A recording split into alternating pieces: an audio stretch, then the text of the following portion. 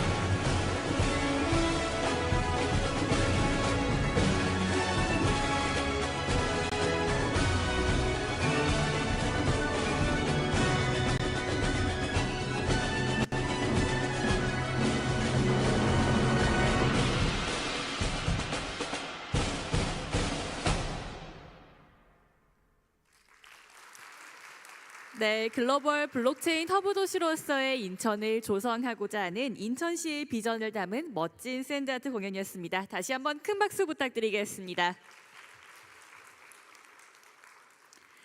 네, 그럼 지금부터 2023 글로벌 블록체인 인천 컨퍼런스 개막식을 시작하도록 하겠습니다. 시작을 큰 박수로 함께 해주시기 바랍니다.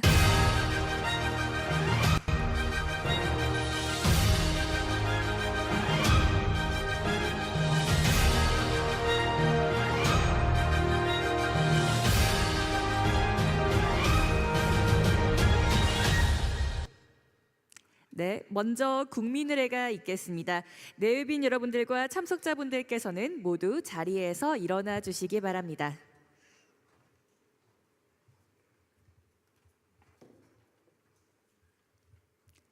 국기에 대하여 경례.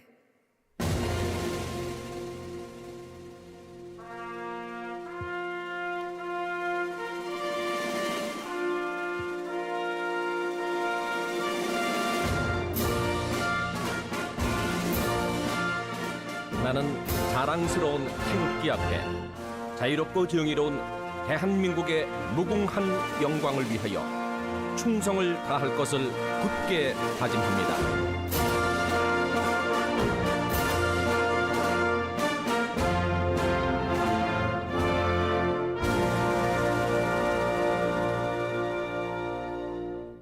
바로 시간 관계상 애국가 제창과 순국선열에 대한 묵념은 생략하도록 하겠습니다. 모두 자리에 착석하여 주시기 바랍니다. 네, 이어서 바쁘신 일정에도 불구하고 참석해 주신 내빈들을 소개해 드리도록 하겠습니다. 한 분 한 분 소개해 드릴 때마다 큰 박수로 환영해 주시면 감사하겠습니다. 네, 소개해 드리겠습니다. 먼저 인천광역시 박덕수 행정부시장님 참석해 주셨습니다.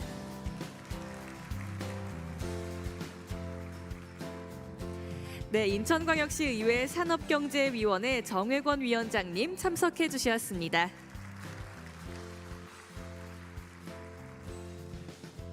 네, 인천광역시 미래산업국 이남주 국장님 참석해 주셨습니다.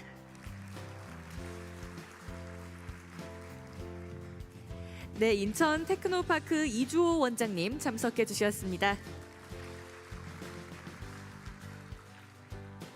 네, 폴리곤 아시아 퍼시픽 지부 마룬 젤레그 대표님 참석해 주셨습니다.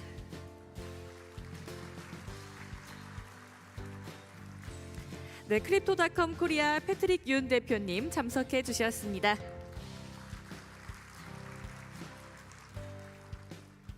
네, 토케나이즈 제임스 벨딩 CEO님 참석해 주셨습니다.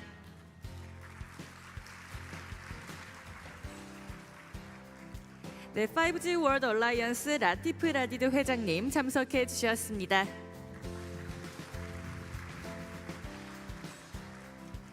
네, 한국 블록체인 산업진흥협회 김성곤 이사님 참석해 주셨습니다.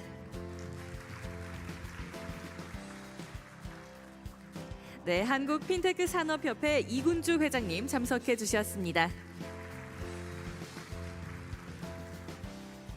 네, 디지털 경제금융연구원 정유신 원장님 참석해 주셨습니다.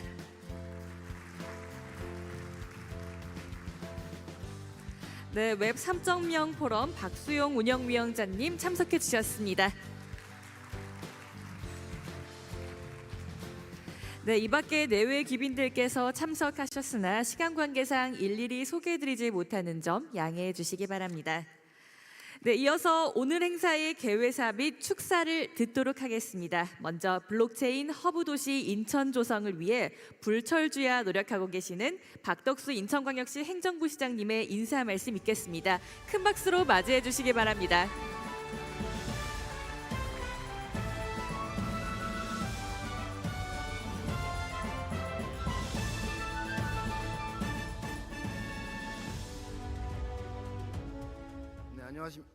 안녕하십니까. 인천광역시 행정부시장 박덕수입니다. 2023년 글로벌 블록체인 인천 컨퍼런스 개최를 진심으로 축하드리며 찾아주신 내외 귀빈 여러분께 감사의 말씀을 드립니다. 오늘 이 자리에 참석해 주신 정혜권 인천광역시의회 산업경제위원장님, 마룬 젤레그 폴리곤 AP 대표님, 패트릭 윤 크립토닷컴 한국 대표님, 그리고 발표와 토론을 맡아주신 국내 전문가분들과 내 기빈 여러분께도 깊은 감사를 드립니다. 지금 세계는 디지털 대항해 시대를 맞아 블록체인, 인공지능, 빅데이터 등 4차 산업혁명 핵심 기술이 신성장 먹거리 산업이 되는 디지털 신대륙을 개척하고 있습니다. 인천은 140년 전 개항을 통해 근대화 산업을 일으킨 대한민국의 자랑스러운 곳이며 지금은 세계적으로 인정받는 인천국제공항과 경제자유구역, 국가산업단지 등 풍부한 경제적 기반을 갖추고 있는 글로벌 허브 도시가 되었습니다. 오늘부터 이틀간 열리는 컨퍼런스를 통해 인천시는 글로벌 블록체인 허브 도시의 원대한 비전을 담은 마스터 플랜을 발표하고 디지털 신대륙 개척을 향한 첫 항해를 시작하게 될 것입니다. 인천시는 블록체인 기술을 통해 디지털 지갑을 구축하고 간편한 본인 인증으로 다양한 공공 서비스를 제공할 계획입니다. 또한 인천 전략산업 분야의 거점이자 육성 중심지로서 블록체인 기술혁신 지원센터를 유치해 관광, 물류, 바이오 로봇 등 지역 특화 산업과 시너지를 만들어내겠습니다. 이를 통해 인천시는 블록체인 스타트업의 창업부터 성장, 글로벌 진출까지 기업 육성을 위한 단계별 기업 지원 체계를 마련하고 글로벌 산업 생태계 환경을 조성해 나가겠습니다. 인천시는 이번 컨퍼런스를 통해 일본, 홍콩 등 여러 국가 블록체인 도시 정책과 성공 사례들을 분석하여 기업이 성장하고 시민들이 직접 체감할 수 있는 글로벌 블록체인 허브 도시가 되도록 최선을 다하겠습니다. 다시 한번 컨퍼런스 개최를 축하드리며 참석하신 모든 분들의 건강과 행복을 기원합니다. 감사합니다. 네, 좋은 말씀 감사합니다. 박석수 행정부 시장님께 다시 한번 큰 박수 부탁드리겠습니다.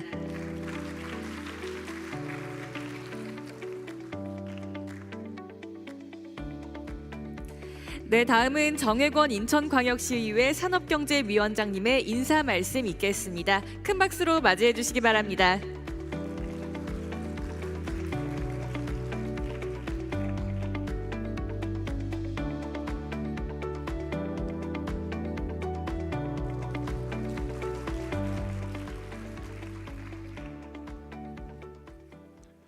네, 안녕하십니까. 인천광역시의회 산업경제위원장 정혜권입니다. 웹 3.0 시대를 선도할 2030 글로벌 블록체인 인천 컨퍼런스 개최를 진심으로 축하드리고 또 오늘 이 행사를 빛내주시기에 참석해 주신 우리 박덕수 부시장님, 또 이남주 국장님, 이조 원장님, 그리고 인천시와 인천 테크노파크 관계자 여러분들 비롯한 블록체인의 미래와 가능성에 대해 토론해 주실 각계 전문가 여러분과 내외 기빈 여러분 참석에도 감사의 말씀을 드립니다. 현재 인터넷 세상은 블록체인 기반으로 개인 중심 맞춤형 지식을 제공하는 웹 3.0으로 진화하고 있습니다. 4차 산업혁명의 핵심 기술인 블록체인을 활용하면 금융, 물류, 의료, 공공 분야에서도 혁신적인 변화를 가져올 수 있습니다. 인천시는 이러한 변화에 발빠르게 대응하기 위해 핵심 중추기관인 블록체인 허브센터를 제물포에 개설하였고 글로벌 블록체인 기술 허브 도시 인천 조성을 위한 중장기 마스터 플랜을 이 자리에 발표하고 세계 초일류 도시라는 새로운 꿈을 이루려 합니다. 오늘 참석하신 모든 분들께 블록체인 기술의 가능성과 중요성을 다시 한번 강조드리며 블록체인이 제공하는 혁신적인 서비스와 기술을 개발하는 데 노력해 주실 것을 부탁드리겠습니다.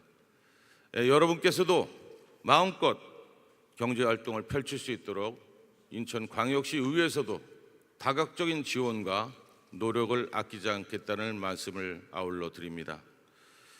다시 한번 오늘 컨퍼런스 개최를 진심으로 축하드리고 참석해 주신 모든 분들 건강과 사업의 성공과 발전을 진심으로 기원드립니다. 고맙습니다. 네, 좋은 말씀 감사합니다. 네, 좋은 말씀 해주신 정혜권 산업경제위원장님께 다시 한번 큰 박수 부탁드리겠습니다.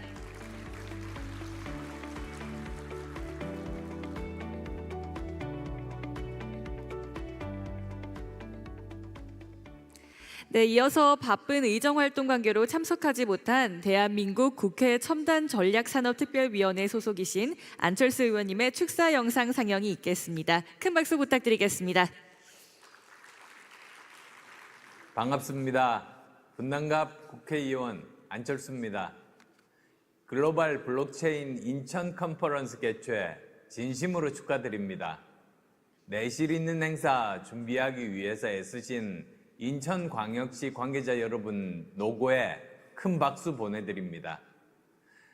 블록체인 하면 제게는 두 가지가 떠오릅니다. 하나는 영국 경제주간지 이코노미스트고요. 또 하나는 블록체인 분야를 선도하고 있는 나라 에스토니아입니다.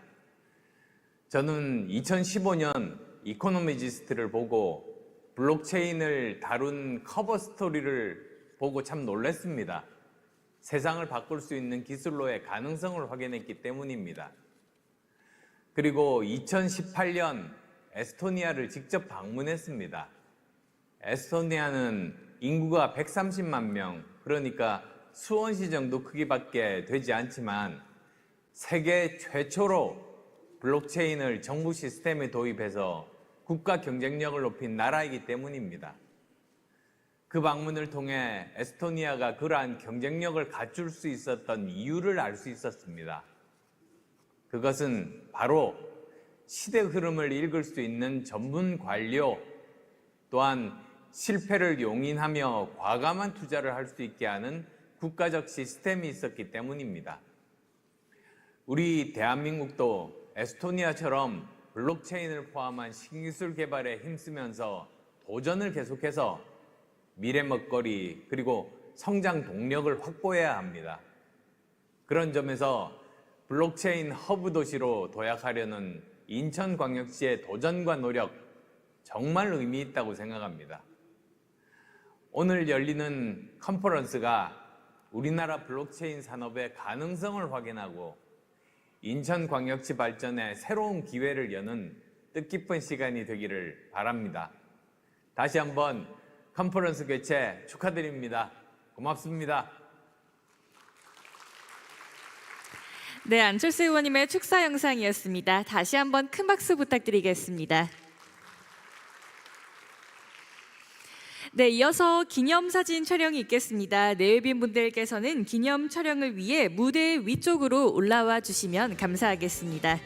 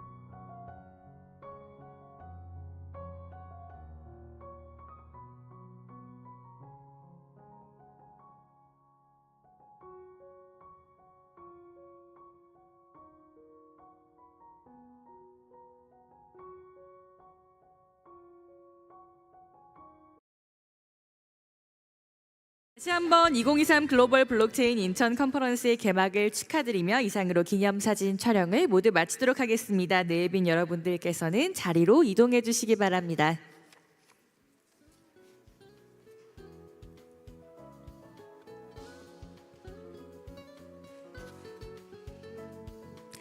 네, 이렇게 이상으로 2023 글로벌 블록체인 인천 컨퍼런스의 개막식을 모두 마치도록 하겠습니다. 내빈 여러분들께서는 안내에 따라 전시장을 순람하여 주시고 참석자분들께서는 무대 정리 후 10시 30분가량부터 컨퍼런스가 시작될 예정이오니 이동하지 마시고 자리에 착석하시어 기다려주시면 감사하겠습니다. 감사합니다.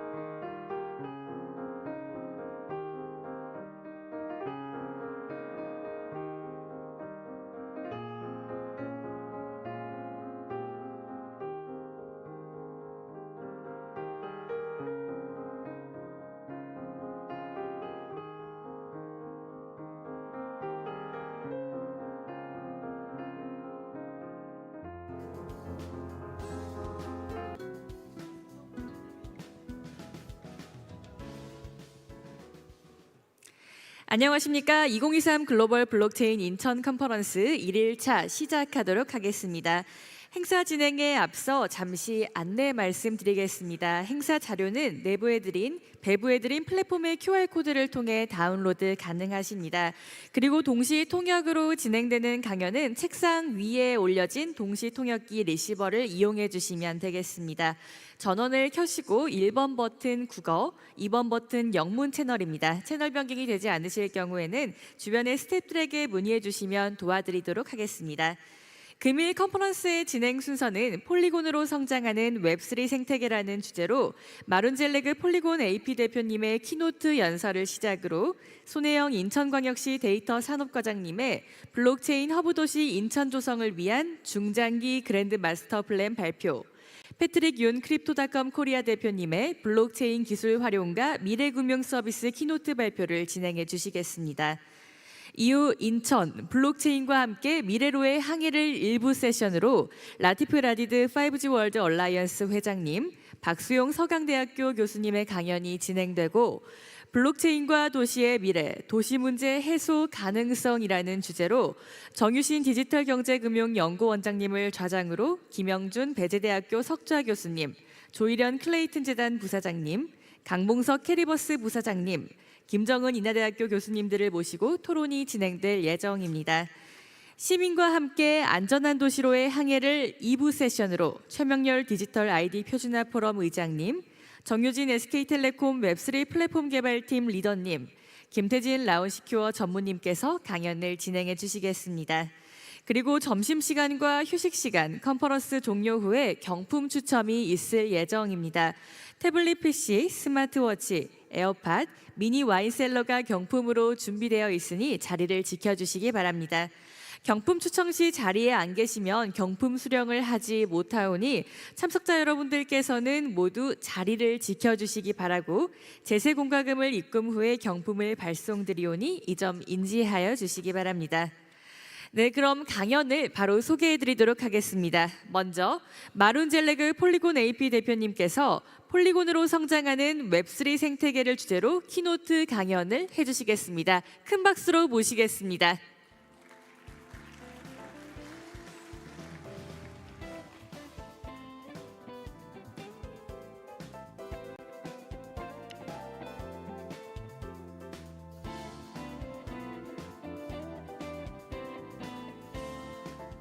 안녕하세요. Okay. First of all, thank you for having me here. It's a pleasure to represent Polygon and my personal take on the role that blockchain plays in the industry in the Asia Pacific. I think I have a... No. All right. So my name is Marwan. I am the head of Asia Pacific for Polygon. That's me on the picture. Same amount of hair, different place. Yeah. The reason why I joined the space personally is, of course, I grew into this digital economy and then the presence of internet. And we all participate in a great amount in creating content, reading content, consuming things on the internet. The challenge with internet as it is today is the ownership of this content is really not in the hands of the users. And so before I actually joined Polygon, I was with another blockchain company called Consensus. They have MetaMask, the wallet. So we studied a lot about digital ownership and self-custody. And one of the great surveys we released earlier this year went around the world and then asked a few people about their take on certain topics. And for example, here you see almost 70% of the users asked in the survey really believe that they should own whatever they create on the internet. Whatever photo you post, whatever content you create should not be sitting on centralized websites like Facebook or Google. And so there was a great need for us to create an infrastructure to allow people to own and move their assets across the internet. Now, obviously, the journey of blockchain has not been an easy one, right? So there was a lot of interest. There was a lot of security breaches, there was a lot of problems. And you can see this today that if you ask around the world, people may not have a great perception of the space. Because it's such an exciting space, there was a lot of initiatives that started early on that involved financial assets, financial trading, and that may have left people with bad feeling about the technology. Of course, you can also see that through the growth of blockchain, the investment that is coming from VCs has not been always great. So for the last, I think, year or two, since there was a couple of bad incidents in the ecosystem, the investment has slowed down a little bit into this technology. But what's interesting with this technology is that the number of developers and the number of builders and the number of creators has always been growing across the time. And we are sitting at an all-time high of monthly active blockchain developers across the space. And what this shows, it shows that as a technology, people who understand the technology, people who study the technology, people who build the technology really appreciate the potential that it has. And once they start building, they continue building, innovating, and improving. Of course, even from regulators, we see a similar trend of serious experimentation with the technology and implementing use cases that might be useful for the society and for the nation that they are building in. This particular graph shows the growth of CBDC project, so central bank digital currency initiatives that are either in experimentation or fully live, and we have many governments around the world that are investing in this technology and building this infrastructure for the financial system. So today I wanted to talk a little bit about what is being built as we are, and we share some examples from our ecosystem, from Polygon in particular. Certainly the number of applications being deployed on the blockchain keep growing, and we are, 8x, 10x compared to year-on-year growth in this space, in number of applications developed and deployed on the blockchain. And these vary in different sectors. So for instance, payment is the most trivial case for blockchain. We may actually live in a developed society where you can easily transfer money to your friend, to your shop that you buy from. But in many parts of the world, payment and remittance is a large issue. For instance, the average cost of a remittance in any African country, to send money to an African country, is 8%. So if you're sending, let's say, $100, you are paying $8. It will take a couple of days to get the money receiving in those nations. With technology like blockchain, with projects integrated with stable coins, like we're working with Stripe and PayPal as well, you can get remittance almost instantaneously with fees that are almost $0. So anybody can send money across borders to their parents, to their family, and settle even their business-to-business payments. We talk a lot about the potential of asset tokenization also in blockchain. So the idea here is that you have these real-world assets. You have buildings, you have collectibles, you have luxury items, and these generally are very expensive and very hard to trade. And there is a lot of issue when it comes to the original provenance. Where did they come from? Are they actually legitimate or not? So there is a lot of initiatives that we're working on to tokenize these assets, which means we take a real-world thing, like a building, and we create a digital token on the blockchain. And we can even fractionalize this. And so you don't have to trade by buying the whole building that might be too expensive, but you can buy a portion of it. And that way you get exposure to these assets and you can participate in the economy. Now, these might be some financial cases that are a bit boring, so I'll talk about one that I particularly appreciate. There's a project going on right now on the Polygon chain with the Pokemon cards. Anybody collects Pokemon cards here? It's okay, don't be shy. I do.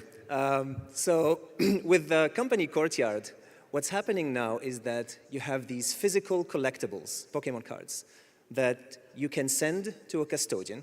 There's a company that you send the card to, and this card gets verified and gets tokenized on the blockchain. And then it gets listed. And so then you can buy it, you can trade it, you can buy it online and then ask for it to be sent to your house. You can do whatever you want.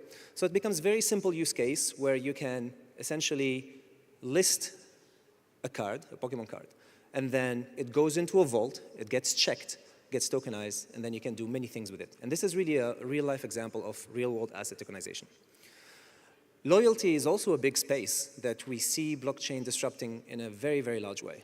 And this is really through programs that help reduce the cost of managing loyalty, creates new exciting experiences for the consumers of any brand. Many people heard, for example, about Starbucks having a loyalty program that is on the blockchain. the Odyssey, where you can collect reward points and you can trade them and you can transfer them from one person to another. But one of the most recent projects that we had on Polygon is with Lufthansa. So they've launched an application called UTrip. And what you do here is that when you travel, you scan your boarding pass. And based on your boarding pass, based on the plane you're taking, based on the city you're going to, you get to select some cards. So, you're going from Seoul to Paris, you can collect the Paris card. And you can create these series of collections. And once you complete the series, you get benefits. So you get access to a lounge, you get some miles to travel with. And this is a great example also for leveraging blockchain technology to create an exciting rewards and loyalty program. Many of you may say, why is this happening on the blockchain? And it's really for 4 main reasons. First of all, by tokenizing these cards, these collectibles from the airplane ticket, you immediately have a technology component that can be traded, that can be sent, that can be traced. So you don't have to do a lot of the building and a lot of the complexity behind. From an engagement point of view, you can see today the excitement around NFTs and blockchain, digital collectible. It creates communities. People start talking in these online forums. They can send them to each other. They can trade them. They can, help each other collect these things. Obviously, as a digital collectible on the internet, it has value in secondary market. So when it trades, when I, for example, have a Paris card and I sell it for $10, Lufthansa can collect a royalty fee of $1. That's an additional revenue for you as a business. And the more it gets traded, you get essentially royalty fees collected. So this opens new revenue streams for organizations that are creating these loyalty programs. Also, by being on the blockchain, this opens partnership potential. So for instance, if I am a duty-free, like Lotte or any other organization operating in the airport, I can immediately access for that particular user and see what cards they have and give them rewards based on those cards. So it opens actually permissionless partnerships and collaboration. And finally, of course, all these brands are a couple of decades old, so they're trying to attract a new generation that wants to interact in different ways, and that's where the buzz comes in, because the younger generation is much more excited about these digital collectibles by Web3, and so by creating programs and applications like the UTrip, you can really connect with them and attack a new sector of the market. Data management is obviously one of the fundamental points in blockchain, and then with blockchain you can ensure that data is true, that is not changeable, and these cases have been here for a while, but what's taken popularity nowadays, if you follow a little bit the news, is really with the upcoming of AI. A lot of people ask a very important question with AI. For example, I can ask, how did you train this AI? What is the data set that you gave to this AI? And then, companies can say that they used diverse data set from all the world that is quite neutral and whatnot, but you don't have to trust with blockchain. Now we use blockchain to verify that the data sets that we use for training AI are indeed coming from neutral sources, that they are quite diverse, and then we can see how the AI has been trained. Also with AI, you have other problems, right? So I can be faked right now through an AI video. So blockchain is used to show that the original video is indeed coming from me. And so when you watch me on Twitter or you watch me on LinkedIn, you can see and verify on the blockchain that that video is the original content. That's the original data. Last but not least, also, if you're creating today these generative videos, generative pictures, artists are complaining about my IP rights. My original content has been used to create this particular video. So how do you track that? Blockchain is playing a big role in that one as well. So a lot of potential in the data aspect. And last but not least, in the government sector as well, we see a lot of governments investing in blockchain-based technologies, either for ID, either for document verification, and this is really to fight corruption and to give more confidence to the citizens. And there is these projects like the Estonia project that the esteemed guest has spoke about just now. Now, that's the use cases. You need a blockchain, and the blockchain space might be a bit confusing for many people to understand and to select where should I deploy my project. And this is where people usually have a couple of criteria that they look at. So people look at securities before they deploy the application. Is this blockchain secure? Is this blockchain decentralized, or is it controlled by a particular entity? How is the community and the network effect? If I deploy, let's say, a loyalty program on blockchain A, is there enough users in that blockchain that will interact with it? Some blockchains have a better regulatory status as well, so they're better recognized by governments, and some government initiatives are deployed on particular blockchains like Ethereum. And last but not least, blockchain is a technology. So how do you find developers? How do you train developers? How do you hire developers? So this is an important criteria as well when you have to select the technology that you have to build on. And this is where we at Polygon, we see that Ethereum is really gaining a lot of traction over the last couple of years and ticking high score marks on all of these aspects compared to other alternative layer 1 chains. However, because of this popularity, Ethereum is having some challenges. It's very crowded, right? So there is a problem with scalability. There is transactions that have long waiting time. Ethereum is not configurable. So what if a government wants to create a private blockchain where you can't allow anybody to interact without identifying themselves with a KYC? If you want to comply to certain financial regulation, also, how do you do that? So one of the ideas that people came up with in the last couple of years, and they said, how about we take Ethereum as a foundation and we create a layer 2 on top? So today there is a big movement in the blockchain space called layer 2s and scalability solutions. And to make it very simple, this essentially means that I will do all of my transactions outside of Ethereum, and every now and then I will submit the results of my transaction to Ethereum. So it's saved there. So that way I can do much more outside of the main network and do it on my rollup. However, this is also not an easy thing to do because people started building different layer 2s. And each one will have its own ecosystem, will have its own technology, will have its own assets that you cannot transfer from one to the other. And building these technologies also is not an easy feat. So there is two main ways of building these rollups. And I'm not going to go into technical details, but it's very important for you to know as well. The first one, we call it optimistic rollups. So this means that I do my work on this chain, and then I submit my work on Ethereum, and then I wait.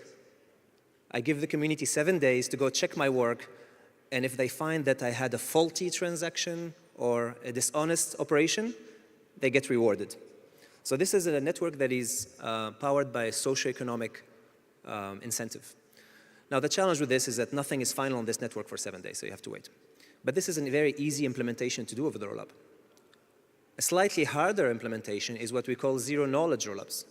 So this is math. There is a machine that does math calculations. So I submit my 10 transactions, it calculates a formula, and then submits the results of that formula to Ethereum almost instantaneously.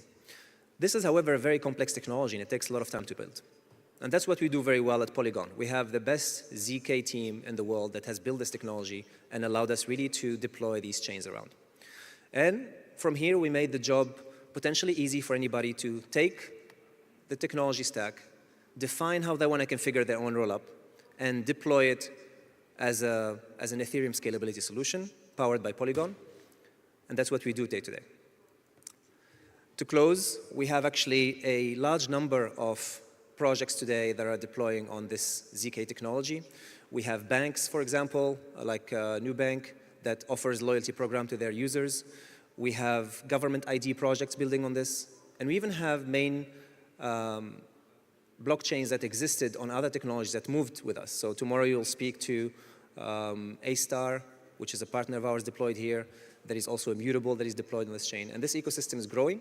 And what we're hoping to build is the scalability solution for the Ethereum and the foundation for the Web 3.0.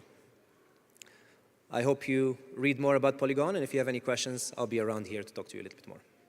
Thank you.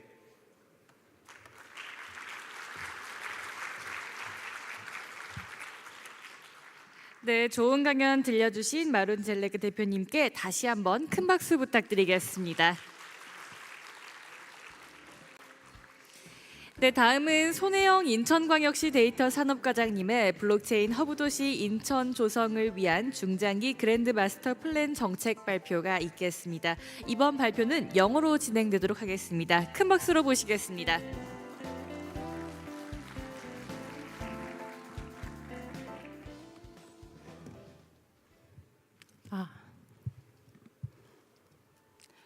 Hello, everyone. My name is Hae-young Son, the Director of Data Industry Department in Incheon Metropolitan City.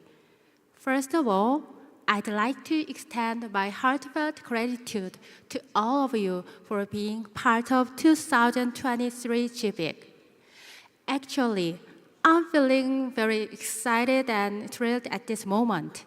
Today, we will unveil Incheon City's blockchain policies for the very first time. We have the privilege of having a diverse audience with various backgrounds, with domestic and international.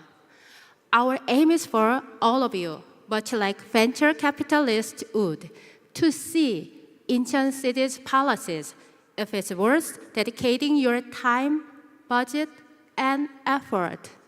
So, without further ado, let's dive into Incheon City's IR presentation as we embark on this exciting journey into the world of blockchain. Blockchain is the most prominent technology in the world of Web3.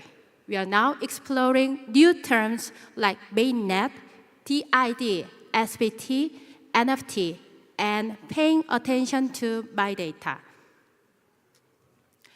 Blockchain has become a driving force of urban development, particularly in cities like Dubai, Chuk, Singapore, and Estonia. Blockchain is leading the financial innovation in Dubai and serving as the driving force behind Crypto Valley of Chuk. These cities use blockchain technologies across diverse sectors such as real estate, finance, logistics, and healthcare to ensure transparency and trustworthiness. Incheon City is also making various measures to make blockchain a driving force of urban development. We use My Data and DID for our policies while continually analyzing central government policies about CBDC, STOs. In fact, the South Korean government is swiftly adapting to technological changes. Last year, Ministry of Science and ICT announced blockchain industry promotion strategy, and corporate support is being provided through the establishment of a Korea Blockchain Trust Framework. This year, it's all about bringing digital transformation to the public sector and offering tailor-made services for citizens through the Digital Platform Government Plan. Incheon City is eager to stay ahead in this rapidly changing domestic and international landscape, leading the way in blockchain technologies. In 2022, we developed our own plans, aligning with our mayor's plans, building a blockchain hub city. So, why Incheon? Incheon is more than just a city. Incheon City is growing into a city of 10 million citizens, including overseas Koreans. It has an international airport and seaport with the largest scale free economic zone. As a global Asian hub city, we can connect to over 147 cities worldwide within a 3-hour flight. And it locates in the great metropolitan area, nearly close to the capital city.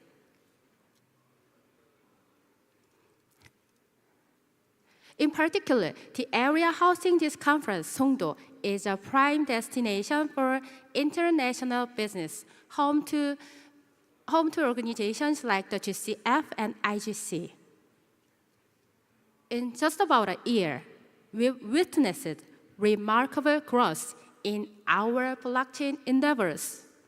The number of blockchain companies we've nurtured has surged from 5 to 17, and we've significantly expanded our pool of trained specialized personnel from 83 to 130.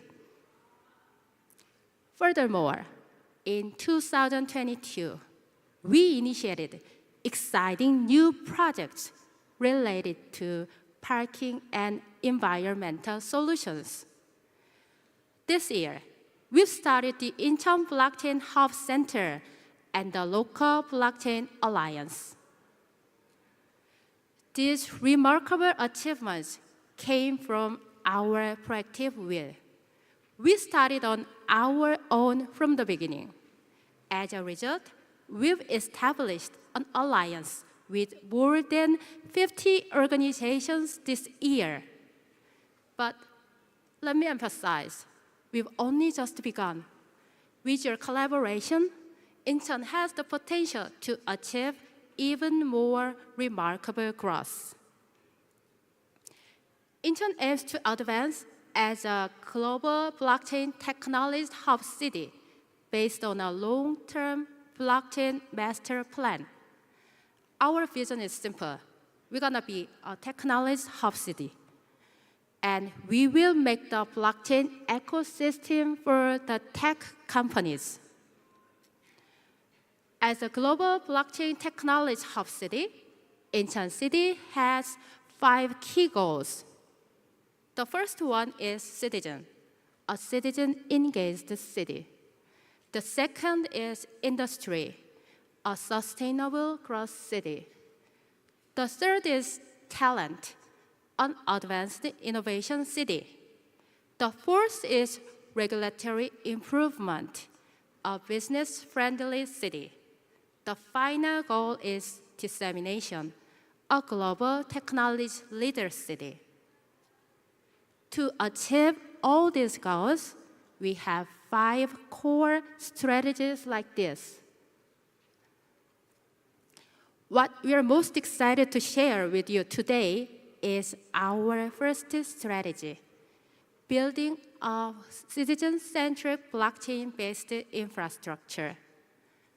Incheon City is dedicated to setting up an open blockchain mainnet and testnet platform, and the local companies can use these platforms without any barriers related to technology and cost. They can utilize the infrastructures provided by Incheon City to conduct tests for various services, including cold chain history management and much more. Moreover, Incheon City will provide Incheon Pass and an integrated mileage program through a citizen ID card. Within the digital wallet for citizens, various service platforms will be interconnected, offering services such as recycling, volunteering, and safety verification. Specifically, the Eco platform will play a pivotal role in establishing a resource recycling ecosystem. It will achieve this by creating a reward system that encourages citizen participation with environmental practices. The safety verification platform will play a role in ensuring citizen safety by maintaining transparent record of the entire process, starting from construction materials to the progress of projects such as apartment buildings. Incheon City is committed to fostering the growth of regional specialized industries by using blockchain technologies. The intellectual property platform will record the rights and contents of promising technologies of businesses, protecting and preventing in patent disputes. The logistics platform will facilitate secure deliveries and record keeping for Incheon City's renowned airport and seaport. Secondly, we aim to establish a regional blockchain technology hub cluster and develop the necessary infrastructures. Incheon City will formulate policies that support blockchain startups at every stage, from inception and growth to global expansion. Thirdly, we will work for nurturing key talents in the blockchain field. This will involve fostering future talents, expanding college programs, encouraging research and development efforts, and establishing a credible pool of experts. Firstly, we will strive to enhance the regulatory frameworks and governance for blockchain advancement. This will involve reinforcing our organizational structure, supporting regulatory sandboxes, and strengthening our network to foster an environment for industry growth. Lastly, we aim to enhance our competitiveness as a global technology leading city through city branding. We will establish global partnerships with blockchain cities worldwide, continually expand opportunities for technology exchanges through conferences, and venture into new projects which citizens directly participate for creating our city's new value. Examples like Estonia's e-residency and Japan's digital citizen initiatives, such as the Yamakoshi project, demonstrate that it's possible to rebuild a locality not limited to local citizens, but by involving digital citizens from all over the world. Incheon also aspires to become a digital city that encompasses people from all over the world, including our overseas compatriots. We can skim through the blockchain lab with this guy, Kim In-cheon. He has a mobile ID card, which is created by DID, and he can use eco, parking, real estate, recycle platform via digital citizen wallet. In addition, he can use so-called My Data for entering gym, library, and cultural facilities. Now, we will live forward as a global blockchain hub city, connecting South Korea and the world with Incheon at its core. Incheon City is eagerly waiting for global companies, institutions, and talents to join hands in the blockchain technology revolution. Let's work together to create a global blockchain technology hub city with amazing Incheon. We're gonna make it a reality. Thank you.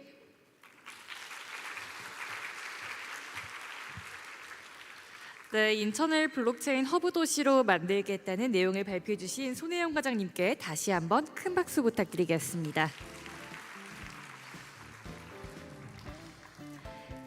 네, 다음은 패트릭 윤 크립토닷컴 코리아 대표님께서 블록체인 기술 활용과 미래 금융 서비스를 주제로 키노트 강연을 해주시겠습니다. 큰 박수로 모시겠습니다.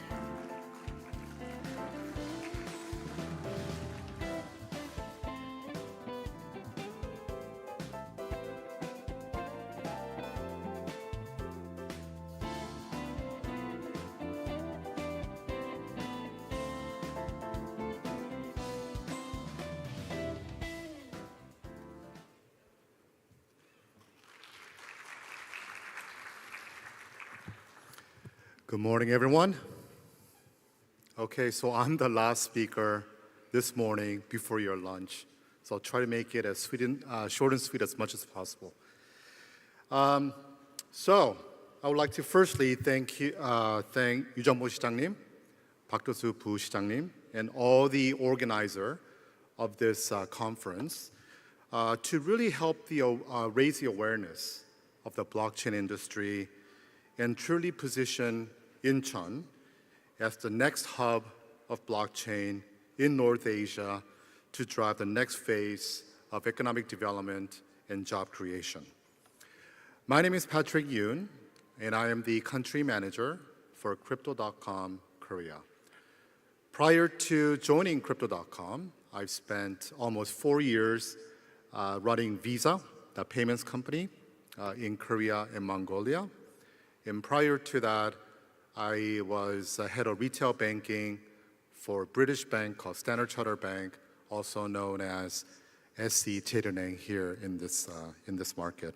So I have spent the last 30 years in financial services industry, starting from a very traditional finance banking to now crypto industry. As I reflect on my 30 years of banking experience, I've always tried to find a purpose in what I do. And in banking, it was really about providing oxygen to the industry, to the SMEs and corporates to really drive the next phase of economic growth and job creation. When I was in payments with Visa, working with various fintechs, it was about driving financial inclusion. How do we better facilitate payments, both locally and globally, to help personal, business, and merchants to better manage their money and also better manage their cash flow for the merchant networks. And as I spent experiences across banking, payments, and now crypto industry, I would like to share a little bit of perspective and insights on building sustainable blockchain ecosystem and to help accelerate digital assets adoption in this country and to support the payment ecosystem to lead the way in blockchain revolution here in the city of Incheon. I would like to first start with what we mean by digital assets, especially what do we mean by Web3. Probably most of you already here today may know this much better than me, but I just wanted to just take a step back and just understand what is Web 1, how did it transition to Web 2, and what it is to be in Web 3. So Web 1, as many of you know, it is read-only web content with assets or content owned by companies. And it evolved into Web 2, also known as the platform economy. And what it is that it's a participative web where users generate content and assets, but monetized and ultimately controlled by the platforms or the businesses themselves. And as we migrate over to Web 3, it's about read, write, and own web, where users are actually generating, owning, and monetizing the content directly. So to put it simply, Web 3, in my view, is the future of the internet. In Web 3, it's all about providing value to the stakeholders and engage participants by adding economics on top of Web 2. What I mean by that is to shift from a platform economy, monolithic business environment centered around platform businesses imposing platform fees to one that is protocol economy, blockchain-based, decentralized transactions agreed by all participants. Well, in that case, how big is the market? The current digital assets market cap today is approximately $1 trillion.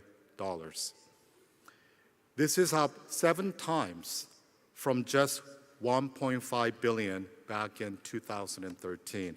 So the market have grown quite a lot over the last 10 years. But this sector is growing significantly, both in terms of scale and by diversification.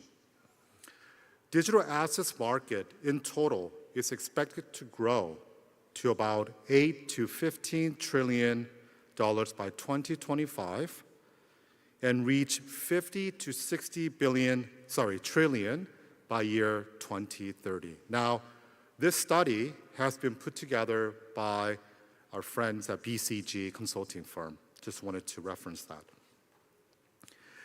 While the market was initially focused on currencies, cryptocurrencies, we are now seeing other assets emerging and growing in markets, such as NFTs, stablecoins, tokenized assets, and more. And let me just drill down into maybe 3 of these today. So off-chain assets are expected to grow 20 to 25% of the total digital assets by year 2023, and that's quite a lot. And the assumptions that we have used in this case is by year 2025, about 0.8% of the global GDP will be tokenized, mainly around real estate. But this will continue to grow up to 8% of GDP, including bonds, equity, and real estate. Let's take a look at the next digital asset class, NFTs. NFT share of digital assets are expected to grow from 4% of the total digital assets in year 2022 to about 10 to 15% of the total digital assets by year 2030. This means that the market revenue pool is expected to reach anywhere between 6 to 9 trillion by year 2023. The key growth assumption here is that NFTs will become the mainstream asset for most investors, with expansion of real-world use cases, including authentication, supply chain, digital identity, and intellectual property. I'd like to take the last digital asset class here, stablecoins. Stablecoins is expected to grow up to 35 to 40% of the total digital assets by year 2023. Now, what we assumed in this case is 1.3% of the global broad money, M3, is expected to be in stablecoins, mirroring the rise in companies accepting crypto payments by year 2025. But this will continue to grow by year 2030, where special legal framework and regulation will be in place globally, and this will help drive the adoption to 10% of the global broad money. So within this digital assets market, how do we ensure that we continue to grow the network, the ecosystem together by all participants? The inherent principles of Web3 is helping catalyze this tremendous growth and diversification. Web3 provides more control and ownership to the users, and the revenue is generated and shared by those who are building the networks and supporting its continued development, exploration, innovation, and more. For example, we call take rate. Take rate is a percentage of revenue taken. For Facebook, Instagram, Twitter, now called X, is around 90%, where only 10% of the total revenues generated are given to the creators and the users. In Web3, it is equally shared, 25% across investors, builders, creators, users, which is more distributable, equitable, that's more reasonable to help grow the ecosystem together. So, now I'd like to shift gears with this digital assets continue to grow into the future with all different ecosystem participants building the ecosystem together. So what is Crypto.com doing to help achieve this as one of the market participants? Crypto.com has been founded in year 2016 and now is trusted by more than 80 million customers worldwide. We are the industry leader in regulatory compliance, security, and privacy. And that is one of the reasons why I've also chosen to join Crypto.com from Visa. There are many global crypto companies to choose from, but Crypto.com, like any other crypto exchanges prides itself on regulatory compliance leadership. So let me just kind of explain what we mean by that. Compliance is at the center of everything that we do and should be. We currently maintain licenses in more than 100 markets, but some of the big ones are mentioned here: the US, Canada, Brazil, Singapore, Australia, and EU. And we also focus on markets with the largest population of crypto users and enthusiasts, such as Korea, to lead the market in crypto-specific regulatory frameworks. In Korea, on the following page, we have acquired VASP, which is also known as Virtual Asset Service Provider License, and EFTA license to operate crypto exchange and payments business, and we are now cooperating very closely with our regulators to able to offer our services here in this country. Now, in terms of markets and products, I would like to share a few products that we will offer. We offer globally, as well as what we expect to offer here in this country. We have created one of the first Web3 digital commerce ecosystem, integrating payments, trading, and financial services, enabling consumers to buy, sell, and trade more than 250 cryptocurrencies in 20+ fiat currencies, hopefully including Korean won as well. These services and more are already accessible through Crypto.com app and support our vision of crypto in every wallet. And let me just share a few more details on the products that we offer. The first product Crypto.com offered was what we call Crypto.com Visa card.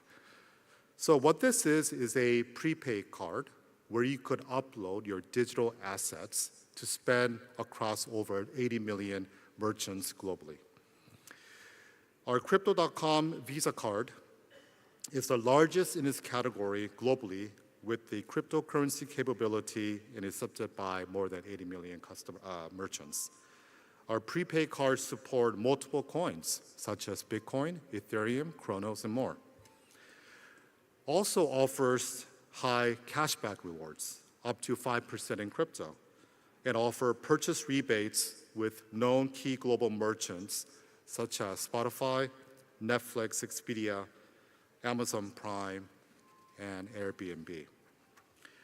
In Korea, prepaid card, also known as 선불카드, is really not that big in this market. However, in the millennials and Z generation segment, where they are looking for new forms of payment experience, prepaid cards are continuing to grow. And by adopting and harnessing this prepaid market here in Korea, we believe it could really also help create next phase of fintech players, value players, to contribute to this ecosystem. The next is Crypto.com Pay. It's basically a digital wallet where you integrate your digital assets to spend at a merchant network.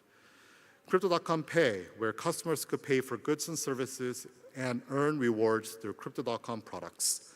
Merchants around the world can also accept crypto payments via our checkout payment capability, and for example, also with Shopify.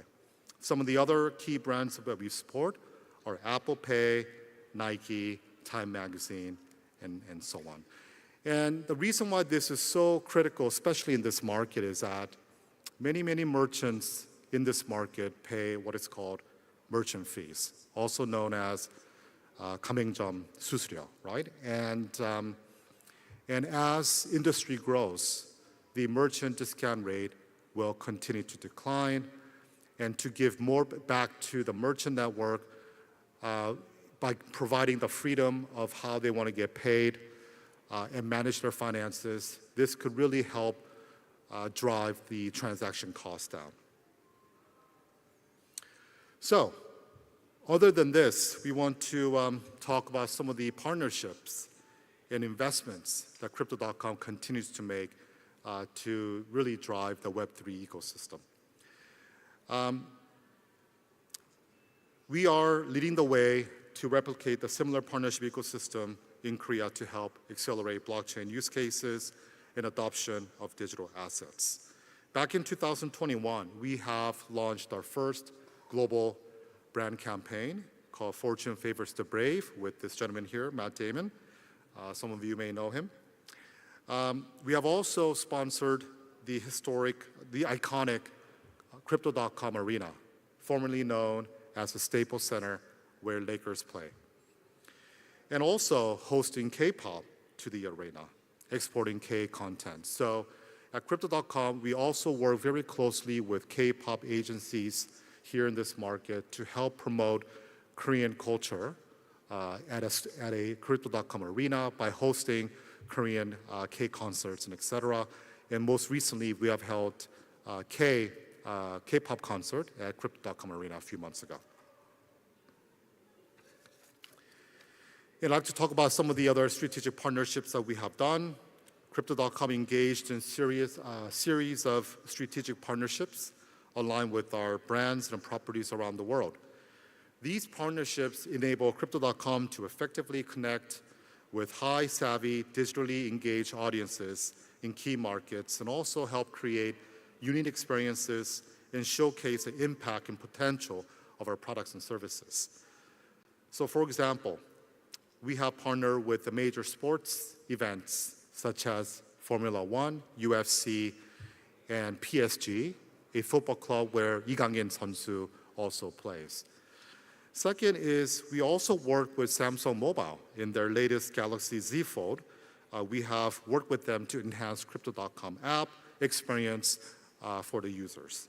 We have also partnered with local production company, A-Story, also produced Extraordinary Attorney Woo, 이상한 변호사 우영우, where we partnered with drawing whales, where we sold whales drawings for social NFTs, where the proceeds actually went for donation charities, such as supporting the autism and saving the whales.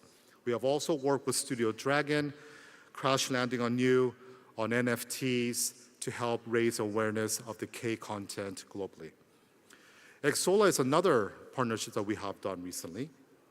And Xsola is one of the largest mobile payments, game payments, payment solutions provider, where we have integrated Crypto.com Pay capabilities so that users can pay for their games using cryptocurrencies. And all these campaigns and partnerships will continue to be the core focus for Crypto.com in reaching the next billion users. Crypto.com Capital. We are also investing in early stage startups, and we are hoping to bring the funding of Crypto.com Capital here to Incheon to help support and drive startup scene. The operating principle of Crypto.com Capital is founders first. As entrepreneurs themselves, we understand how hard it is to bring game-changing ideas to life. Founders can count on Crypto.com Capital to move fast and provide most valuable assets in new business needs, capital, and access to global user base. We expanded this fund to a total of $500 million US. Our fund is very unique compared to others because our fund is managed by our own balance sheet. We invest in long-term partnerships with entrepreneurs in every sector of the industry so that we can advance it together. Our fund has a current focus on gaming, decentralized finance, and startups innovating on cross-chain solutions. We have deployed funds to more than 30 startups today. It will continue to invest in K startups with support from City of Incheon. So with that, this is just only the beginning. Crypto.com and the entire sector will come together to help build sustainable blockchain ecosystem together. And we look forward to embarking on this exciting journey together. Thank you very much. 네, 좋은 강연 들려주신 패트릭 윤 대표님께 다시 한번 큰 박수 부탁드리겠습니다. 네, 여기서 이렇게 오전 강연은 마치고 잠시 경품 추첨 시간을 갖도록 하겠습니다. 경품 추첨은 점심시간을 이용해 등록하신 모든 분들을 대상으로 태블릿 PC 한 대, 커피 브레이크 타임 뒤에 있는 인천시 홍보관 및 기업 부스 방문 후 스탬프를 4개 이상 적립하신 참석자분들 대상으로 에어팟 2대, 그리고 컨퍼런스 종료 후 등록하신 모든 분들 대상으로 태블릿 PC 한 대, 스마트워치 한 대, 미니 와인셀러 한 대를 추첨을 통해 상품으로 드릴 예정입니다. 경품 추첨 시 자리에 안 계시면 경품 수령을 하지 못하오니 참석자 여러분들께서는 모두 자리를 지켜주시기 바라고, 제세국가금을 입금 후에 경품을 발송드리오니 이 점 인지하여 주시기 바랍니다. 그럼 지금부터 먼저 태블릿 PC 경품 추첨을 시작하도록 하겠습니다. 경품 추첨은 제가 직접 뽑도록 하겠습니다.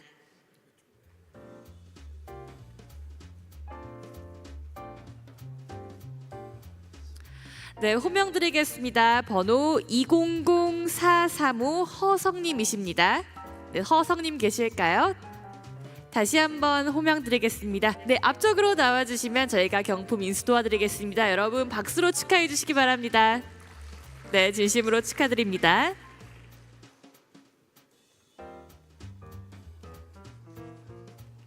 네, 앞쪽으로 나와주시면 저희 스태프진분들이 경품 인수 도와드리겠습니다.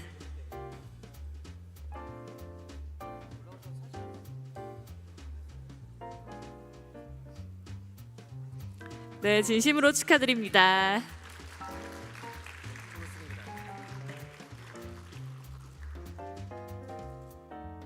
네, 감사합니다.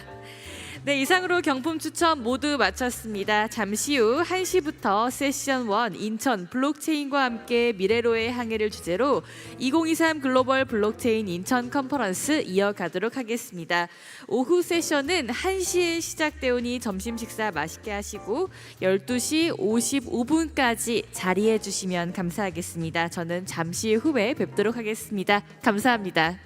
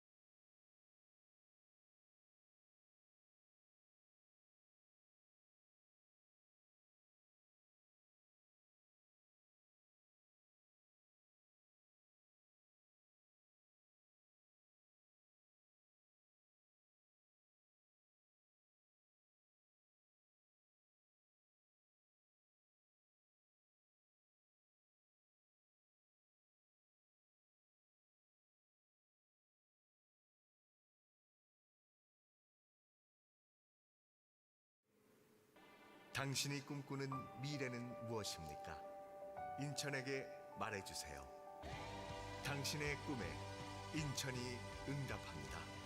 모두가 잘 사는 균형도시, 꿈이 실현되는 세계도시, 미래가치 창조의 혁신도시, 진심과 배려의 소통도시.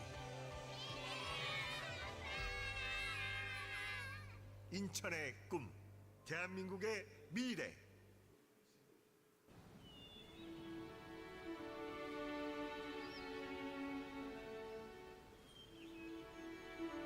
No one is immortal, and humans are said to live for 80 years.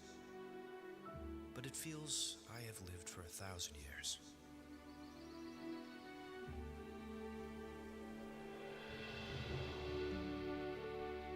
I am Incheon. I remember everything. I remember the first time our people tried coffee in 1888.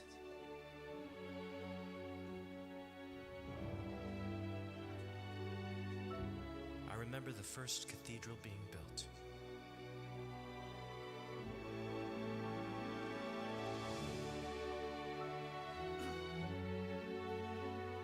The first school, the first park, the first railways and the first roads being built.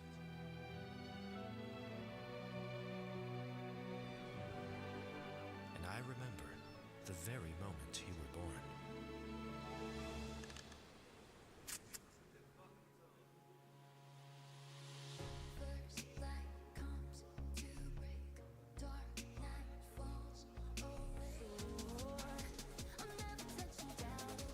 When the sea became land, I was born.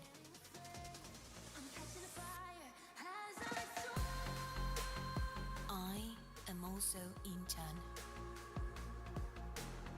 I feel like being born anew every day. Looking forward to things that are not here today and what awaits us tomorrow. One day, I see a bridge being built to connect the city with the airport. On another day, I see magnetic levitation trains running. The future that is yet to come is becoming the reality here. Am I your future?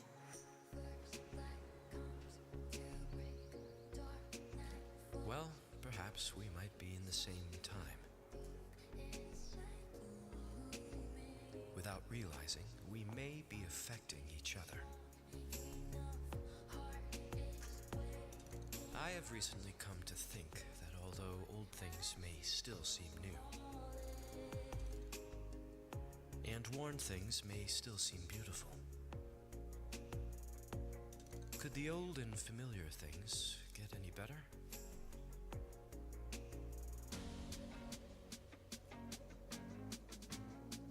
I may seek for change much more than you have imagined.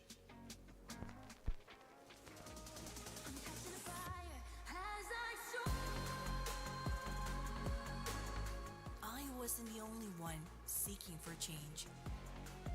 We are in a way quite similar.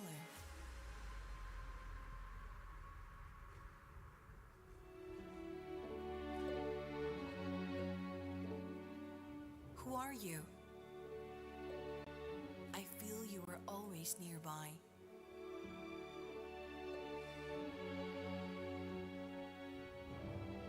If we are what Incheon is now, when you turn around, I will be nearby.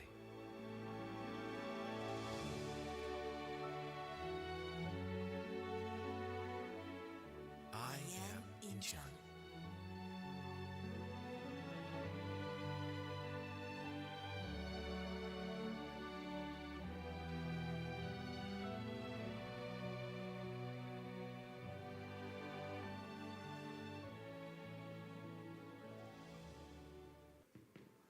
There seems to be no way. Here, anything will become a way, whether it's non-existent, old, or new. Anywhere I walk will become a way. Just like the magic turning the sea into a city. Is that possible? Yes, it is. Can that be done? Is that possible? You can also make your own. Because always lead to Incheon. Always Incheon.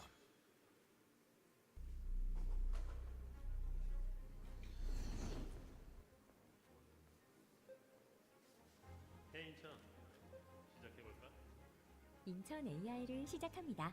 오늘 날씨는 송도 센트럴파크를 산책하고 레포츠를 즐기기 좋은 화창한 날씨이며 2025년 에이펙 인천 유치 도전을 발표하는 날입니다. 인천 아시안게임과 OECD 세계포럼 등 국제 행사를 성공적으로 개최해온 인천시가 2025년 국내에서 개최되는 에이펙 정상회의 유치에 도전합니다. 인천시는 물력투자, 혁신 디지털 경제, 포용적 지속 가능이라는 에이펙 비전에 가장 부합하는 도시입니다. 좋아.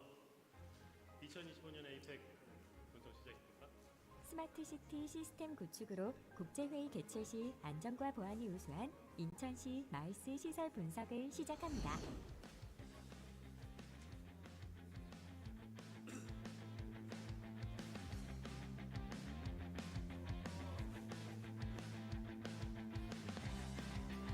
인천시 마이스 시설은 모두 준비됐습니다. 인천시 산업 인프라 분석을 시작합니다.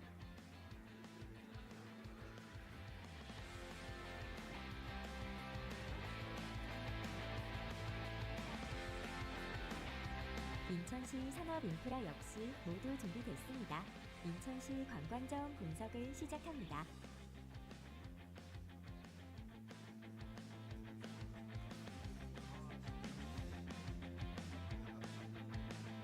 인천시 관광자원 충분히 준비됐습니다.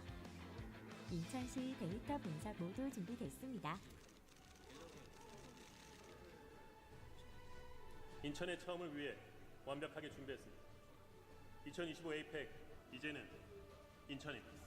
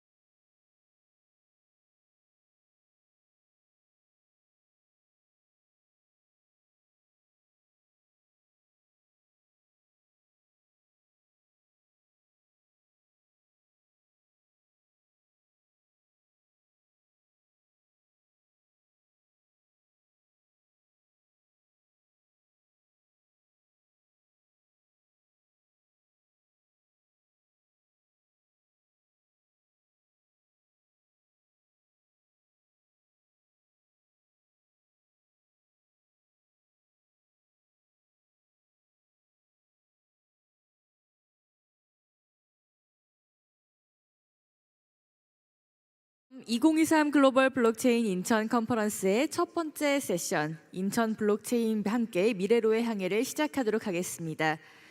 네, 첫 번째 강연자님을 소개해드리도록 하겠습니다. 라티프 라디드 5G 월드 얼라이언스 회장님께서 웹 3.0 시대 달라지는 일상과 비즈니스 혁신을 주제로 강연을 진행해 주시겠습니다. 큰 박수로 모시겠습니다.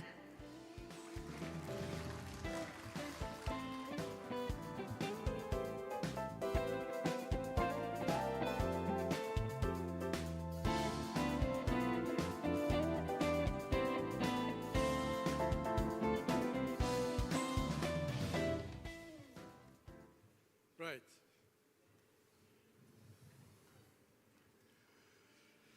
So I'm distinctly honored to be with you here today. And I would like to thank one gentleman, that's Aaron Kim. Why don't you stand up so everyone knows that you are behind this organization of getting me over here. So it's a great pleasure. So I know after lunch it's very tough to have your attention, so I'll start with a little thing.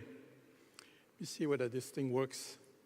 Right, so, you know, a couple of millions years ago, a little animal called a spider. So he saw flying food, and he said, you know, I would like to eat only this one. So he created a net, or a web as we know it today, making the allusion to web and Web 1, 2, 3, and soon 4 as well. And he had to create the web from its own body. So even the human being can do that as well, and especially vertical. And he lives, and I think we have something like 200 billion of them on this planet. So if some aliens come over here, they say this is you know, a spider planet. So. This work has been done by NASA, and they wanted to check the impact of all kinds of things on these animals and how it affects it. So they put a bit of caffeine into, they sprayed it on it, and it started losing basically the design of its web. This is what's happening to the web today. So, you know, people talking about Web 2 is not good, so we'll do something else. And then on the next level, and this is compared to the internet, and I will be a little bit technical in order to explain this. So they sprayed marijuana on it, and it lost totally the design of the internet. And in the internet, we have a function called network address translation, which is a fake IP address that you are using today. That's why you don't have your own IP address. And this is what we call, you know, marijuana. And NAT is an evil protocol that has been added to the internet. So if I could ask any one of you if you have an IP address, I'm sure none of you in this place have an IP address. So you're basically just a tourist on the internet. And even a new function has been added here by you know, spraying benzene on it in order to do end-to-end access. So peer-to-peer today is not possible with NAT. And this is one of the problems of the internet, especially if you want to do something like blockchain. Okay, so blockchain needs end-to-end, in this case, source IP address and destination IP address, similar to the phone system. There's no difference between the phone application and the internet. So you have, for sure, a phone number and multiple of them, but you don't have an IP address. So the internet works like the phone system in the 60s. And we want to put, you know, very innovative applications like blockchain on it. It does not work in a secure way, all right? So back in the 1956, the Russians have shot the first Sputnik up in the air, and the Americans have found this beep on the sky, and they were shocked that somebody has done that, and they found out it was the Russians. So Eisenhower has created an institute called, or an agency called ARPA. So it's an agency for research in order to invent something which can basically compete with the Sputnik. So it took about 10 years until Apollo was sent on the moon on the 17th of July, 1969. And the internet was started as NSFNet. on September 2nd, 69. Okay, so it's quite interesting that Russia was the enabler for the internet as of today.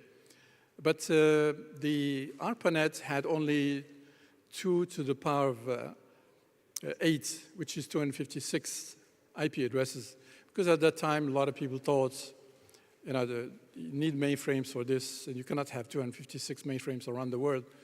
But interesting enough, after the introduction of ARPANET, something like 500 mainframes from IBM primarily were shipped.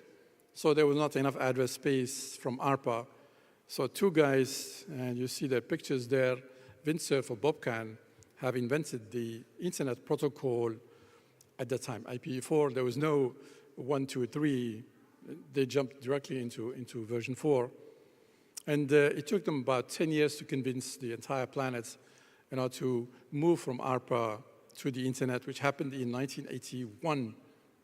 And then, interesting enough, the internet was shut down between 85 until 91. And it's only in 91 that Al Gore has said that he invented the internet. They were in the election time, and they won the election, not on this basis, but people have thought that he invented the internet. Today, when I travel to the US, I always ask people who has invented the internet. They really believe it's Al Gore. But to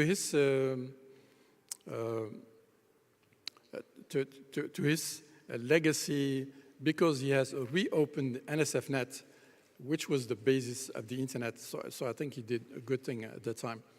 And by that time, we have seen that the number of IP addresses have already been half depleted.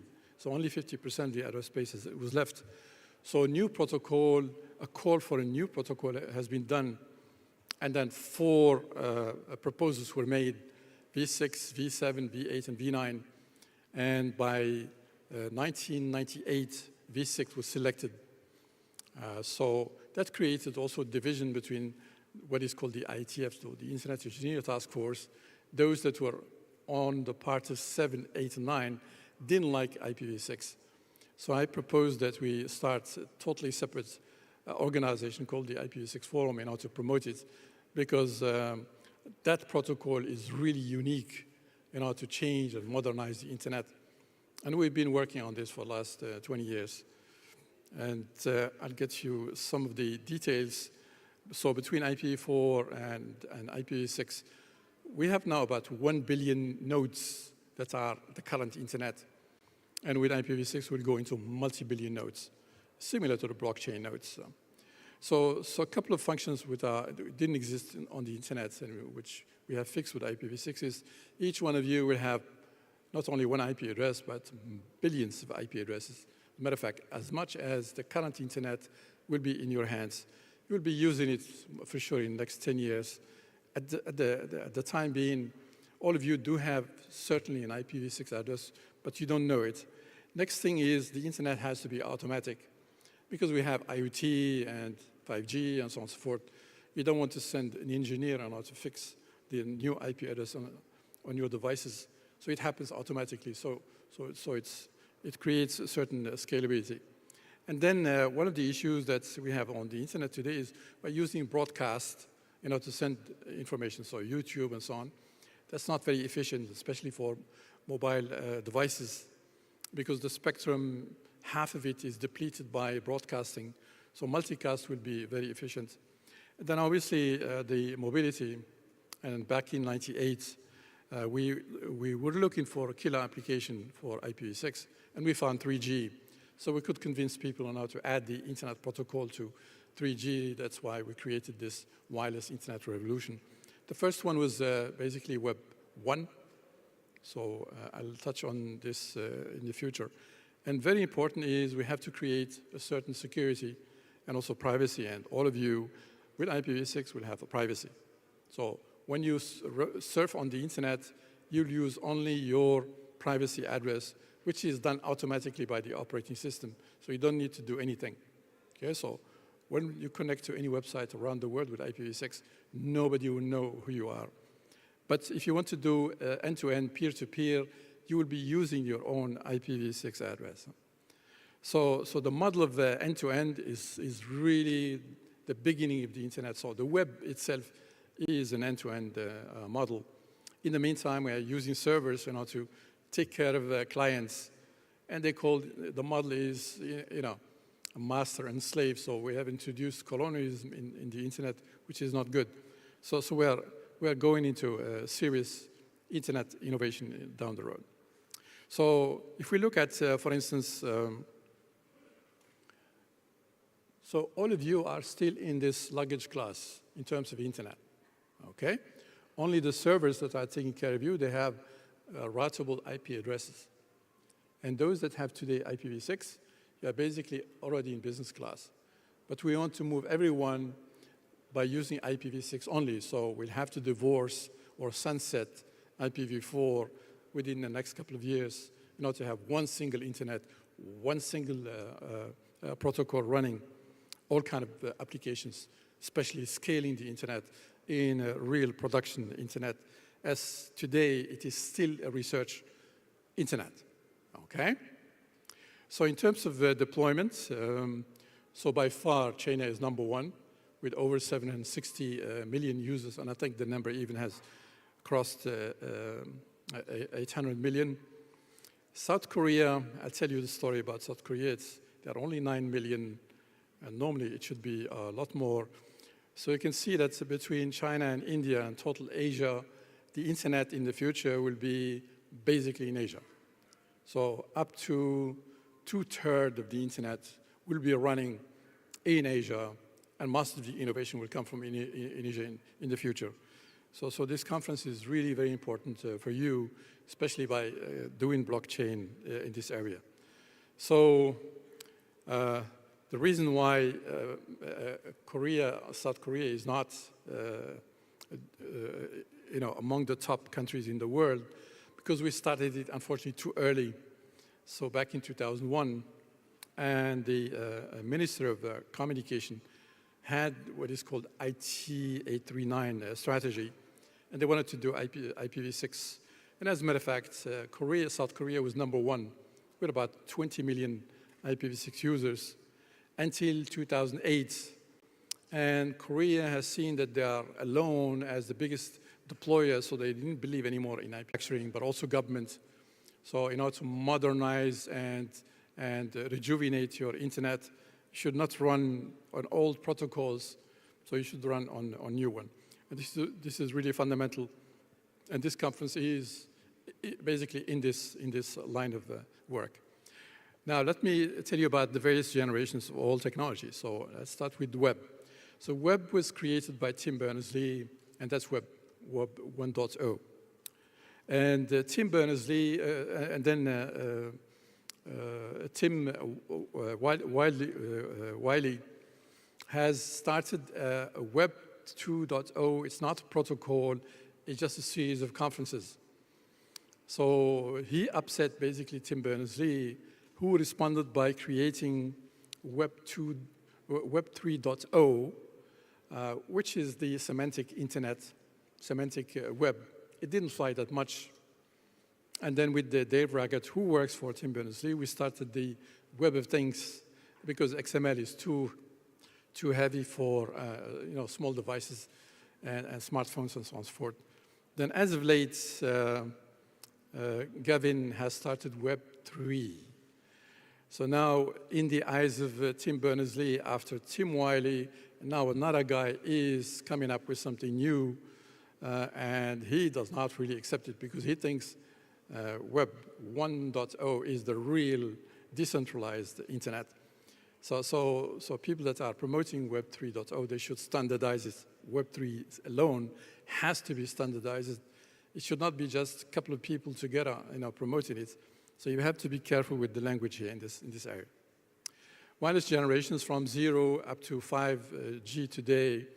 So it's only in 3G time, which was at the end of 1999, when 3G was started by 3GPP, which is the third generation of partnership.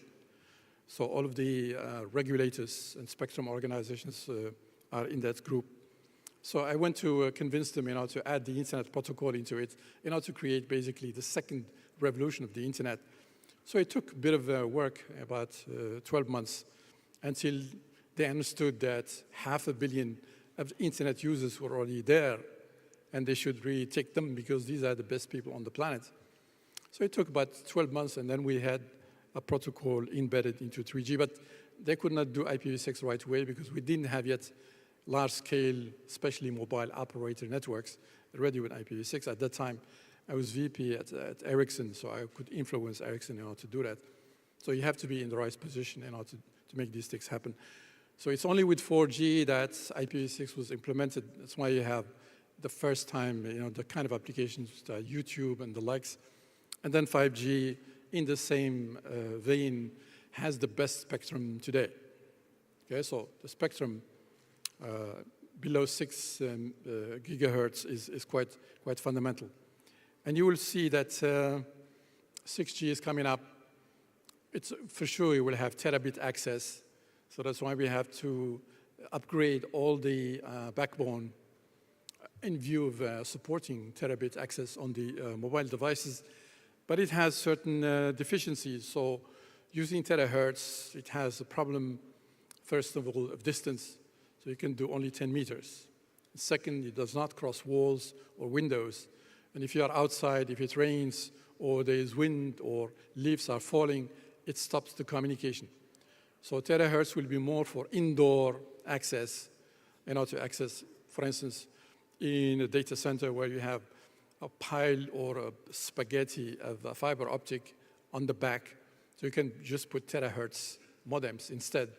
Or in manufacturing sites where you have to use fiber optic for communication, so you can replace that fiber, in this case with the terahertz modems. So don't think that 6G will replace 5G, because 5G has the best spectrum. 6G will have higher speed spectrum, but only small distance. So it will be up to some crazy people in the future to say, okay, we can just paint basically the distance on the highways and so on. So you'll have instant connectivity with 6G or with terahertz in the future. Okay? IoT generations.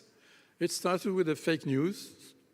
So this is our friend Kevin, who was just the marketing director of the MIT lab.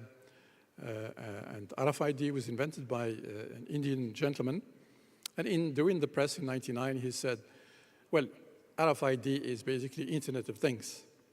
But RFID, until today, are not connectable to the internet because they don't have enough capacity in their chips in order to put an IP stack or even a connectivity. But it created a big wave of interest. So the model now deployed is more LoRa type of thing, which is deployed highly in China. So you have multi-millions of devices using LoRa in order to do that, especially for the enterprise. And today you have more of gateways used for IoT devices. So in the future, and especially if you are in the IoT side, look at IPv6 and you will have two-way IoT. But the IoT devices, so things to things talking to each other, you don't have to mess around with it. And they will just ship you basically decision-making information so you can use IoT properly the way it should be. So the two-way IoT is similar to the two-way 5G, and the same thing will be for the two-way blockchain. And then we have the data generation. Same story. I will not go into detail into this one. So most of the data in the future will be from IoT. So that will be far, far bigger than big data. And I know I don't have much time. Then we have cloud computing generations. So some people think that the Africans have not participated in the internet. These two gentlemen are from Cape Town, and they have invented the first cloud computing at their university using what is called elastic IP. And they were hired by Amazon and implemented the Amazon cloud that we know today, which is worldwide scale. And as of late, a young lady from Bulgaria has implemented IPv6 on Amazon. She's an absolute genius girl, has done it only in the last 6 months. Okay, so if you are using Amazon, and these parts automatically will have IPv6. Then we have artificial intelligence generations. So there's nothing better than the thinking brains. Okay. In the meantime, we have different things. So we have weak AI and also strong AI, but we have more of the weak for the time being. So it's based on pattern-based AI, which means we just copy what we do into a system. But the most important, let's say, revolution will be that you create thinking machines. So it's like creating new human beings, but they are robots, but thinking at the same time. That will be really a huge move to having machines thinking like us. So the regulation has to be really tougher than what we have today. And this is where I see a big problem in the future because we're not ready for this one. So it's going to happen in the next 20 years that we'll have thinking machines. That will be something that we have to deal with in the future. So we have also cybersecurity. I don't think I need to go into detail on this one. At the beginning, it was just kind of prank during the ARPANET. So a couple of guys, basically, even the co-inventor of the mouse and also of the email ads, because on the teletypewriter at the beginning in the 60s, the only sign that existed was the ad. That's why he used it for this one. So he was also part of this prank, and later on he has revived it. And then within the internet, we have multiple waves. First of all, the crimes when German guy has done that, but he was relaxed. Then we have the all kind of worms, especially the first one with Morris. So I think you should read a couple of books on this one in order to follow what I'm saying.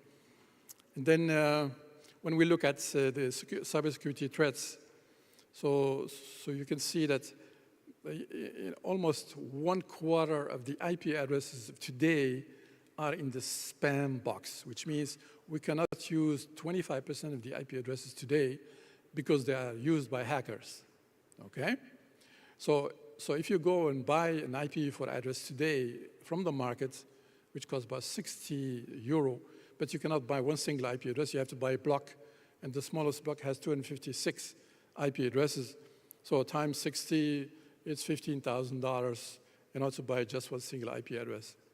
Yeah, so a lot of people are buying these addresses and they have been used by hackers, so it's not very good that you buy from the market these IP addresses, so you have to check on them.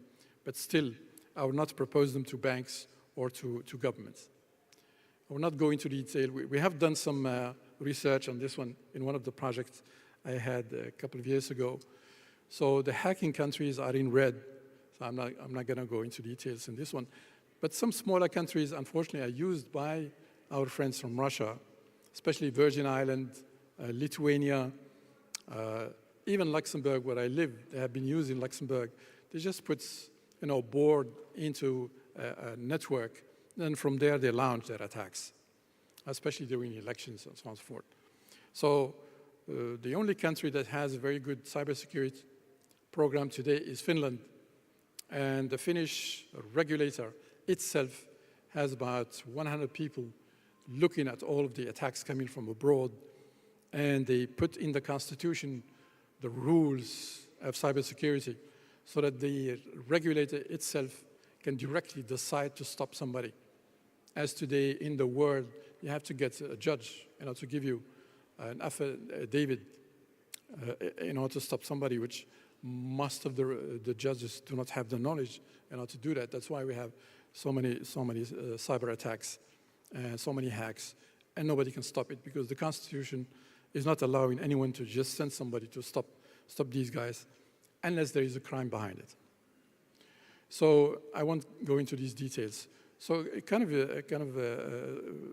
deployment of blockchain today is done on the basis of IPv4, in this case NAT. And one research done by the Pentagon recently has seen that most of the BTC and all of the currencies are easily hackable. But since the hackers are part of this business, they don't hack it. They hack it only every 4 years when they want to make a lot of money. So they sell it high, and then it drops, and then they start buying back. So this is called the quantum cycle. So that's why we are promoting more the blockchain side of it. So for all kind of purposes. So an example is the food supply chain. We have very large EU projects. And we found out that 30% of the food worldwide, especially in the US, is lost only in the chain, from the transportation, from the manufacturer, in this case the farmer, onto the sales distribution channel. 30% of the food. And the forecast for the US only is that by 2040, they will have to buy twice more food in order to feed the 300 million Americans. And this will not be different from the other countries. So we are going to have a huge problem in the future.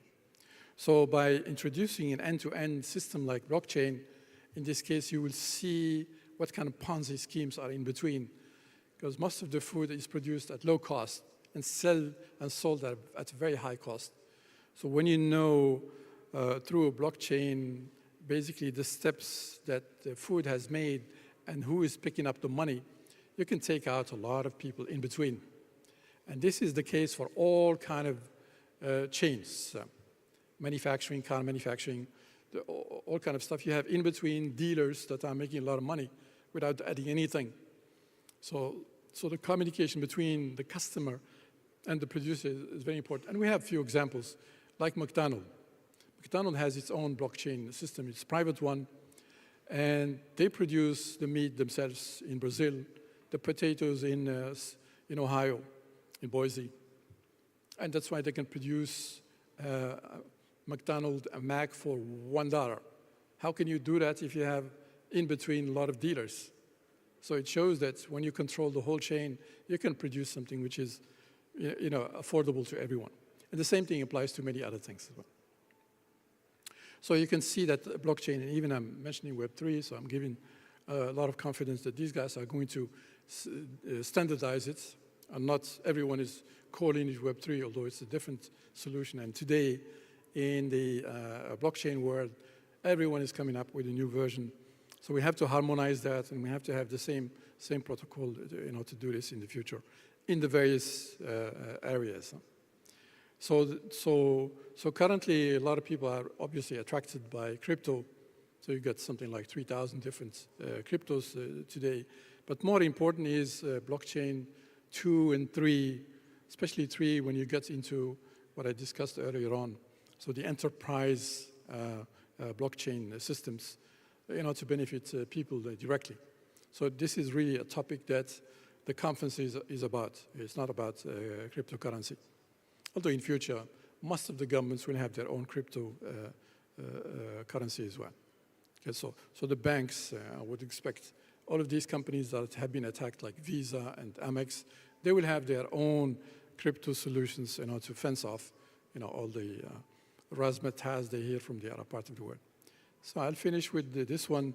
So basically, by introducing IPv6, obviously we introduce on the last line a digital divide. And this is now happening in South Korea. You are in a digital divide because you don't have IPv6 in this country. Only 9 million of you have access to it, and I would like to check on this one.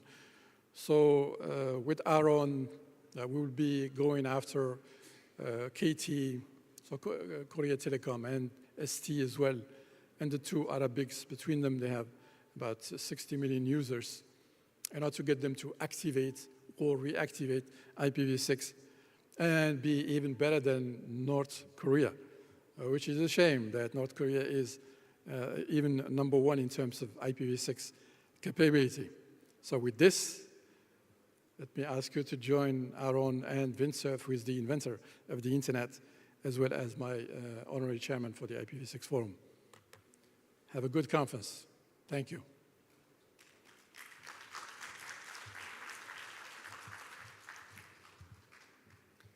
네, 좋은 강연 들려주신 라트프라디드 5G 월드 얼라이언스 회장님께 다시 한번 큰 박수 부탁드리겠습니다.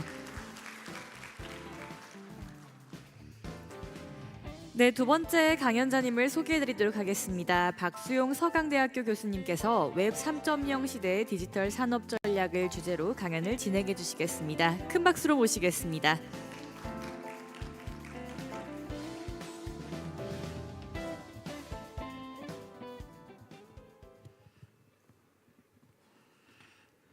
네, 방금 소개받은 서강대학교의 박수용입니다. 저는 오늘 제목은 이제 웹 3.0 시대와 디지털 산업 전략이라는 주제를 잡았는데요.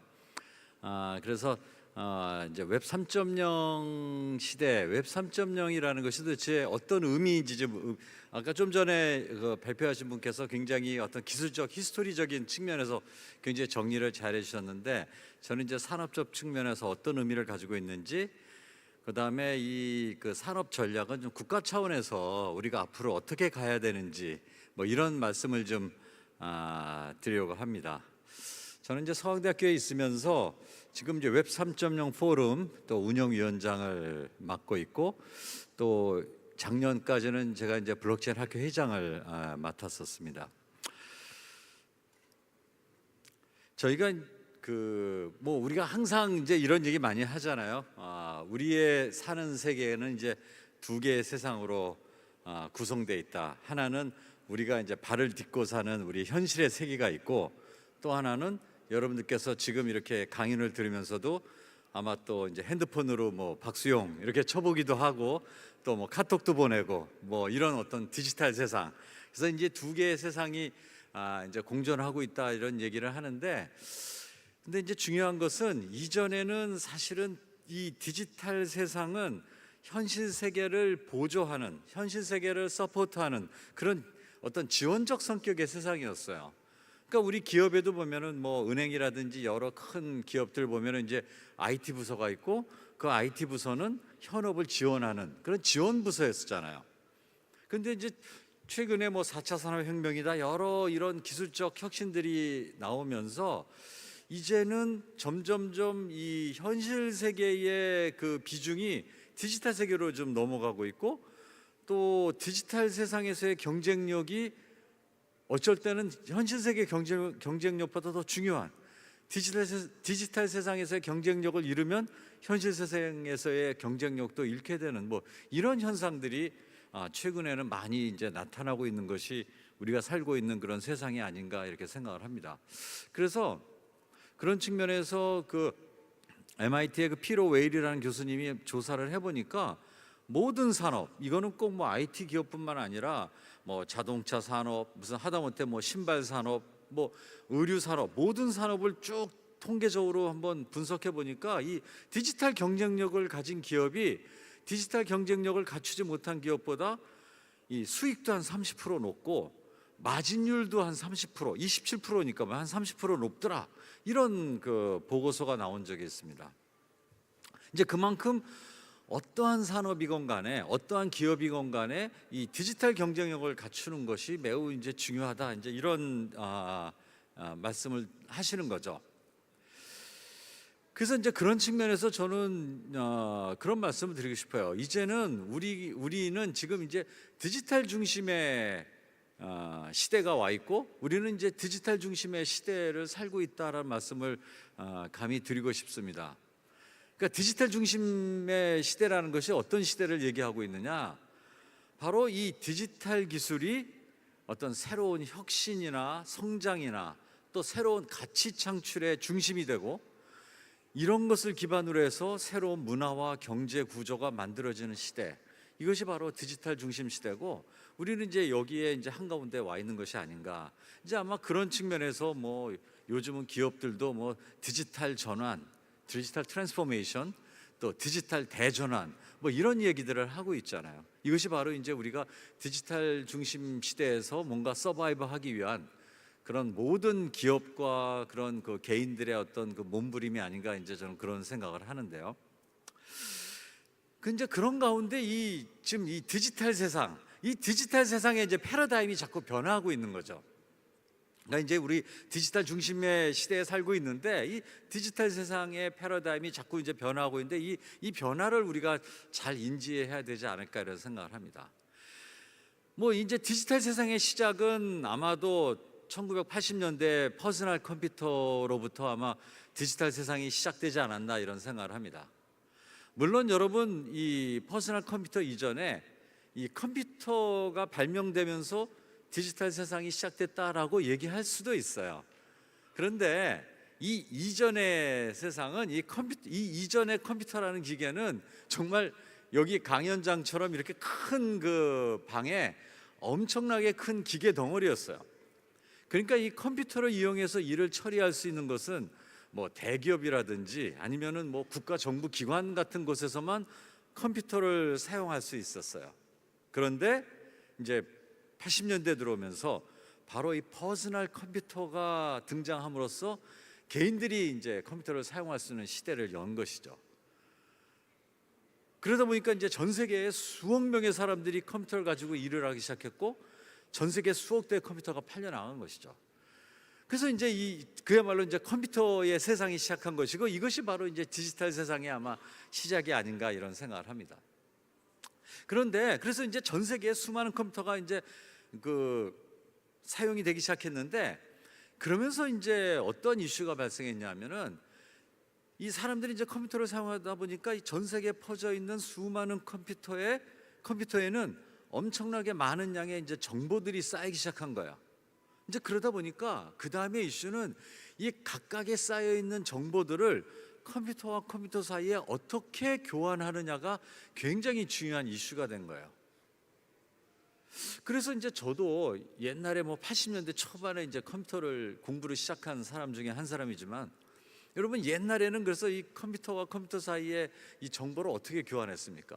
뭐 이런 그 플라스틱으로 넙대대한 그 프라피 디스켓이라는 거 이런 거 가지고 이제 컴퓨터에다가 놓고 따라락 정보를 쓰고 또 이쪽 컴퓨터에 넣어서 따라락 하면서 정보를 또 읽게 하고 뭐 혹은 이제 뭐 큰 기업 같으면 이만한 그 테이프에다가 정보를 읽게 하고 또 테이프를 다른 컴퓨터에 또 얹혀서 또 정보를 이쪽 컴퓨터로 옮기고 뭐 이런 일을 했었잖아요.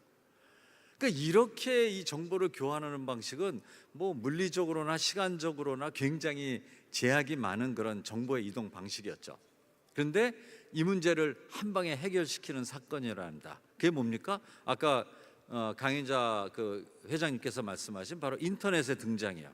이 인터넷의 등장이 나오면서 전 세계의 컴퓨터를 WWW 월드 와이드 웹 그죠? 그냥 거미줄처럼 엮어버린 거예요. 이제 그러다 보니까 이제 내가 미국에 있는 컴퓨터의 정보를 쉽게 읽어오기도 하고 내가 또 독일에다가 정보를 쉽게 보내기도 하고 이런 이제 세상이 시작된 것이죠. 이것이 바로 웹 1.0의 시작이 아닌가 이렇게 생각을 합니다. 근데 이제 이때만 해도 이 웹이라는 것은 이 일방향성의 어떤 정보 교환의 방식이었어요. 그래서 누군가 인터넷에다 정보를 올리고 이것을 이쪽에서 이제 가져오게 하는 이제 그런 정보 교환의 방식 시대였었죠. 그러다가 이제 2000년대에 넘어오면서 이제 이 웹이 진화하면서 바로 양방향 소통의 웹으로 발전합니다. 그래서 이제 누구나 올리고 그걸 읽어오기도 하고 내가 읽기만 하는 것이 아니라 내가 또 참여도 하고 하는 그런 이제 그 웹으로 발전하죠. 이것을 바로 이제 웹 2.0 시대의 시작이다 이렇게 생각을 합니다. 이제 그러면서 산업적으로 나타난 것은 그러한 웹의 특성을 기반으로 한 거대한 공룡 같은 그 플랫폼 그 기업들이 이제 나타나게 된 것이죠. 뭐 구글이다, 뭐 페이스북이다, 뭐 우버다, 아마존이다 수많은 그 이 인터넷의 그 웹의 그 양방향성의 속성을 이용해서 참여자들을 모으고 그들에게 이제 서비스를 제공하는 그러한 소위 말해서 이제 플랫폼 서비스 기업들이 엄청나게 많이 만들어지게 되고 바로 이제 우리가 이제 그 지금 그런 그 이 2.0 시대에 이제 살고 있는 거죠. 그래서 우리는 정말 이 2.0의 그 혜택을 많이 누리면서 살고 있는 거 아니겠어요? 지금은 이제 이런 플랫폼 서비스 없이 우리가 생활을 한다는 것은 뭐 상상할 수가 없는 거죠. 그래서 이제 우리가 2.0 시대에 살고 있는데 그러다 보니까 이제 그 한 가지 이제 이슈가 나온 것은 이 점점점 그러한 그 서비스를 제공하는 그 플랫폼 기업들이 공룡같이 점점점 커지게 되고 이 그 플랫폼 프로바이더들이 모든 그 이득과 데이터를 다 독점하기 시작하는 이런 현상들이 일어나기 시작한 거야. 이게 바로 이제 어떤 그 이 플랫폼 기업들의 독점화 뭐 이런 것들이 이제 나타나고 있는 거죠. 그래서 이 유명한 이제 그 카툰도 뭐 월 오브 가든이라고 그래서 이 각각의 그 플랫폼 서비스 프로바이더들은 자기의 울타리를 치고 자기 안에서 발생한 모든 데이터들은 자기가 독점하고 다른 또 플랫폼 서비스들과 절대 서로 교환하지 않고 그런 벽을 쳐놓고 하는 뭐 이런 이 웹 환경을 이제 만들어 놓은 것이죠.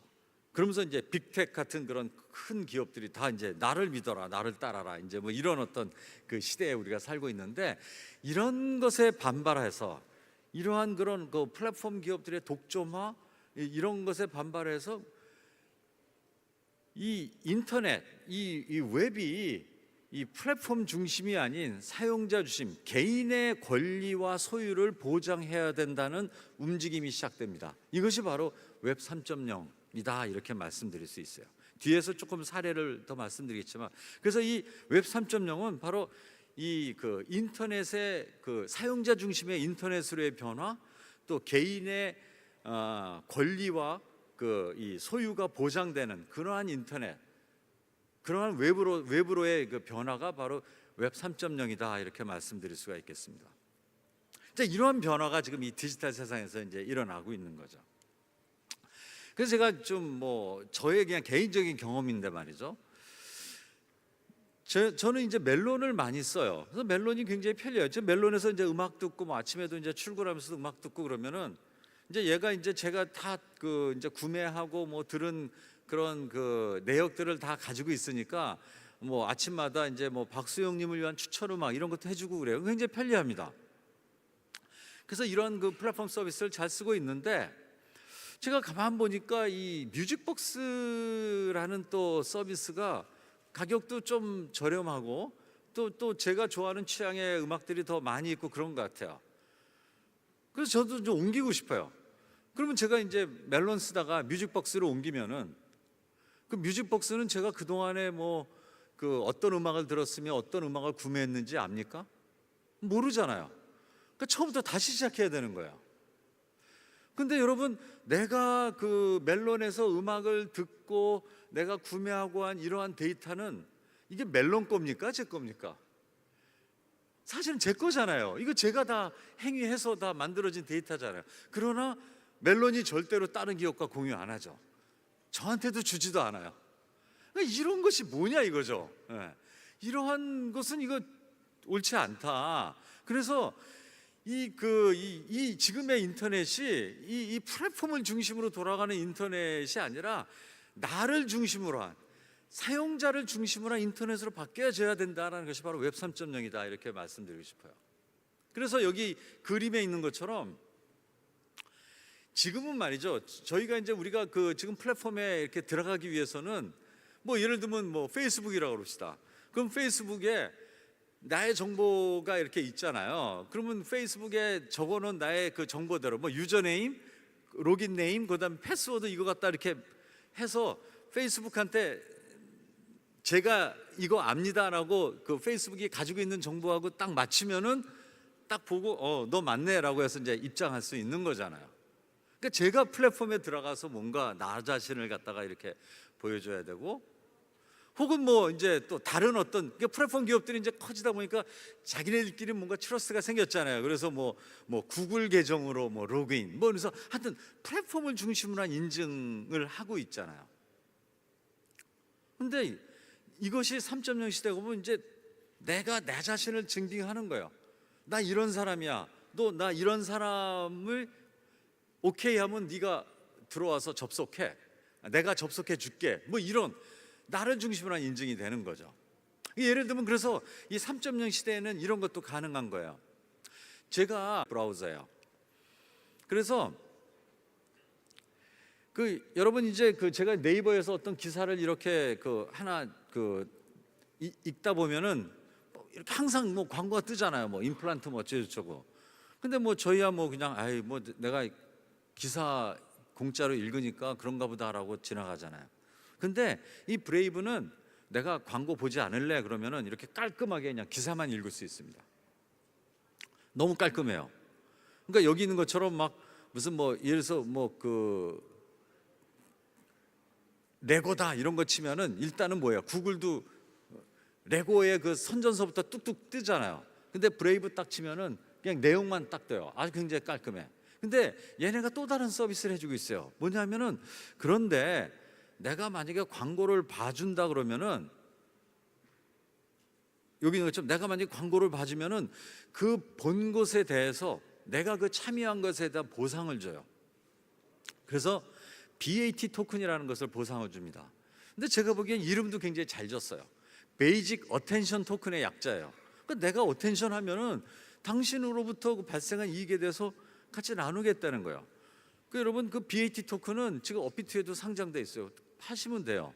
그래서 여기 이렇게 내가 광고를 딱 봐주면은 여기 있는 것처럼 이렇게 예를 들면 0.002 BAT 토큰을 제 지갑에다가 이제 쏴줘요. 내가 광고를 보고 싶지 않으면 안 봐도 되고, 내가 보면은 나에 대한 그 소유권, 내가 그 참여한 것에 대한 그 보상을 해주는 거예요. 이런 것들이 바로 웹 3.0의 그런 대표적인 그런 서비스가 된다. 그래서 이런 것들을 기반으로 해서 소위 말해서 뭐 그 이 어닝하는 그런 플레이 투 언, 또 무브 투 언, 뭐 내가 뭐 뛰면은 달리기 하면은 뭐 보상을 주는 그런 서비스들, 뭐 이런 것들이 다양하게 지금 일어나고 있죠. 이제는 그래서 뭐 옛날에는 그냥 인터넷만 하면은 그냥 그 어머니가 야 너 공부 안 하고 뭐 그거 본다고 뭐 돈이 되냐, 뭐 공부해 이랬지만 이제는 인터넷만 보고 뭔가 해도 이제 돈이 되는 세상, 뭐 이런 세상이 이제 오기 시작하는 것이죠. 이런 것들이 바로 이제 웹 3.0의 모습이다, 이렇게 말씀드릴 수 있어요. 그래서 저는 벌써 오래전에 벌써 한 2년쯤 지난 것 같아요. 제가 한국경제 이제 기고문을 그 당시에는 매 한 2달에 한 번씩 썼었는데, 그 중에 그 제목이 신플랫폼 전쟁의 시작이다라는 글이 하나 있습니다. 아마 제 이름하고 이거 딱 치면은 나올 거야. 근데 요 그 글의 핵심은 이거예요. 여러분 이 왼쪽에 있는 로고들은 그래도 많이 보신 로고일 거예요. 근데 이 오른쪽에 있는 로고는 아직 생소하죠. 이게 뭐냐면은 이 2.0을 기반으로 한 그런 공룡 같은 플랫폼 기업들의 로고들이고, 왼쪽은, 이 오른쪽은 지금 3.0을 기반으로 한 굉장히 아직은 그냥 스타트업 수준의 꼬물꼬물 지금 서비스를 시작하고 있는 기업들의 이 로고들이에요. 그러나 제 눈에는 지금 얘네들과 얘네들 사이에 좀 전쟁이 시작되고 있다. 미래의 승자는 누가 될지 모른다, 이런 것이죠. 그래서 제 그 글을 쓴 이유는 사실은 웹 1.0에서 2.0 넘어갈 때 그 2000년대에 사실 우리 대한민국에는 굉장히 큰 기회가 있었어요. 웹 2.0 시대를 우리 대한민국이 주도할 수 있는 굉장히 좋은 기회가 왔었어요. 제가 한번 예를 들어 드릴게요. 여러분 우리가 요 가운데 이제 F, 지금 이제 이름을 갖다가 또 그 메타라고 바꿨지만은 페이스북, 지금 뭐 거의 대부분 다 페이스북 쓰고 있잖아요. 그런데 2000년 때만 해도 말이죠, 페이스북보다 3년 먼저 우리나라 사람들은 다 자기 방 만들고 거기에 벽지 바르고 뭐 음악 틀고 너 여기 참여해라 오라 막 이러고 서로 간에 소식 전하는 그런 서비스 우리는 이미 다 쓰고 있었어요. 미국보다 3년 먼저. 이게 뭡니까? 우리가 잘 아는 싸이월드잖아요. 우리가 먼저 시작했어요. 그런데 싸이월드는 이제 다 어떻게 무슨 여러 가지 이유 때문에 다 사라지고 우리 다 지금 페이스북 쓰고 있잖아요. 너무 안타까운 거예요. 그리고 요 로고에는 없지만은 말이죠. 여러분 그 에스토니아 아까 뭐 이제 그런 얘기도 나왔는데, 이 에스토니아라는 나라가 그 안철수 의원이 아마 에스토니아 말씀하셨잖아요.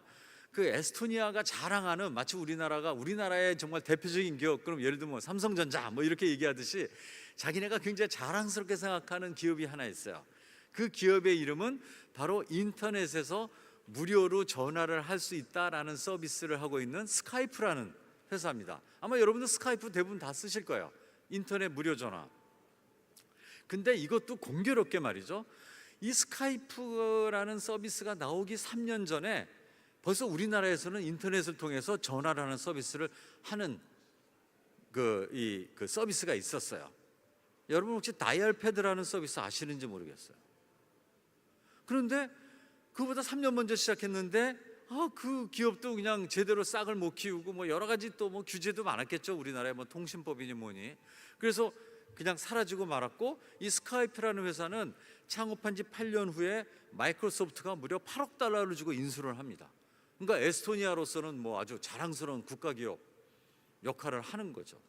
그래서 저는 안타까운 게 이 1.0에서 2.0 넘어갈 때 우리나라에 굉장히 좋은 기회가 있음에도 불구하고 우리가 잘 살리지 못한 거예요. 그런데 다시 이제 3.0 시대가 온 거예요. 우리가 이때는 우리가 정말 이니셔티브를 놓치지 말자라는 것이 이제 제 글의 요지입니다. 정말 그랬으면 좋겠어요. 자, 웹 3.0 뭐 여러 리포트에서 보면은 앞으로 미래의 웹 3.0 산업은 엄청나게 커질 것이다라는 것들이 뭐 이게 나와 있습니다. 이게 수치를 제가 이제 뭐 일일이 읽지는 않겠는데 그 여전히 2.0 산업도 크겠지만은 거기에 플러스 애드해서 3.0이 더 이것을 점프시킬 것이다. 뭐 이런 예측들이 많이 나옵니다. 근데 저는 이런 그 뭐 수치적인 그런 예측보다도 제가 이제 주목하는 것 중에 하나는 바로 일본 정부의 동향이에요. 여러분 사실은 제가 한 5년 전만 해도 일본은 다른 것은 뭐 다른 산업은 굉장히 우리보다 굉장히 뭐 앞서 나가서 많이 잘했지만은 IT반은 우리보다 뒤처진다라고 생각을 했어요. 그리고 그것도 사실이에요. 그런데 최근에 그 이 기시다 총리가 웹 3.0의 그 시대의 도래는 뭐 이분은 물론 이제 그 한 나라의 그 국가 그 이 수반이니까 아주 조심스럽게 얘기한 거죠. 경제 성장 실현으로 이어질 가능성이 있다라고 그 중원 예산위원회에 가서, 그러니까 우리 같은 국회 같은 데 가서 기시다 총리가 발언한 거예요. 그래서 우리는 3.0을 갖다가 앞으로 정말 중점적으로 추진하겠다. 그래서 그 경제 산업성 산하에 아주 3.0 정책 추진실도 만들고 지금 3.0을 막 드라이브하고 있어요. 그리고 그 올 여름에 일본의 그 웹X라는 그 컨퍼런스, 그 웹 쪽에 이제 그 기술자들 모여서 하는 컨퍼런스, 웹 3.0 컨퍼런스예요, 사실은. 근데 이제 웹X라고 이제 그 이름 진 거죠. 근데 거기에 기시다 총리가 영상으로 축사를 했다는 거예요. 근데 뭐 영상 정도, 그러나 여러분 우리 블록체인 이런 거 할 때 뭐 대통령께서 영상으로라도 뭐 축사 가능하겠습니까? 그 정도로 지금 일본이 굉장히 이 3.0에 대해서 주목하고 있고 드라이브하고 있다. 그러면서 뭐 재패니스 백 그러면서 막 이제 그런 그 백서도 내고 있어요. 그래서 야, 이거 일본이 저렇게 주도하면 우리 이거 어떻게 해야 되나라는 좀 안타까움이 있어요. 근데 이거는 뭐 재밌는 뒷얘기긴 한데, 그래서 웹엑스 갔다 온 그 이 참여자들 얘기가 그래도 그 일본은 일본인 것 같다, 그런 얘기를 해요. 그래서 왜요? 그랬더니 그 영상 축사를 하는데 그 영상 축사임에도 불구하고 앞에 경호원들이 둘이나 나오고 앞에 두 줄도 막 비우고 막 그런다는 거예요. 그래서 역시 일본이 굉장히 보수적이구나, 이제 그런 얘기를 했습니다. 이건 좀 뒷얘기긴 한데, 그러나 하여튼 좀 그 정도로 일본도 드라이브하고 있고, 지금 중국 정부도 뭐 그동안에 상당히 이제 블록체인 기반의 여러 특히나 암호화폐나 이런 데 굉장히 부정적으로 했다가 최근에는 굉장히 중국도 지금 이제 미중 간에 여러 이슈들이 많다 보니까 자기네들도 이쪽에서 뭔가 돌파구를 찾으려고 지금 막 드라이브 하고 있어요. 그러니까 이런 가운데 우리가 이 포지셔닝을 잘해서 아까 말씀드렸던 3.0 시대의 이니셔티브를 어떻게 줘야 되나, 이런 것들이 우리에게 지금 주어진 큰 과제가 아닌가, 이제 이런 생각을 합니다. 그래서 이제 그런 측면에서 제가 이제 마무리 좀 말씀드리려고 하는데, 우리나라가 사실은 그래도 뭐 이 한강의 기적 이룬 나라잖아요. 그래서 정말 위기일 때마다 여러 산업들이 나타나서 우리나라를 점프시켰습니다. 뭐 초창기에 이 전자제품, 가전 산업으로부터 시작해서 중화학공업, 뭐 자동차 산업, 뭐 최근에는 이제 반도체 산업을까지 오면서 점프를 하면서 이제 정말 자랑스러운 대한민국을 만들었잖아요. 그런데 최근에 이제 보는 현상들은 그렇긴 했는데 이게 이제 앞으로 정말 더 점프를 할런지, 아니면은 그냥 여기서 멈춰주면서 그냥 어떤 이 중진국 신드롬 뭐 이런 것으로 그냥 쭉 더 이상 발전하지 못하고 우리가 정체할 것인지에 대한 우리가 기로에 서 있는 것이 아닌가, 이제 이런 생각을 해요. 당연히 우리가 점프해야 되겠죠. 그런데 우리가 이제 기존에 지금 우리가 생각하는 제조 기반의 산업들이 많이 한계에 와 있잖아요. 앞으로 미래에도 정말 반도체 산업이 우리를 리드할 수 있을까? 지금 뭐 미국도 저렇게 뭐 막 규제하고 여러 가지로 막 지금 상황이 쉽지 않은데, 그 우리를 제2의 점프, 제3의 점프를 시킬 수 있는 우리 미래의 산업은 뭐가 있을까라는 것이 별로 주변에 답이 없는 거예요. 이제 그런 측면에서 우리가 정말 디지털 혁신의 어떤 선도 국가로 우리가 변해야 되지 않을까. 아까 제가 서두에 말씀드렸듯이 모든 기업이 디지털 경쟁력을 가졌을 때 30% 이상의 어떤 그런 이 프로핏 마진들이 높아진다고 그랬잖아요. 그러니까 이거는 국가도 마찬가지가 아닌가 싶어요. 그래서 그런 측면에서 제가 좀 어떤 산업적 측면에서 좀 제안을 드린다 그러면 우리가 웹 3.0 기반으로 우리 대한민국의 그 디지털 대한민국을 만들어서 정말 제3의 우리가 기적을 좀 만들 때 그것을 시작해야 될 때가 지금이 아닌가 이제 이런 생각을 합니다. 이제 그렇게 하기 위해서는 제가 생각해 한 4가지 정도가 좀 필요하다고 생각해요. 첫 번째, 당연히 웹 3.0 관련된 혁신 산업을 육성해야 돼요. 특히나 뭐 이런 게임 산업들, 우리 게임 산업이 여러분 한 25조, 우리나라가 한 25조 벌어들이는 산업 중에 하나, 규모가 그 정도 되는데 그 중에 한 20조를 해외에서 벌어들이는 아주 효자 산업입니다. 그러나 지금 뭐 사실은 정부에서는 게임 이거 별로 안 좋게 생각하잖아요. 거기다가 이제 3.0 기반의 3.0 게임들, 소위 말해서 뭐 P2E, 그 뭐 어느 정치인 때문에 지금 완전히 초토화되고 있잖아요. 우리가 그래서는 안 되겠다. 즉 우리가 경쟁력 있는 산업들을 좀 3.0을 같이 붙여서 좀 점프 시켜야 되지 않나. 그다음에 또 이런 엔터테인먼트 산업들. 이제 미래에는 말이죠. 이 인공지능 뭐 이런 덕분에 사람들이 이제 시간도 많고 그래서 뭐 어떤 사람들은 정말 많은 사람들 해고당하면 어떡하나 이런 걱정하잖아요. 그럼 시간 많고 그러면 이제 우리는 뭐 해야 됩니까? 놀아야 되는 거잖아요. 즐겨야 되는 거예요. 엔터테인먼트 해야 되는 거예요. 근데 그 엔터테인먼트가 저는 생각에 미래에는 그런 우리가 소모적인 엔터테인먼트가 아니라 생산적 엔터테인먼트로 아마 바뀌지 않을까. 아까 말씀드린 플레이 투 원이라든지 여러 가지 런 투 원이라든지 인터넷상에서의 어떤 생산적인 엔터테인먼트를 하면서도 뭔가 어닝되는 이제 이런 것으로 이제 바뀌어야 된다. 이제 그런 시대에 어떤 필요한 어떤 기반 뭐 이런 것들이 앞으로 굉장히 중요한. 또 우리가 이 가물을 즐기고 말이죠. 우리 역사적으로 보면은 우리가 뭐 활을 잘 쏘는 그런 DNA가 있다고 그러잖아요. 그러니까 그런 우리의 그 끼와 이런 것들이 지금 이미 뭐 BTS다 뭐돼서 나와 있는데 이것들이 이제 디지털 엔터테인먼트와 합쳐져서 정말 새로운 산업으로 발전해야 됐다. 그래서 제가 그냥 요즘 그래서 이제 그런 어떤 인간은 유의적 동물이다 그래서 이제 호모 루덴스를 많이 얘기합니다. 그 뭐 옛날부터 있던 단어예요. 그래서 우리는 루덴테크 이거 해서 정말 앞으로 미래를 준비해야 해야 되지 않는가 이런 생각을 하는 거죠.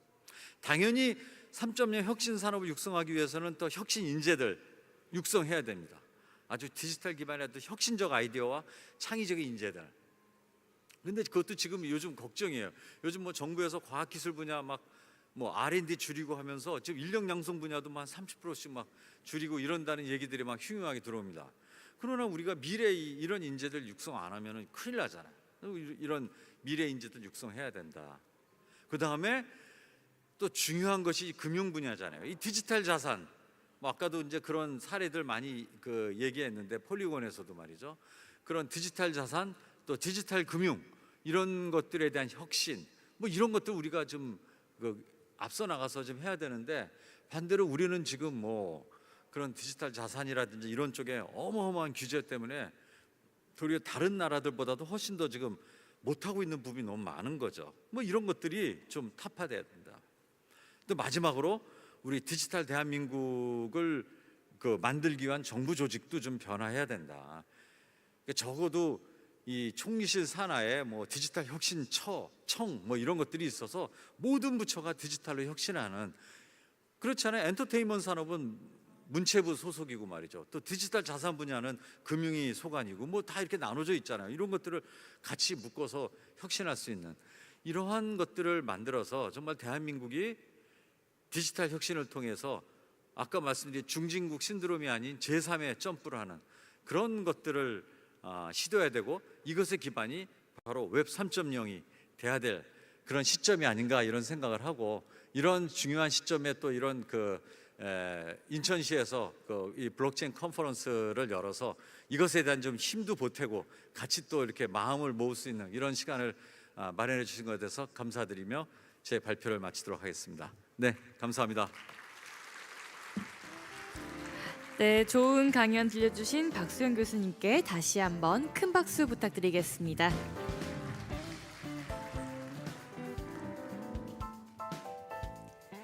네, 이제 다음 순서는 강연이 아니라 토론입니다.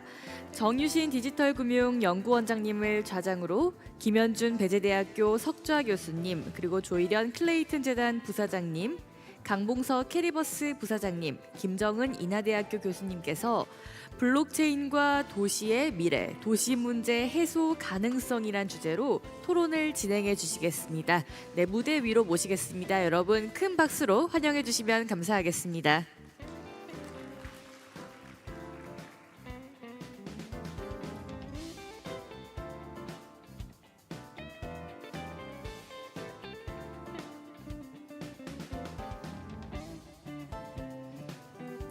네, 잠시 무대 정리 후에 토론을 진행하도록 하겠습니다.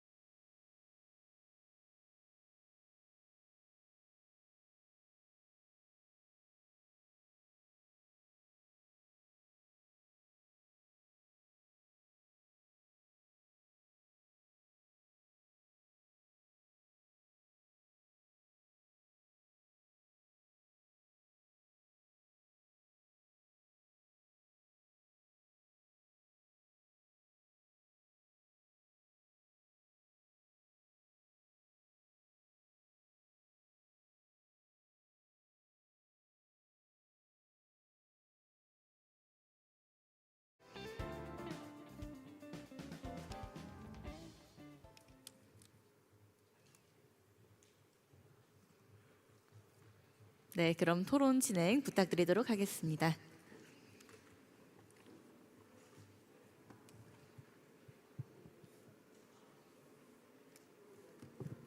네, 진행해요.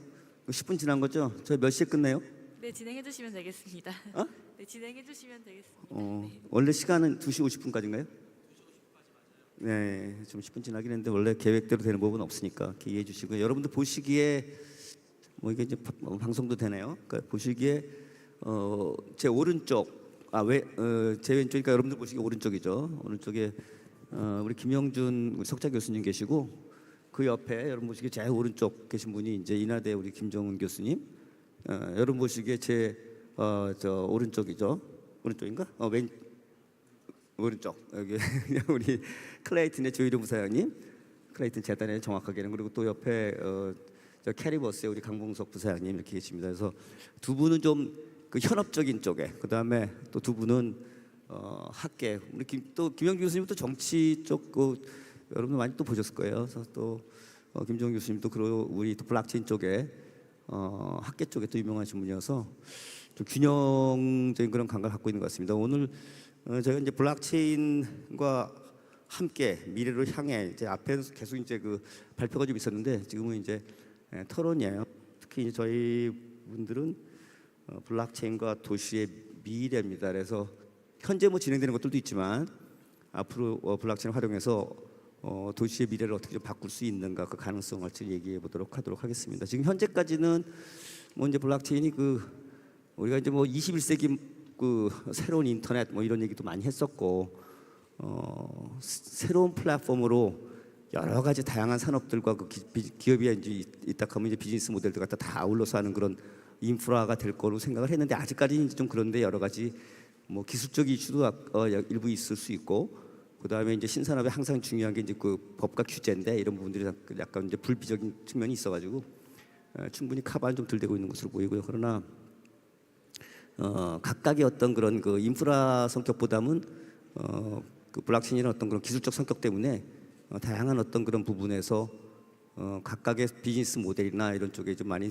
활용도는 넓혀오고 있는 것 같아요. 뭐 여러 가지 뭐 위변절 방지하는 게 기본적인 것들이니까 우리 뭐 물류 시스템이라든지 또 개인적인 어떤 그런 인증이라든지 또 사실 또 그 뭐 금융 쪽 관련돼서도 여러분들 뭐 잘 아시는 이제 지금은 이제 뭐 크립토라는 표현보다는 가상자산 디지털 자산이라고 표현하지만 그런 쪽과 연결돼서 또 활용되는 부분들이 굉장히 넓고 또 게임 쪽에 또 여러 가지 다양한 쪽으로 좀 활용이 되고 있는데 지금 저희 주제는 사실은 이제 그 도시의 미래라고 그래서 이런 것들을 좀 더 인프라적으로 통합하고 또 간간히 그 밑에 흘러가는 것은 어떻게 보면 이제 그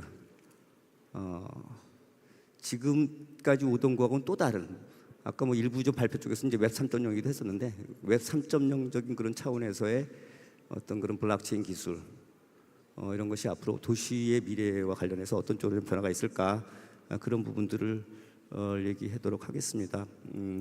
우리 그 실질적인 뭐 현장에 계신 분들 좀 사례를 들어보면서 이렇게 얘기하면 더 좋을 것 같긴 한데 우리 두 분 중에 누가 먼저 좀 한번 얘기를 해주시겠어요? 그 뭐 저희는 좀 짧게 얘기하고 짧게 대답하고 이렇게 하는 게 좋을 것 같긴 한데 우리 저 강무사님, 조일영 무사님 중에서 강무사님 좀 먼저 한번 얘기를 해주시겠어요? 그러니까 그냥 블록체인 기술을 활용을 해서 저희 실생활에 뭐 우리 도시의 생활 속에 다 녹여 들어가는 거지만 실생활에 지금 기술적인 측면보다는 또 이제 그 실생활 활용되는 그런 사례로서 몇 가지 좀 같이 얘기를 해주시면 그 다음에 좀 진행하도록 하겠습니다. 네, 안녕하십니까. 캐리버스의 부대표를 맡고 있는 강문석이라고 합니다. 소리는 잘 들리나요? 좀 울리나? 어떤가요? 예? 잘 들려요?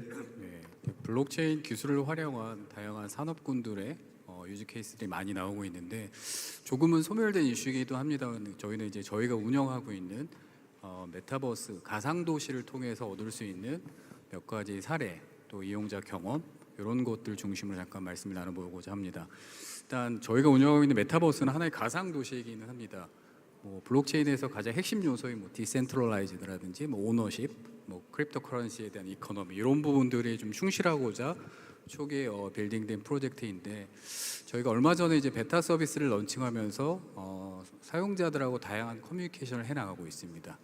그럼 이 실생활에서 어떤 부분들이 결국에는 저희가 이제 인천광역시에서도 블록체인 이제 스마트 도시 건설을 좀 가장 액티브하게 추진하고 있는 이제 광역 단체이기도 한데 가상 도시를 통해서 얻었던 사용자 경험들은 이런 기술을 활용해서 사용자들과의 어떤 강력한 이제 공동체를 형성하는 부분 측면에서는 굉장히 많은 이제 인사이트들이 있었던 것 같고요.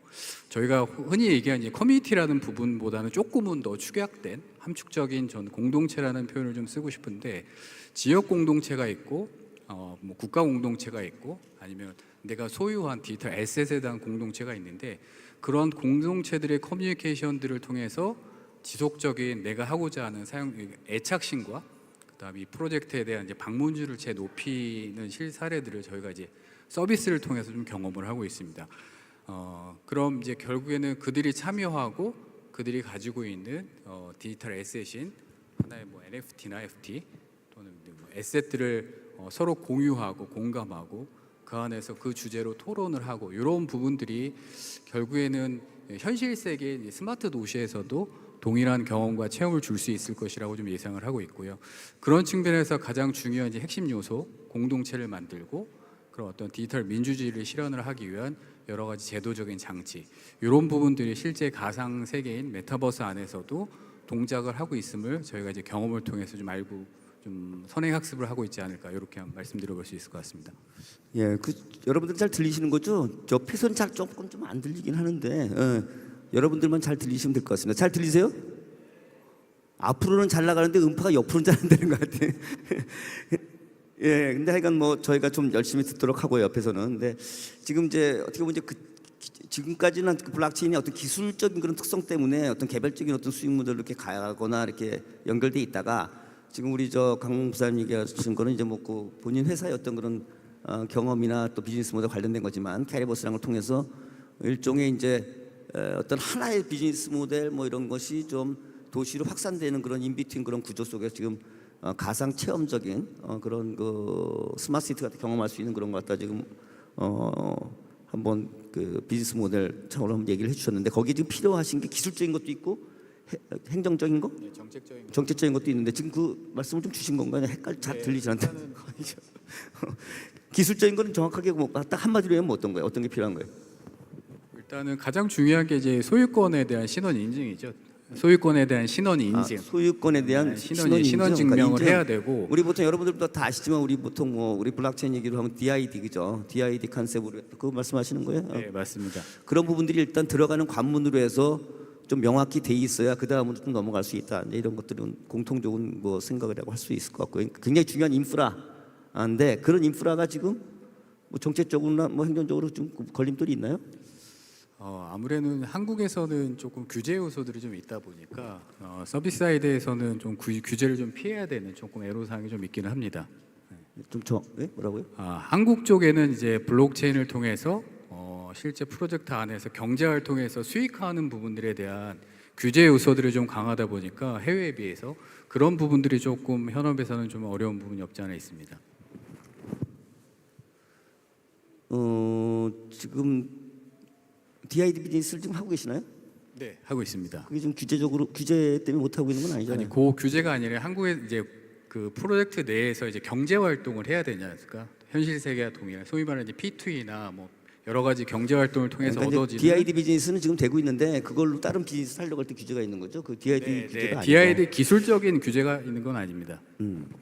그러니까 이제 이런 차원에서 이제 뭐 다음 그 비즈니스 모델들은 또 이제 아까 우리 박수영 교수님이 뭐 얘기해 주신 뭐 그런 부분들이 있는데 그런 부분들은 또 이제 다른 차원에서 한번 얘기해 보도록 하고 그 어떻습니까? 지금 사실은 이제 이런 그 인프라를 좀 만들고 새로운 서비스를 하기 위해서 이제 기본적인 인프라 같은 것 할 때 중요한 게 이제 정책적인 그런 부분들 또 그 의사결정하는 데 중요한 부분들이 있는데 우리 김영준 교수님은 원래 또 이게 정치 쪽도 뭐 이런 쪽을 한번 블록체인 같은 이용해서 좀 더 투명하게 또는 뭐 이런 부분도 하고 그런 걸 좀 정책적인 거 연결해서 하게 되면 정책도 좀 더 그 정치 정책 그다음에 실무적인 시장으로 연결되는 그런 구조 속에 좀 더 투명하고 효율성 높일 수 있다는 얘기 하셨던 걸로 알고 있는데 좀 그런 차원에서 지금 뭐 그러니까 새로운 사람이 나오거나 할 때 규제 부분들을 만들고 할 때 불확실한 부분들이 많이 있잖아요. 이런 부분들 좀 어떻게 어프로치를 하는 게 좋을지 좀 얘기해 주실 수 있을까요? 예, 반갑습니다. 오늘 좋은 컨퍼런스 참여를 하게 돼서요. 개인적으로 많이 배우고 더 나가서 통찰력을 좀 얻으라고 이 컨퍼런스로 왔습니다. 저는 원래 선고 과정, 의회 과정을 데이터 사이언스 관점에서 연구하는 정치 과학자입니다. 제가 정치 과학자라고 얘기하는 이유는 많은 분들이 저보고 정치 평론가라고 얘기를 많이 하고 있기 때문에 저는 평론가가 아니라 폴리티컬 사이언티스트라는 말씀을 좀 드리면서 우선 제가 이렇게 신기술과 관련돼서 인연을 갖게 된 거는 조금 전에 우리 발표하신 우리 박수영 교수 그리고 우리 정유신 교수랑 제일 처음에는 핀테크를 해서 만났어요. 그러니까 정치는 정책이 돼야 되는데 지금 대한민국 정치는 쟁점화되고 있기 때문에 국민들로부터 국민의 삶이라든지 민생이라든지 멀어지고 있는 부분 속에서 그래도 뭔가 새롭게 변화되는 환경에 대한 이해가 필요하겠다는 생각을 제가 개인적으로 갖게 돼서 핀테크에 관심도 있고 만나서 토론도 하고 그 이후에 블록체인이라든지 클라우드라든지 NFT라든지 다오라든지 이런 쪽에 저는 제 나름대로 이제 관심을 이제 갖게 돼서 아마 오늘 조금 전에 우리 정 교수님 말씀하신 것처럼 기술의 영역을 넘어서서 이게 정책의 영역으로 갔을 경우에 어떻게 이것을 나름대로 제도화시키고 더 나가서 굉장히 중요하거든요. 아무리 기술이 발전되고 또 한다 하더라도 실생활 속에서 우리가 체감할 수 있도록 정책으로 화되지 않으면은 뭐 아무런 의미가 없지 않겠나 생각을 좀 하게 됩니다. 오늘 컨퍼런스 특히 우리 저희 섹션에서의 핵심이라는 부분은 도시와 관련된 부분이라고 보는데요. 제가 아까 정치와 관련된 얘기를 하셨기 때문에 2006년도 당시 서울시장으로 오세훈 서울시장이 당선이 됐습니다. 그래서 오세훈 시장이 제일 먼저 제가 제안했던 분은 뭐냐면 대한민국 수도 서울이 전 세계 도시와 비교했을 때 어떠한 경쟁력을 갖고 있을까? 특히 행복이라는 관점에서 봤을 때 어느 정도 위치에 차지할까라는 걸 가지고 글로벌 리서치를 아주 강도 높게 진행을 했습니다. 거기 이제 포함된 도시는 뭐 스웨덴, 그리고 런던, 도쿄, 뭐 프랑크푸르트 등등 10개 도시를 포함을 시켰는데요. 그때에 당연히 서울은 굉장히 낮은 거의 뭐 최하위에 해당이 됐는데 거기서 굉장히 중요한 발견을 했습니다. 어떤 발견이냐면 스웨덴이 1위였었는데 그 1위를 한 나라에서 왜 그러면 가장 행복감을 느낄까라는 걸 가지고 분석을 해보니까 그 스톡홀름의 도시에 사시는 분들이 갖고 있는 커뮤니티에 대한 연대감이었었습니다. 우리 서울시가 스톡홀름과 비교해 스톡홀름은 워낙 이제 뭐 인구도 900만밖에 되지 않기 때문에 워낙 인구가 작기 때문에 그런 연대감을 강하게 느끼는 부분들이 있겠지만은 결국은 도시에서 경쟁력을 갖기 위해서 물론 이제 일본의 모리 재단 같은 경우는 2008년도서부터 6개 지표를 가지고 전 세계 48개 도시에 대한 경쟁력을 평가를 합니다. 가장 대표적인 게 뭐 경제, 연구 개발, 문화 교류, 거주 환경, 생태 자연 환경, 접근 용이성 이 6가지를 가지고서 도시 경쟁력을 평가를 하거든요.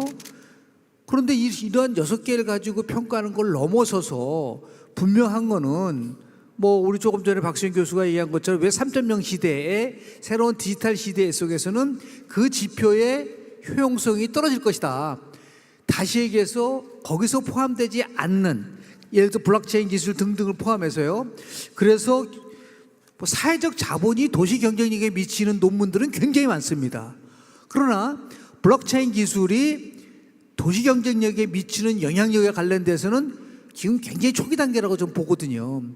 이러한 블록체인 기술을 통해서 그 도시에 살고 있는 시민들이 결국은 강력한 커뮤니티 연대감을 느끼게 할 수만 있다고 한다면 그 도시에 있어서의 경쟁력은 강화될 수밖에 없는 것이고 그것을 결국은 정책화시키고 그것에 대한 연구를 하고 거기에 대한 예산을 편성시키고 이러한 것들은 결국은 정치의 영역이기 때문에 특히 아마 우리 이제 토론자분들께서 얘기를 하셨겠지만 기술보다도 더 중요한 것은 이 기술이 접목되고 적용될 수 있는 규제 완화와 관련된 것은 어떻게 가져가야 될 것이냐. 지금 당장 뭐 우리 박수현 교수가 발표한 내용을 보면은 게임 산업이라든지 가상자산과 관련돼서는 굉장히 부족이기 때문에 여기에 대해서는 지금도 정부에서는 같이 손을 놓고 있는 상황입니다. 이거를 어떤 식으로 펼쳐나가고 어떤 식으로 이거를 전환시켜 줄 것이냐라는 문제는 단순한 기술의 영역을 넘어서 정치의 영역이고 정책의 영역이기 때문에 기술과 정책이 연결될 수 있어야지만이 좀 더 현실화되고 체감될 수 있는 나름대로의 새로운 전환이 오지 않을까라는 생각이 들어서 아마도 저는 그쪽 기술 분야 쪽에서 전문가는 아니지만 이러한 조금 전에 말씀드린 여러 가지 값이라든지 아니면 팔러시에 대한 나름대로의 수립이라든지 국회에서의 입법화의 문제라든지 이런 것들이 잘 접목될 수 있게 이 나름대로의 연구 그리고 또 분석 그리고 교류, 연대 이런 것이 필요하다는 말씀을 좀 드리면서 우리 정유순 교수님이 물어보신 질문에 답하고자 합니다. 네, 감사합니다. 제가 지금 김영주 교수님 말씀 들으면서 여러 가지 생각을 하게 되는데, 그러니까 이제 사실은 이제 우리가 뭐 새로운 산업을 갖다 일으키고 이럴 때 두 가지 이슈가 있는 것 같아요. 그러니까 신산업의 어떤 그런 인프라라면 제가 개인적으로 뭐 벤처 쪽도 오랫동안 보면서 생각해 보면 세 가지 인프라가 필요한데, 하나는 새로운 거기 때문에 기존의 법 체계나 이런 거에서 사각지대에서 법을 새로 제정 개정하거나 또는 뭐 새롭게 해석하거나 이럴 필요성이 있는 게 하나 있고, 또 하나는 뭐 신산업이기 때문에 벤처들이 많아서 이제 투자 뭐 이런 것도 하나 또 있고, 그다음에 지금은 요새는 기술하고 이제 인벌브되지 않은 그런 그 신산업이 없기 때문에 기술적인 어프로치가 있는데, 이제 이런 각도에서 한 가지 그 정책적으로 법을 갖다 만드는 데 있어서는 정치적인 거 정책적인 같이 연결되는 그런 건데, 결국 그것은 민주주의, 실질적인 그런 시장 참여자, 소비자일 수도 있고, 만약에 그게 이제 그 시민이라 그러면 유권자일 수도 있는데, 이런 분들이 적극적으로 참여할 수 있는 그런 시스템이 돼야지만 좀 더 발전한다는 그런 생각이 들어요. 그래서 앞으로 특히 이제 블록체인 또는 웹 3.0이 추구하는 것은 이런 그 정부의 그 레귤레이션, 디레귤레이션 규제 완화뿐만이 아니라 그거 갖다 가능케 하는 어떤 그런 그 자발적인 소비자 또는 그 시장 참여자들의 참여, 그분들은 뭐 시민권자일 수도 있고 소비자일 수도 있고 생산자일 수도 있지만, 이런 것을 어떻게 여하에 잘 이렇게 균형 있게 만드느냐는 굉장히 중요할 것 같아요. 그런 차원에서 볼 때는 블록체인이 전 개인적으로 굉장히 의미가 있고, 왜냐하면 블록체인은 기존의 우리 빅테크의 효율성만을 추구하는 하락기 CPU 컨셉의 어떤 그런 플랫폼이 아니라, 수직적인 효율성 추구 맥시마이제이션의 어떤 그런 플랫폼이 아니라, 지금은 기술적으로 좀 거기에 충분하진 않지만 수평 분권적인 그런 구조 속에서 정말 그 시장 참여자들이 적극적으로 참여할 수 있는 각각의 위치에서 그런 거기 때문에 반드시 저는 이런 쪽으로 간다, 이제 개인적으로 그렇게 생각하는데, 우리 같은 그 기술 성장 곡선에 따라서 지금 아직까지 구구적으로 못 왔지만, 결국 간다고 보면 한국은 지금 어떻게 준비를 하고 그것 갖다 하나의 그 집적체로서의 도시로서는 어떻게 준비를 해야 되는 게 굉장히 중요하다고 개인적으로 생각을 하고 있어요. 그래서 이런 차원에서 한번 또 다른 각도에서 생각을 해보면, 어떤 그 도시, 미래 도시의 지속 가능성, 우리 보통 ESG라고 얘기하는데 지속 가능성을 담보할 수 있는, 그래서 어떤 그런 정치 정책과 자발적인 어떤 시장 참여들의 참여가 같이 아우러질 수 있는 그런 차원에서 거기에 블록체인이 어떤 좀 기여를 할 수 있는가 하는 것을, 뭐 이런 얘기를 좀 많이 저번에도 해주셨는데 우리 김정은 교수님이 좀 말씀 좀 주시면 그 다음 단계로 넘어가도록 하겠습니다.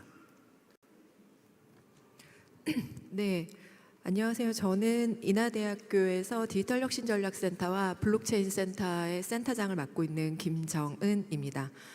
저는 우리 도시가 가지고 있는 문제를 어떠한 디지털 기술과 접목시켜서 해결할 수 있을 것인가에 대한 고민들을 시민과 함께하는 리빙랩 프로젝트를 많이 진행하고 있고요. 또한 블록체인 센터를 맡고 있기 때문에 그런 디지털 기술 중에서도 이런 블록체인 기술이 어떻게 활용될 수 있을 것인가에 대한 프로젝트들을 진행을 해오고 있습니다. 또한 이제 대학교에 있다 보니까 교육 프로젝트들도 같이 진행을 하고 있습니다. 그러한 여러 가지 프로젝트들에 있어서의 제가 이제 중심적인 가치를 두는 것이, 마침 저에게 이제 감사하게도 질문을 해주신 순환 경제 또는 지속 가능한 사회라는 테마입니다. 우리 몸도 혈액이 잘 순환이 돼야지 건강하게 잘 지속할 수 있는 것처럼, 어떻게 해야지 이런 순환 시스템을 각 분야에 있어서 만들 수 있을 것인가를 중심적으로 디지털 기술 또 블록체인이라는 플랫폼을 어떻게 접목할 것인가에 대한 고민들을 해오고 있습니다.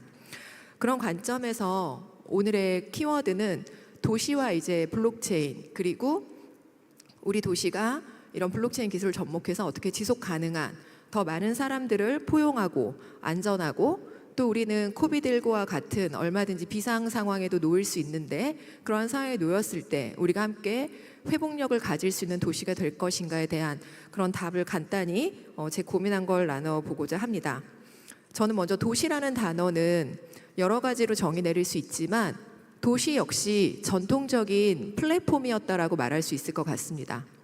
우리가 이제 블록체인 기술은 플랫폼 기술 중에 하나라고 볼 수 있는데, 그 맥락이 동떨어진 것이 아니라 원래 우리 도시라는 것도 기존의 아날로그적인 관점에서 우리가 협력하는 기본적인 연결의 장소였다라는 측면에서 볼 때는, 도시도 가장 우리가 기본적으로 체험했던 협력의 공간이었다라고 볼 수 있겠습니다. 이런 도시의 공간을 제공해줬던 아날로그적인 플랫폼의 가장 중요한 요소는 천연 자원이었습니다. 산업혁명을 이끌 때 그런 산업혁명에 필요한 석탄, 석유, 그리고 또 그런 것들을 운반하기 위한 운하, 이런 것들이 얼마나 근처에 있었느냐라는 것들이 되게 중요한 그 도시의 경쟁력이었고요. 그 다음에 이제 기술 기계들이 꽃피워지게 되면서 그런 기계 인프라, 자본력을 가지고 그런 기계 인프라를 얼마나 갖춘 곳인가, 그리고 거기에서 이제 함께 일을 할 수 있는 인적 자원을 확보할 수 있는 것, 이렇게 지금 천연 자원, 그 다음에 기계와 인프라, 그리고 인적 자원, 이런 세 가지들이 잘 모여진 도시가 성장을 주도해 왔던 것 같습니다. 그렇다면 이제 디지털 트윈이라고 하는 이런 아날로그 도시 관점을 넘어서서 우리는 디지털 도시라고 하는 두 개의 도시 세대를 이제 맞이하게 되는데, 이러한 관점에서 저는 블록체인이 새로운 아날로그 관점의 공간에 플러스 디지털 관점의 도시 공간을 형성해주는 플랫폼으로 활용할 때 그 도시가 경쟁력을 가질 수 있다라는 생각을 가지고 있습니다. 그리고 기존에와 다른 점이라고 한다면, 우리는 기존엔 천연 자원이 되게 중요했다면 이제부터는 아까 박수영 교수님과 앞서 많은 분들께서 말씀해 주신 것처럼 디지털 데이터가 가장 중요한 자원이 될 거라고 생각을 합니다. 그리고 예전에는 기계와 인프라가 중요했다면 우리 인적 자원들을 연결해 줄 수 있는 플랫폼, 디지털 플랫폼을 얼마나 잘 갖췄는가, 공장에 대응하는 개념으로는 그 도시가 가지고 있는 디지털 플랫폼이 될 수 있다고 합니다. 그러면 세 번째는 변하지 않는 요소인 인적 자원이라고 생각을 합니다. 앞서 두 개 자원은 변화가 되겠지만 변함없는 자원이 인적 자원이라고 저는 생각을 하고요. 그런 관점에서 앞에 많은 패널분들께서도 말씀해 주셨던 것처럼 이런 디지털 시대의 인적 자원을 어떻게 우리 인천시가 많이 확보할 수 있는 것인가, 그건 가장 기본적인 질문에 답할 수 있다면 그 시작을 해볼 수 있다고 생각을 합니다. 그건 인천에 내가 있다라는 것을 인천시가 알아주고, 나는 무엇에 관심이 있으며 나는 무엇을 좋아하는가, 나는 어떤 사람인가를 인천시가 알아주고, 이런 내가 인천시 또는 인천시와 연결된, 인천시에 존재하지 않지만 다른 연결된 많은 사람들과 무엇을 가능하게 할 수 있는가를 기억해주고 해낸 것들의 가치를 평가해 줄 수 있는 플랫폼을 가진다면 인천시에 거주하고 있는 인천 시민뿐만 아니라 인천시 디지털 플랫폼에 연결된 세계적인 많은 인재들이 인천시로 몰려들 수 있는 가장 큰 중요한 인프라라고 생각을 합니다. 그래서 이제 요즘에 우리가 앞으로 말하는 것 중에는 커넥토그래피라는 단어가 있습니다. 바로 커넥트, 연결이라는 단어와 지오그래피라는 거를 합친 말인데, 인천시뿐만이 아니라 디지털 플랫폼을 기반으로 해서 인천시와 연결된 많은 인적 자원들은 다 인천시의 인적 자원으로 연결될 수 있다라는 개념이 되겠습니다. 이런 관점에서 인천시는 앞서 오전 세션에서 손혜영 과장님께서 발표해 주셨겠지만 인천시의 메인넷을 구축하고 여기에 가장 처음 시작하는 시도 중에 하나가 앞서 많은 패널분들 말씀해 주신 것처럼 DID 신분증 시스템을 도입을 하려고 하고 있습니다. 인천시에 누가 있으며 이 사람들은 인천시를 위해서 또는 다른 사람들과 무엇을 가능하게 해놨는가를 다 기억하고 가치로 환산시키기 위한 첫 출발점이라고 볼 수 있을 것 같고요. 이러한 인재 양성들을 위한 교육을 올해부터 시작을 하고 내년에도 더욱더 강화해 날 계획을 가지고 있다고 보고 있습니다. 또한 이러한 관점에서 좀 더 구체적인 얘기를 몇 가지 인천시와 함께 고민해 왔던 것들, 그리고 앞으로 그리고 있는 것들을 말씀드리면 가장 중요한 문제 중에 하나는 주차 문제가 대표적인 도시 문제라고 볼 수 있을 것 같습니다. 주차는 비어있는 시간이 있을 수밖에 없는데 그런 시간을 사적인 공간을 개방하는 거는 되게 부담스러운 문제일 수 있고 많은 분쟁의 소지가 있을 수 있어서 공유 주차장에는 큰 어려움이 있습니다. 블록체인 기술이라는 걸 접목을 해서 우리가 상호 신뢰할 수 있는 서로 합의된 약속을 기반으로 공유 주차장 시스템을 운영을 해보는 것들을 인천시와 시도를 하고 있고요. 또 인천시는 새롭게 지금 신도시가 많이 개발되고 있지만 대비적으로 원도심의 빈집 문제라든지 이러한 부분들이 또 더 많이 드러나고 있기도 합니다. 이러한 빈집 문제들을 그 지역에 살고 있는 시민들과 시민들에게 필요한 시설로 변환시키는 것들을 스마트팜 기술을 접목을 해서 빈집이 이제 우리 마을의 농장으로 변하고 회색 담장이 우리 마을의 공동 텃밭으로 변하는 스마트팜 프로젝트를 진행을 하고 있고요. 또한 마지막으로는 지금 환경에 기여하는 곳들은 모든 사람들이 다 같이 함께 진행해야 되는 문제입니다. 누가 무엇을 했는지 가장 정확하게 기억해 줘야 되고요. 통합적인 아이디 하나로 관리가 되어줘야 되는 문제라고 생각을 합니다. 그래서 다양한 기관에서 하고 있는 환경 실천들, 그리고 또 다양한 기업체마다 어플리케이션이 달랐던 부분들을 인천시가 통합해 나가는 프로젝트를 내년에 계획을 세우고 있는 걸 아마 손혜영 과장님께서 오전에 발표를 해주셨을 겁니다. 이렇게 주차 문제, 또 우리 지역의 공동체 문제, 또 환경 기여의 문제들을 인천 시민 하나의 아이디로 연결하고 가치를 기여해서 그런 것들을 우리 인천시 도시에서 사용하고 활용해 나가는 생태계로 연결해가는 것들을 지금 함께 고민하고 있습니다. 그리고 이러한 다양한 아이디어가 합쳐진다면 인천의 그런 많은 인적 자원뿐만 아니라 다양한 다른 외부에 있는 자원들과 함께 지속 가능한 포용력 있는 인천시가 되지 않을까라는 기대를 하고 있습니다. 감사합니다. 감사합니다. 지금 앞에 잘 들리시는 거죠? 아니까 잘 들려요? 옆에서만 잘 안 들리네. 근데 하여간 저도 애써서 저희들 좀 들으려고 하고 있고요. 여러분들 솔직하게 우리 블록체인 세미나 많이 있고 뭐 새로운 기술들을 계속 발전하면서 지금 웹 3.0 얘기도 하지만 웹 3.0도 뭐 솔직하게 지금 데피니션이 정확하지 않고 계속 이발빙 하고 있잖아요. 그래서 계속 뭐 우리 크립토로 시작했지만 가상자산으로 갔다 지금 디지털 자산으로 가고 뭐 처음에 화폐를 했다가 화폐 뭐 동일 가격이 안정해지니까 화폐란 말을 빼고 자산으로 가고 계속 다시 바뀌기 때문에 여기 계신 누구도 계속 이런 신산업에 대해서는 혼돈이 있을 거라고 생각해요. 그런 가운데서 지금 또 전체적인 틀을 막 얘기를 하잖아요. 여러분들은 어떻게 생각하시나요? 저 개인적인 사회자로서 제가 말씀을 드리면 이 거대한 틀의 변화를 어떻게 해석을 할까? 저는 원래 금융에서 시작한 사람이지만 금융만이 아니라 비금융, 금융을 다 통틀어 가지고 세 가지 변화가 일어나고 있다고 생각하는데 하나는 굉장히 중요한 걸 아까 제가 잠깐 말씀드렸지만 이런 수직적인 어떤 버티컬한 어떤 플랫폼에서 지금 호라이즌탈한 플랫폼으로 바뀌고 있다. 이건 대세다. 왜냐하면 빅텍이 대단히 효율적이긴 하지만 가면 갈수록 빅텍의 어떤 리스크, 사회적 소셜 코스트가 커진다. 뭐냐, 결국 불공정 거래의 리스크, 불공정 거래의 가능성 리스크. 왜냐하면 자기가 자체 플랫폼이 시장이기 때문에 자기 관계사가 계속 다른 관계사하고 경쟁할 때 자기 관계사가 편을 들을 수밖에 없고 기업에 대한 불공정 가능성, 그다음에 소비자에 대한 불공정 가능성 이거 갖다 감시하려고 하는 코스가 점점 커지기 때문에 그렇게 갈 수 없다.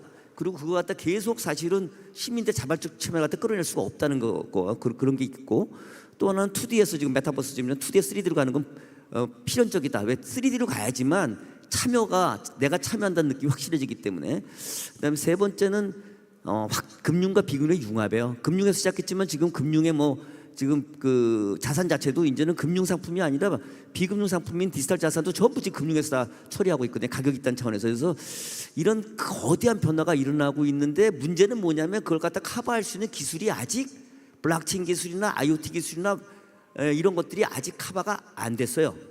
제가 단언한데. 근데 계속 그쪽으로 가요. 그러니까 우리는 처음에는 어떻게 어프로치하는 게 좋으냐면 조각조각 갖다가 우선 만들어서 커버할 수 있는 범위 내에 작은 수익 모델을 만들고 나중에 정말 천재들이 나오게 되면 그 기술 전체가 통합하는 그런 갈대를 기다리면서 가는 게 맞다. 가장 그것이 우리 도시에 또는 우리 블록체인 기반의 어떤 경쟁을 갖다 키울 수 있는 길이라고 좀 생각을 하고 있습니다. 제 개인적인 생각이에요. 여러분들은 동의할 수도 있고 안 할 수도 있는데 그런 차원에서 저는 이렇게 지금 바라보고 있고 그런 차원에서 지금 오늘 이 포럼도 지금 저희가 하고 있다고 생각을 하고 있어요. 여기 제목에 보면은 도시의 문제를 해결할 수 있는 가능성이라고 했는데 아직 거기까지 안 갔어요. 도시의 문제 대표적인 문제가 있다면 볼게요. 환경 문제, 그다음에 고령화에 따른 어떤 의료 헬스 문제, 그다음에 교육의 문제. 교육 지금 이렇게 빨리 가는데 교육 좀 커버할 수 있어요? 안 돼요. 그럼 이거 갖다 어떤 식으로 좀 시민 참여적인 교육을 통해서 할 수 있는가? 그런 교육 문제, 교통 문제 이런 문제들을 어떻게 처리할 거냐 하는 건데 아직 거기까지 안 갔어요. 그러니까 근데 우리는 그걸 작은 단위로 시도는 해봐야 된다. 그런 생각을 합니다. 그러니까 아까 우리 박수영 교수님한테 앉아서 얘기를 했는데 자 우리 차량 공유 이런 부분들도 결국은 이 블록체인 기반으로 연결할 수 있는 거고 교육도 메타버스로 가게 돼서 사실은 대학과 대학 바깥에 어떻게 결합할 건가도 같이 고민을 해야 되는 거고 환경도 지금 태양광 있지만 공공적으로 어프로치 태양광 풍력 이런 부분들 갖다 어떻게 본인 원산지 또는 본인 인증을 하면서 갈 수 있냐는 또 블록체인 기반으로 갈 수 있는 거고 근데 그게 전체를 다 커버하지는 못해요. 용량과 지금 속도가 커버가 안 되기 때문에 그래서 현실적으로 지금 지난 2월달 같은 경우에 홍콩에서 이를테면 블록체인 기반의 토크나이즈된 그린 채권을, 녹색 채권을 발행을 세계 최초로 했습니다. 근데 저희는 이제 이거에서 배울 게 많이 있어요. 그러면 왜 글로 가느냐? 일본도 지금 STO 같은 것들 가는데 그거는 주식으로 가면 너무나 거래가 많아가지고 지금 속도로 커버가 안 돼요. 부동산 채권 정도 커버돼요. 근데 그렇게 해서 먼저 시장을 만들고 비즈니스 모델이 되면 돈이 되기 때문에 그 다음에 또 다음 선순환을 가는 거죠. 우리는 그런 걸 잘 타겟팅해서 가야 된다 이렇게 생각을 하고 있고요. 그런 가운데서 설득할 거면 설득하고 정책을 만들고 이렇게 가야 되는. 제가 왜 이렇게 말을 많이 하냐면 좀 답답해서 그래. 그런 구조로 해석해야지만 갈 수 있겠다 이런 생각을 합니다. 근데 그러면 그런 차원에서 지금 아쉽지만 그래도 좀 수익 모델이 좀 갈 수 있는데 지금 안 되고 있는 부분들이 뭘까? 제가 얼뜻 지금 부동산 얘기를 했는데 부동산 쪽도 저도 관심이 많아요. 정말 정보 비대칭이어서 문제가 많아요. 지금 뭐 전세 사기도 많이 있지만 우리 클레이튼 재단에 우리 조희룡 부사님 계신데 좀 그런 쪽이 좀 연구 좀 하셨잖아요. 좀 그런 차원에서의 사례를 한번 좀 얘기해 주시면 감사하겠습니다. 네, 안녕하세요. 저는 클레이튼 재단의 조일현이라고 합니다. 저는 클레이튼 재단에서 성장 전략이랑 마케팅을 총괄하고 있고요. 사실 여기 무대에 계신 분들을 아까 잠깐 언급했지만 잘 안 들려요. 그래서 오늘 교수님들께서 저 옆에서 잘 안 들립니다. 옆에서 앞에서는 잘 들리시는데. 그래서 교수님들 부사장님께서 이제 이미 말씀하신 부분을 또 다시 제가 반복해서 말씀을 드린다면 양해 부탁드리겠습니다. 교수님께서 이제 뭐 부동산 시장에 대해서 이제 말씀을 드렸지만요. 그거를 얘기하기 전에 제가 오늘 이 자리에서 좀 되게 강조드리고 싶은 두 가지가 있는데요. 첫 번째는 블록체인 기술에 대한 부분입니다. 블록체인 기술은 개방형 기술이거든요. 그러니까 기존에 있는 레거시 2.0 기술들과 달리 특정한 뭔가 용도, 특정한 뭔가 목적을 위해서 만든 기술이 아니에요. 개방형 기술이에요. 심지어 블록체인 기술의 개발 자체도 오픈 소스죠. 이 오픈 소스라는 개념은 사실 한국에서는 되게 익숙하지 않은 약간 좀 영역이긴 해요. 그리고 한국에서 이런 개방형 기술이라는 부분이 좀 익숙하지 않을 수도 있거든요. 그 뜻은 뭐냐라고 하면 결국 본인의 상상력과 본인의 역량에 따라 이 기술 활용도가 이제 책정된다는 이제 부분이거든요. 그런 맥락에서 이제 블록체인은 용도가 되게 다양하게 사용할 수 있는 부분들이 있어요. 거기에 더 나가서 기술은 되게 다양한 용도로 사용될 준비가 되어 있는데 지금까지 저희가 저희 재단을 이제 예를 든다면 2019년부터 되게 다양한 이제 시도들을 했었지만 그거를 뭔가 실천으로 옮기기가 좀 이제 부담스럽고 이제 잘 안 됐었던 부분들은 이제 규제적인 부분이었거든요. 그래서 어떻게 보면 지금까지 되게 달리 규제가 못 따라오고 있는 기술 중 하나가 이제 블록체인이라고 보고 있습니다. 그리고 두 번째는 지금 이제 블록체인에 대한 대중화를 위해서 되게 고민하고 계시는 많은 분들이 여기 있는데 저희는 되게 많이 배웠어요. 그러니까 이제 클레이튼 재단은 2019년부터 활동해왔고 저는 개인적으로 2013년부터 이제 크립토판에서 활동을 해왔거든요. 그래서 되게 이제 크립토에 대한 대중화, 블록체인 기술의 대중화를 되게 고민 많이 했는데 결국 이제 산업이 이제 성숙화되면서 진화가 되면서 느꼈던 건 뭐냐면 블록체인에 특화된 서비스를 통해서 뭔가 사람들을 유입하는 것보다는 우리 실제 현재 존재하고 있는 문제점을 블록체인 기술로 해결해가지고 인프라적인 이제 관점에서 어프로치해야지 이게 대중화가 되겠다는 것을 많이 깨달았습니다. 그래서 이 두 가지를 먼저 좀 이제 말씀을 드렸고요. 여기서 이제 아까 부동산에 대해서 말씀을 드렸는데 좀 이거에 대해서 좀 구체적으로 좀 예시를 하나 말씀을 드릴게요. 왜 제가 예시밖에 말씀 못 드리냐면 아까 앞서 말씀드린 대로 규제적인 제약 때문에 저희가 이거를 뭔가 좀 실체화, 실천으로 가기는 좀 이제 어려웠던 부분들이 있었거든요. 저희 클레이튼 재단에서는요, 이제 연초 한 3월쯤 저희 장기 전략을 발표한 적이 있습니다. 저희 장기 전략 중에 이제 좀 집중적으로 보고 있는 부분이 RWA입니다. RWA는 Real World Asset이라는 부분인 거죠. RWA의 핵심은 토크나이제이션 기술이거든요. 그래서 쉽게 얘기하면 실물 자산을 토큰화하는 기술을 얘기를 하는 겁니다.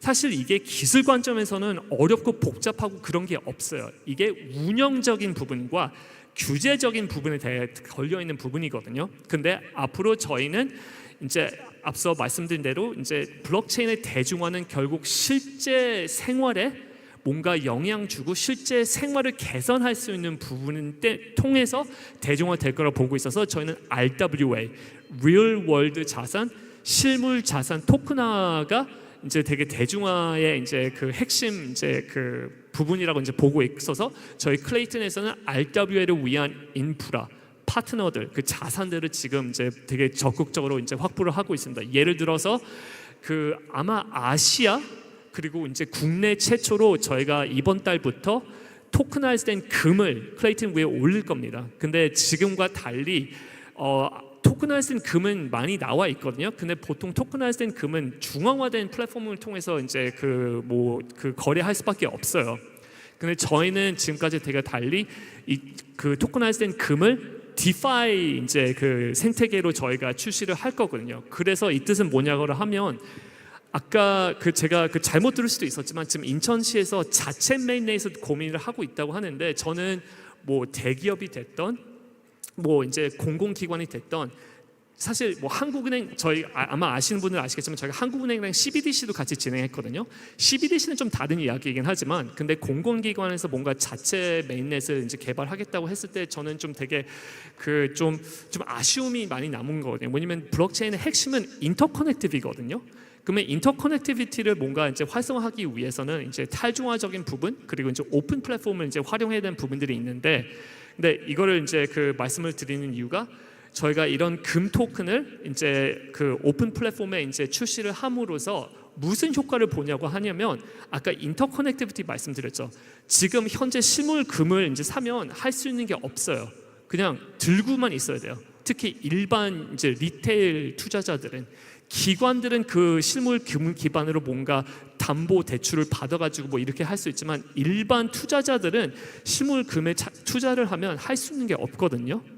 근데 안정적이니까 투자를 많이 해요. 근데 저희가 아까 말씀드린 대로 금을 토큰화해서 해가지고 디파이 출시해서 오픈 이제 형태의 이제 그 거래가 가능해지니까 디파이적인 이제 활용도가 되게 많이 생기는 거예요. 예를 든다면 이제 금 토큰을 통해서 뭔가 그 수수료 yield를 받을 수 있는 뭐 이제 금융 상품이 되었던 이거를 이제 탈중화적으로 담보를 받아가지고 거기 USDT를 이제 받아서 그 USDT를 뭔가 거래를 하던 이런 이제 그 어프로치를 이제 그 진행하고 있는데 좀 길게 말씀드렸지만 이 말씀드린 이유는 저 지금부터 이제 그 말씀드릴 부분에 대한 맥락을 좀 그 얘기하려고 그랬어요. 혹시 여기서 본인이 됐던 주변이 됐던 전세 사기 뭐 경험 있으신 분 손 들어봐도 돼요?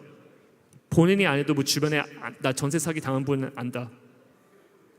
아, 네, 뭐 매체를 보면 진짜 웬만한 사람들 다 당한 것처럼 하는데 그게 아니었나 보네요. 근데 전세 사기가 되게 이제 사회적인 큰 이슈가 이제 되고 있죠. 블록체인에 대한 대중화, 블록체인에 대한 이해도 이런 거를 얻기 위해서는 사실 이제 뭐 규제나 이제 규제권이나 뭐 이제 뭔가 그 주도권을 갖고 있는 사람들의 공감대가 아니고 시민들과 실제 엔드 유저들의 공감대를 얻어야 되거든요. 그러면 그게 뭐냐? 저는 이제 당연히 이제 그 블록체인 기술을 통해서 본 거니까 이제 뭐 카본 크레디트나 이런 걸 관리하는 것도 중요하지만 일반 엔드 유저는 거기에 대한 공감대를 얻기는 되게 좀 어려워하게 하긴 해요. 근데 내가 만약에 일반인한테 가서 제가 블록체인 기술을 통해서 전세 사기를 없애주겠습니다라고 하면 당연히 공감을 갖고 거기에 대한 관심을 갖게 되고 시민들이 일반인들이 거기에 대한 공감과 관심을 갖게 되면 그러면 이제 정치인들이나 이제 주도권에 이제 있는 사람들도 거기에 관심을 자연스럽게 갖겠죠. 그 전세 사기 짧게 좀 부탁. 네. 시간이 다 됐군요. 죄송합니다. 그럼 빨리 마무리하겠습니다. 네. 그러면 이제 그 예를 하나 든다면 전세 사기를 그러면 어떻게 인프라 기술을 통해서 이제 그 해결할 수 있냐? 전세 사기의 원인은 관리 미흡이거든요. 관리 미흡이에요.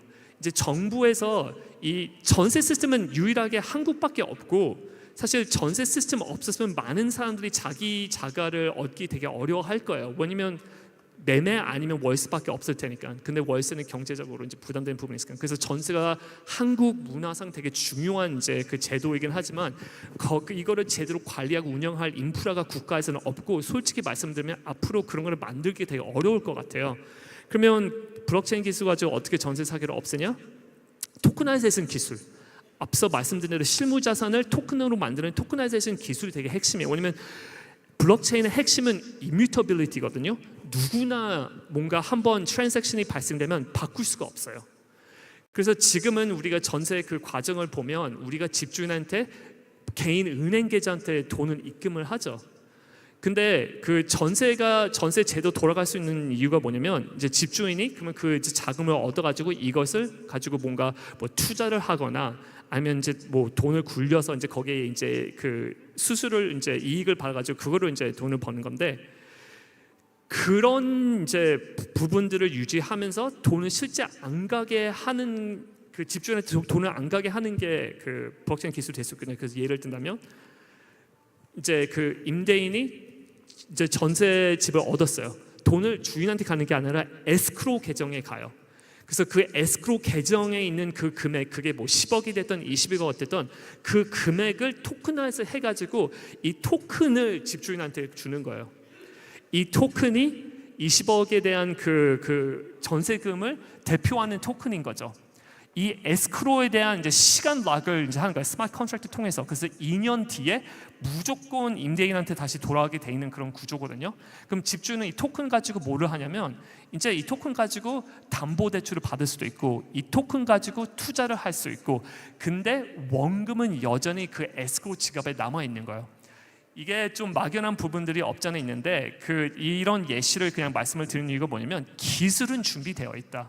근데 규제나 이제 이런 이제 그 정부에서 관리하는 이런 부분들이 좀 개선이 돼야지 이런 게 적용할 수 있다는 부분들을 좀 길게 말씀을 드렸습니다. 감사합니다. 그 부동산 하여간 뭐 블록체인 기술 같은 위변조 방지에 가장 중요한 게 사실은 이제 부동산 뭐 그래 눈으로 보지 않으면 우리가 좀 믿지 못해서 막 그런 부분들이 있기 때문에, 사실 부동산은 이제 블록체인 이렇게 할 수 있다면 굉장히 좋은데, 뭐 여러 가지 또 이슈가 사실은 있어요. 굉장히 좋은 아이디어를 주신 것 같고, 뭐 이런 부분들 갖다가 좀 그 부동산은 사실은 뭐 거래가 빈발하지 않기 때문에 지금 그 블록체인의 어떤 그런 처리 용량 속도로도 충분히 커버할 수가 있어서, 그 정부 차원에서도 제가 보기엔 부동산의 수요 공급 문제가 아니라 사실은 정보 비대칭 문제니까 이런 부분을 갖다 좀 푸는 그런 차원에서 이렇게 하게 되면 훨씬 더 좋은 시장으로 갈 수 있다.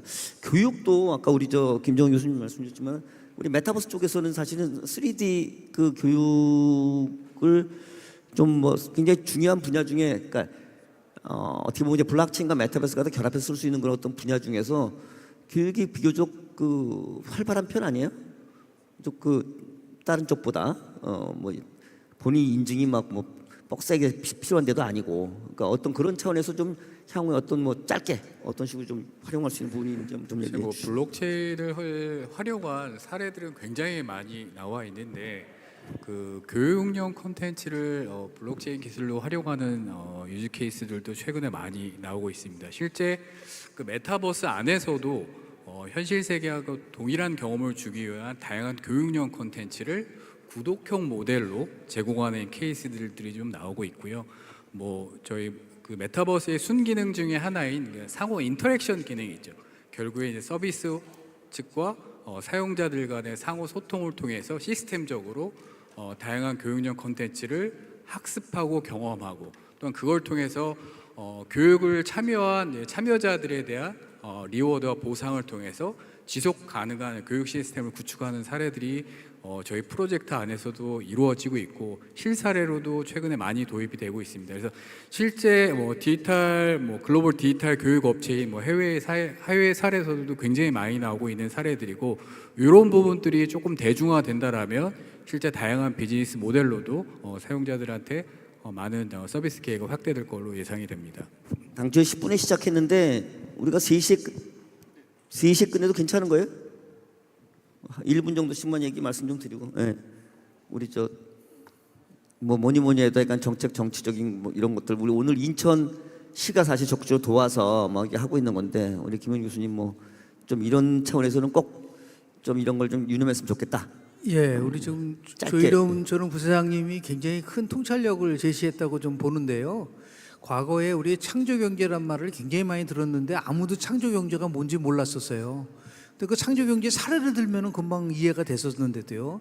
블록체인이 도시 삶의 질에서 어떻게 영향을 줄 것이냐에 대한 아주 굉장히 공감할 수 있고 체감할 수 있는 사례를 만약에 발굴한다고 한다면 블록체인 기술에 대한 대중화는 분명히 빨리 올 수밖에 없는 거라고 보고요. 이게 보면은 바로 오지는 않아요.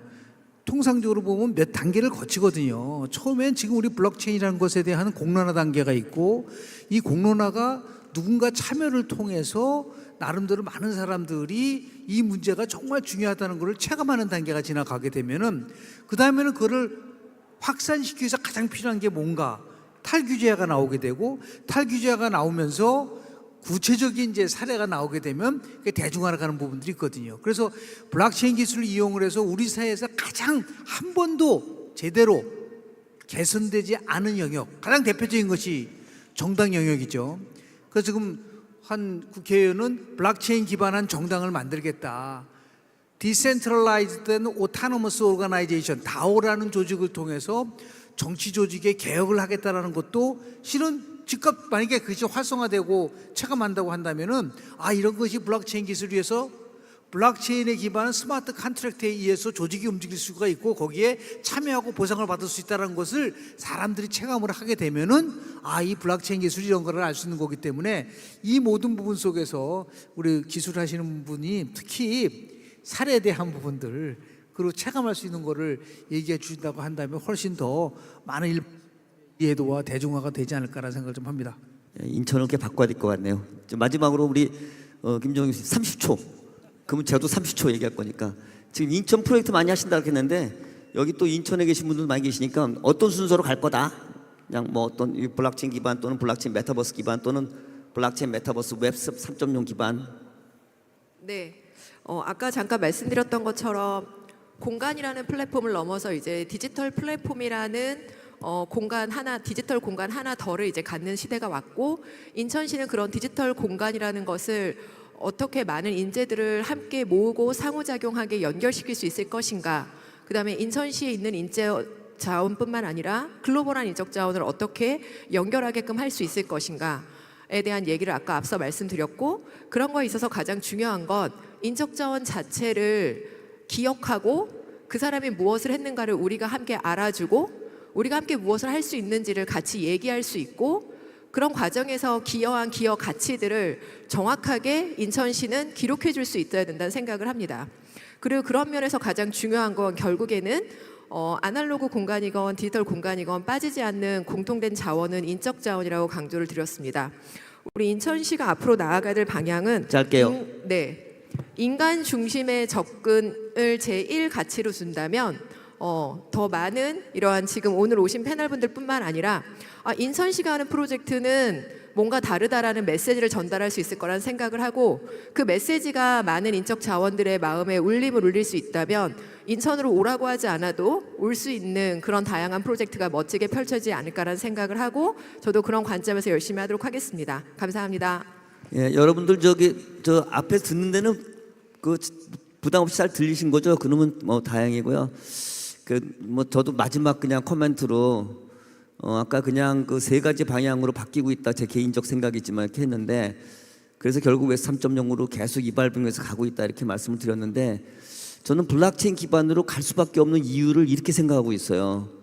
기술이나 이런 부분들이 아직 안 돼요. 그래서 답답하고 뭐 계속 규제도 야 그거 되는 거냐? 뭐 정부 쪽에서는 계속 그러니까 규제가 안 풀리고 뭐 이런 부분들이 있는데, 왜 되는 거로 생각을 하냐면, 여러분 생각해 보세요. 지금 기존의 플랫폼은 그죠? 지금 뭐 미국에 아빠가 있고 중국에 BAT가 있고 한국도 지금 뭐 글로벌 경쟁력은 좀 약하지만 네이버하고 카카오가 있고 뭐 그러긴 한데, 개인들이 참여해가지고 플랫폼에 참여해서 소비자로 참여하고 그런 거로 끝났어요. 그 플랫폼 그 시장인 플랫폼하고 개인들이 참여해요. 근데 앞으로는 개인들이 갖고 있는 IoT 디바이스들이 내 집에 있는 뭐 냉장고가 TV가 또는 뭐 이런 것들이 다 걔네들이 거래할 수 있는 사물 인터넷 거래로, 그러니까 지금은 개인 베이스의 비대면 거래지만 앞으로는 사물 베이스의 비대면 거래로 바뀌고 거기서 데이터가 얻어지는 거기 때문에 개인이 이미 자기의 소유 또는 공유를 갖고 있는 거예요. 어떤 큰 회사 빅테크 플랫폼이 그걸 다 장악할 수가 없어요.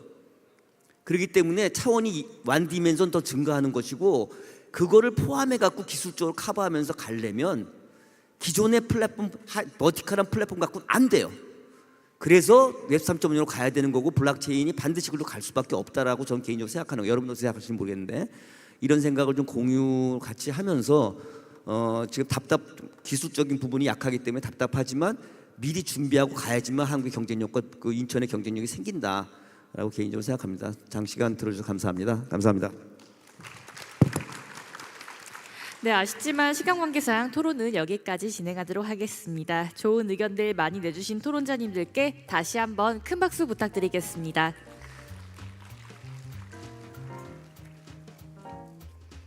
네, 이제 잠시 휴식 시간을 갖도록 하겠습니다. 점심시간 전에 공지해드린 대로 인천시 홍보관 및 기업 부스 방문 후 스탬프를 4개 이상 적립하신 참석자분들을 대상으로 에어팟 2대 경품 추첨 진행하도록 하겠습니다.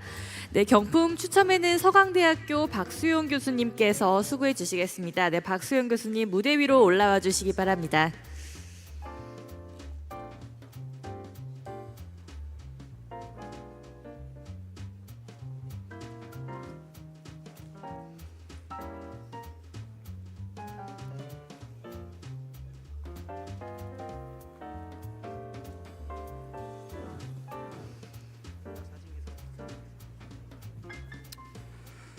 예, 여기 있어요. 여기 뽑은 거 있어요. 뽑아요. 권대현 씨 200607.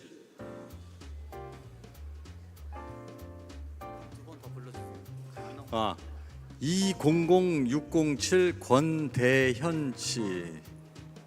아, 가신 모양이네. 너무 아깝네. 저기 있어요. 네, 이쪽으로 나와주시면 저희가 상품 인수 도와드리겠습니다. 한 번 더.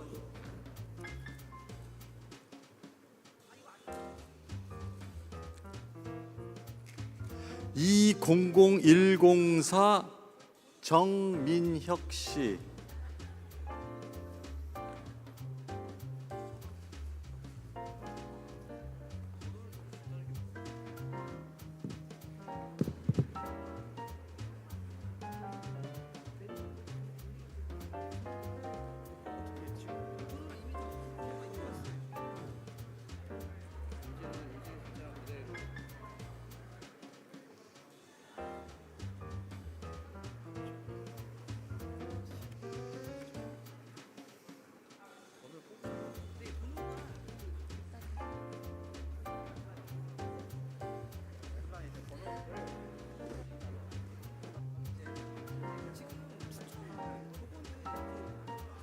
이걸로 아니에요.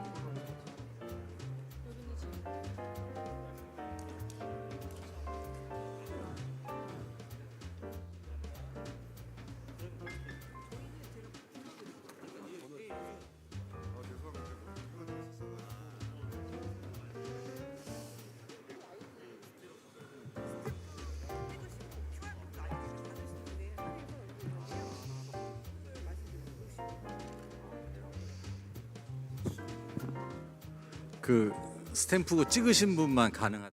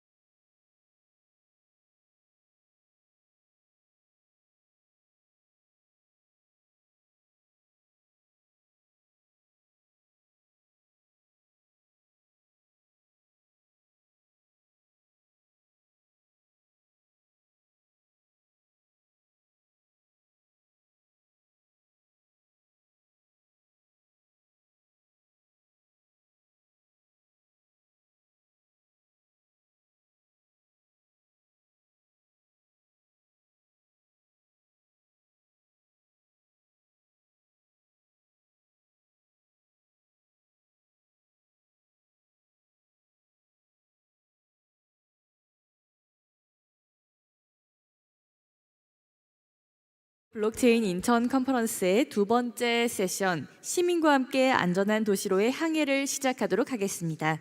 네, 첫 번째 강연자님을 소개해드리도록 하겠습니다. 최명렬 디지털 아이디 표준화 포럼 의장님께서 디지털 플랫폼 경제 블록체인의 역할과 가능성을 주제로 강연을 진행해 주시겠습니다. 큰 박수로 환영해 주시기 바랍니다.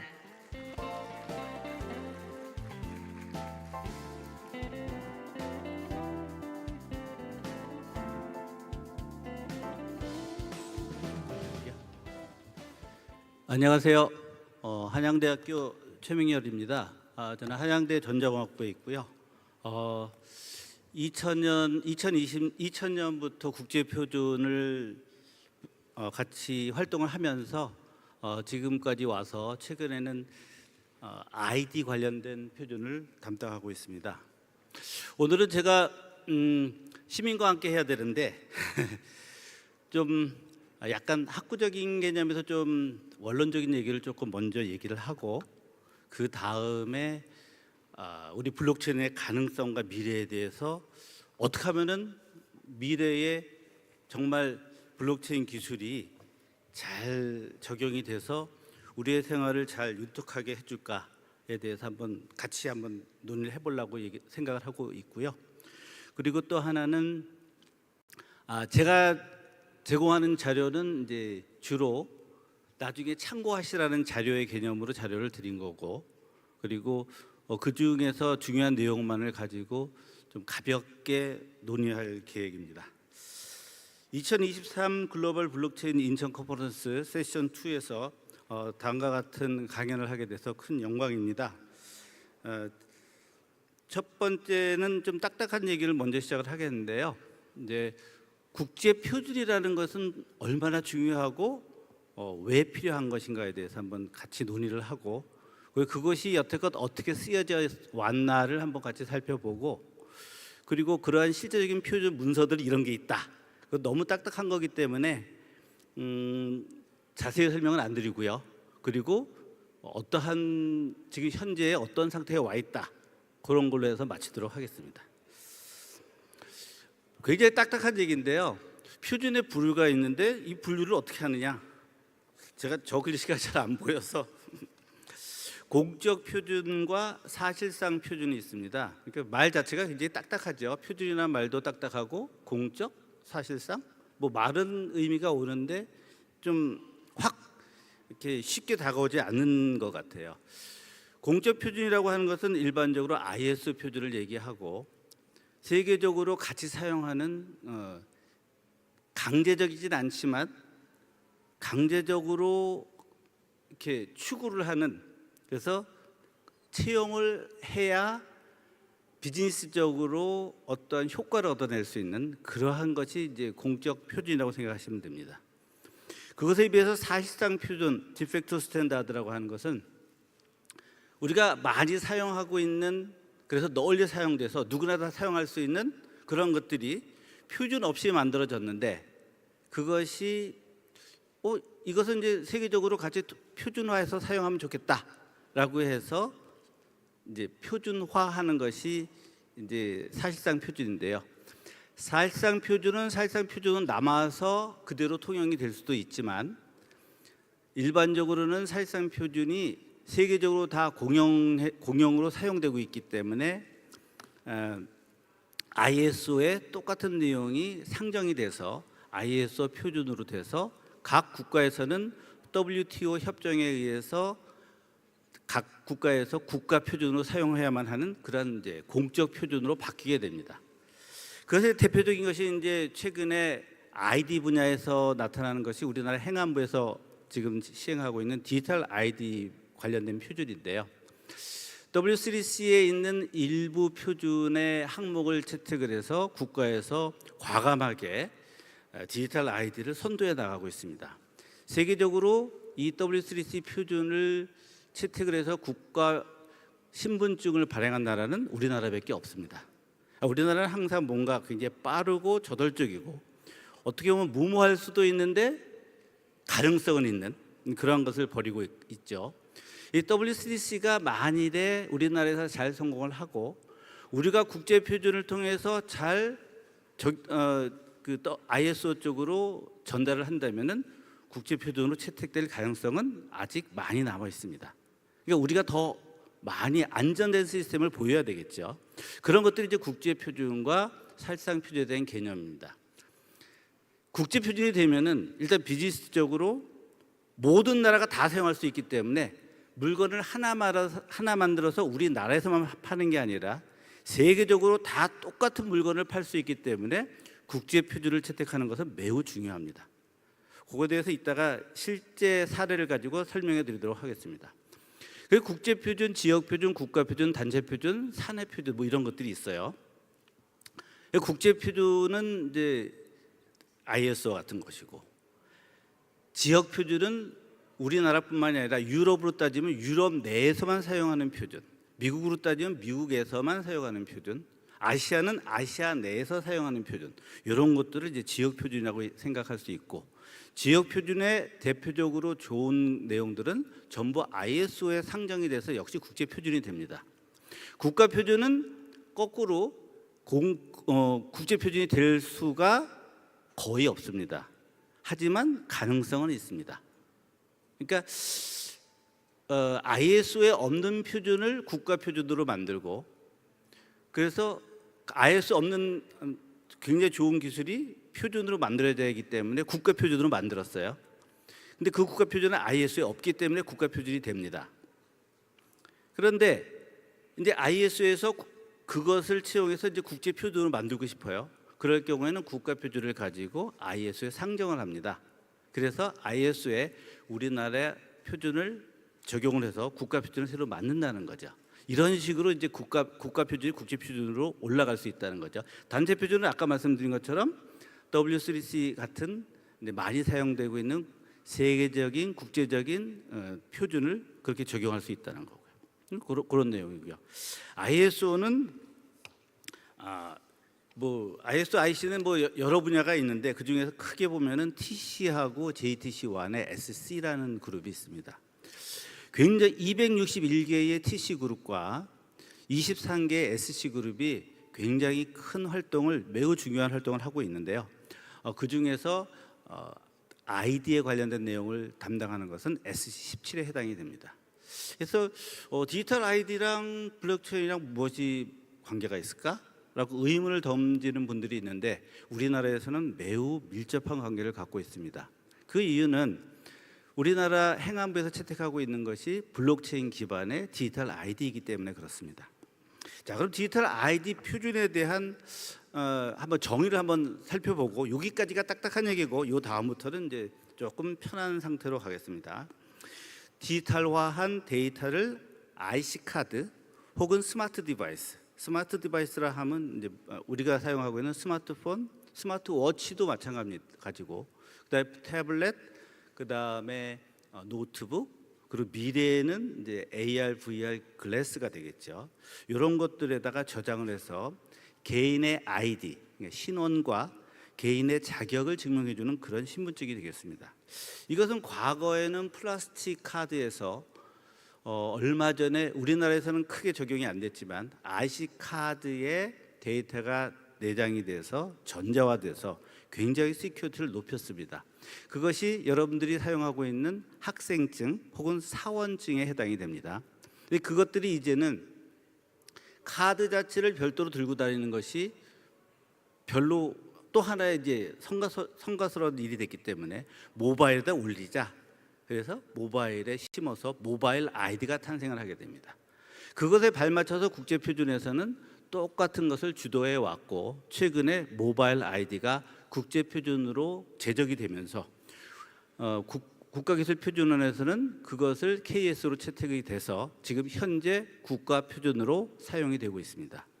국가 표준으로 되면은 강제적인 사항이 아니기 때문에 우리는 우리나라의 아이디를 국가 표준에 의해서 만들어야 될 강제성은 없습니다. 그래서 행안부에서는 국가 표준이 아니지만 블록체인 기반의 디지털 아이디를 내셔널 아이디로 해서 지금 사용을 하고 있는 거죠. 여기서 이제 모순이 생기기 시작을 하는데,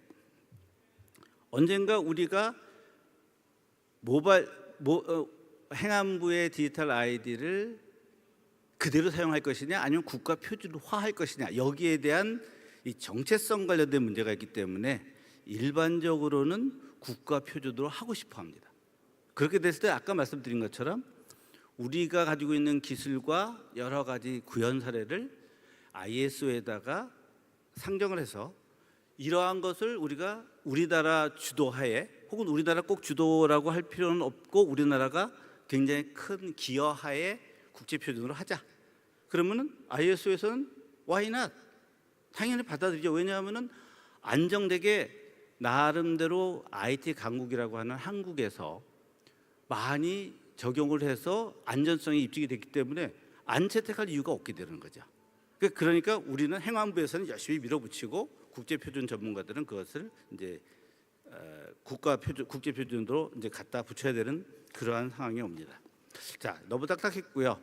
교통카드를 한번 예를 들어 보겠습니다. 1994년 5년 얘기입니다.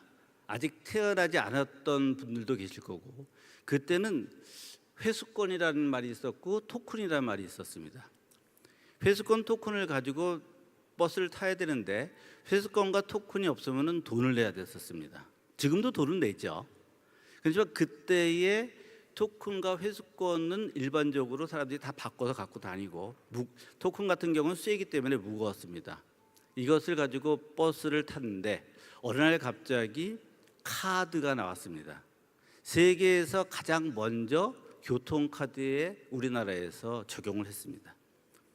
이 교통카드는 우리나라가 굉장히 단시간 내에 세계적으로 가장 큰 붐을 이뤘고 그것을 만일에 잘 포장을 해서 혹은 좋은 가이드라인을 통해서 세계로 진출했다면은 우리나라의 교통카드가 세계에 전부 다 깔렸고 그것을 중심으로 해서 표준이 진행이 됐을 겁니다. 근데 그때만 하더라도 우리나라가 잘 살던 시대가 아니기 때문에 표준이 무엇이지? 여러분들도 아마 오늘 제가 말씀드리는 표준에 대해서 처음으로 표준이 이런 거구나 라는 걸 이제 깨닫기 시작을 하게 될 텐데 그때만 하더라도 표준은 남이 한 거 갖다 쓰면 되지 뭐 내 맘대로 만들어서 팔면 되지 이런 거였었거든요. 그래서 이제 그것은 무산되고 그 다음부터 이제 전자화폐라는 개념이 막 도입을 하게 됩니다. 이때 처음에 나왔던 아시카드의 첫 국제 표준을 만든 것이 이제 우리 SE17의 ISO고요.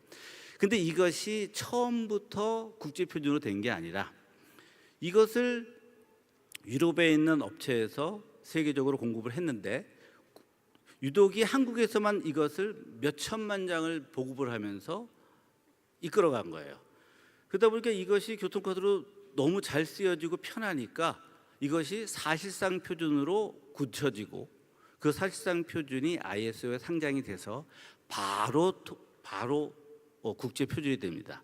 일반적으로 제안을 해서 국제 표준이 되는데 걸리는 시간은 최소 3년에서 3년 반에 걸리는데 이 경우에는 이미 다 통과된 거기 때문에 굉장히 빨리 국제 표준으로 된 사례입니다.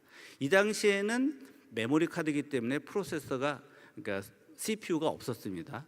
이것이 이제 금융 카드로 적용이 되면서 여러분들이 현재 쓰고 있는 모든 IC 카드라고 하는 금융 카드가 탄생이 되고 여기에 마이크로 프로세서가 탑재가 됩니다. 이것은 굉장히 퀀텀 컴퓨팅이 나오기 전까지는 굉장히 안전한 그러한 하드웨어로 보안을 처리하고 있기 때문에 이것은 사용해도 전혀 위험성이 없습니다. 여기에다가 이제 전자 여권을 적용을 합니다. 이제 2001년 9.11 사태 이후에 세계적으로 국가 간의 출입 통제를 위해서 여권을 전자화하게 되는데 그때에 우리나라에서는 굉장히 빠른 속도로 이것을 채택하게 됩니다. 그 이유는 미국에서 전자 여권을 너희 나라가 한국이 채택을 하면은 한국에 대해서 우리가 무비자 개념으로 너희를 대우를 하겠다. 그러니까 한국에서는 안 할 이유가 없죠. 그래서 한국에서는 바로 채택을 해서 세계에서 굉장히 빠른 보급 속도로 먼저 채택을 하게 됩니다. 그래서 사용하고 있는 것이 바로 전자 여권인데 이것이 최근에 이제는 모바일 시대다. 모바일 시대에 모바일로 먼저 올릴 어떤 아이디가 무엇이 있을까? 그래서 처음에 적용한 게 바로 운전면허증에 해당이 됩니다. 이 운전면허증은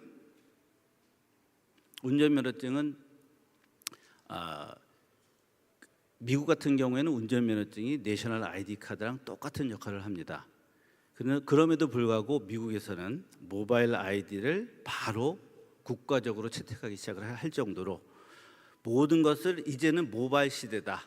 그래서 모바일 아이디에 운전면허증을 채택을 해서 국제 표준화했고, 이것은 지금 2021년에 잠깐만요. 혹시 해서 2021년에 18013-5라고 하는 표준에 의해서 국제 표준으로 공표가 되면서 우리나라에서도 KS로 채택을 하게 됩니다. 이와 맞물려서 우리나라에서는 행안부에서 블록체인 기반의 디지털 아이디를 적용하게 되죠. 이것이 조만간에 모바일 여권으로 이제 또 다시 확장이 되게 됩니다. 모바일 여권을 확장하게 되면 여러분들은 스마트폰만 가지고 다니면 되고, 그렇지 않은 분들은 그냥 기존의 여권을 가지고 다니면 됩니다. 모바일 여권을 가지고 다니게 되면 어떤 효과가 일어나냐 하면은, 모바일 여권에 의해서 여러분의 모든 필요한 생체 정보가 모바일 여권에 들어가 있기 때문에 바로 모바일 폰 하나를 가지고 출입국 심사를 할 때도 그대로 통과가 되고, 또 하나는 비자 역시 모바일 여권에 같이 포함이 됩니다. 그래서 이제 국가 간의 비자 문제가 손쉽게 해결이 된다는 거죠. 그래서 이제 모바일 여권에 대한 내용이 이제 이와 같이 확대가 될 걸로, 조만간 확대가 될 걸로 예상을 하고 있는데, 그래서 다시 한번 모바일 운전면허증이 탄생하게 된 것을 간단하게 살펴보면은, 맨 처음에는 그냥 프린트되어 있는 그냥 카드였던 것이, 조금 전에 말씀드렸던 비접촉식의 CPU를 내장하고 있는 IC 카드, 스마트 카드라고 하는 것에 탑재가 되었고, 거기엔 역시 육안으로 볼 수 있는 프린트와 디지털로 데이터가 저장되어 있는 스마트 카드, 그것이 디지털 정보가 모바일로 옮겨가면서 모바일에서 이제 아이디를 제공해 주는 것이죠. 그럼 여기서 도대체 표준이 무엇일까? 여기서 표준은 카드와 혹은 모바일과 단말기 간에 읽어나가는 통신 프로토콜과 여러 가지 물리적인 조건입니다. 그러니까 예를 들어서 스마트 카드 같은 경우는 13.56메가의 주파수를 사용하고 있는데, 13.56메가를 사용할 때에 거기서 보내는 여러 가지 데이터 스트럭처, 그리고 카드와 디바이스, 그러니까 읽어서 판독하는 판독기, 그걸 리더라는 말로 보통 쓰죠. 그 리더와의 통신 프로토콜, 그리고 그 통신 프로토콜 간에 꼭 필요한 시큐리티 관련된 내용, 이런 것들이 다 표준으로 제정이 됩니다. 여기서 이제 재밌는 얘기가 나오는데요. 요 얘기를 먼저 말씀드리고 넘어가겠습니다.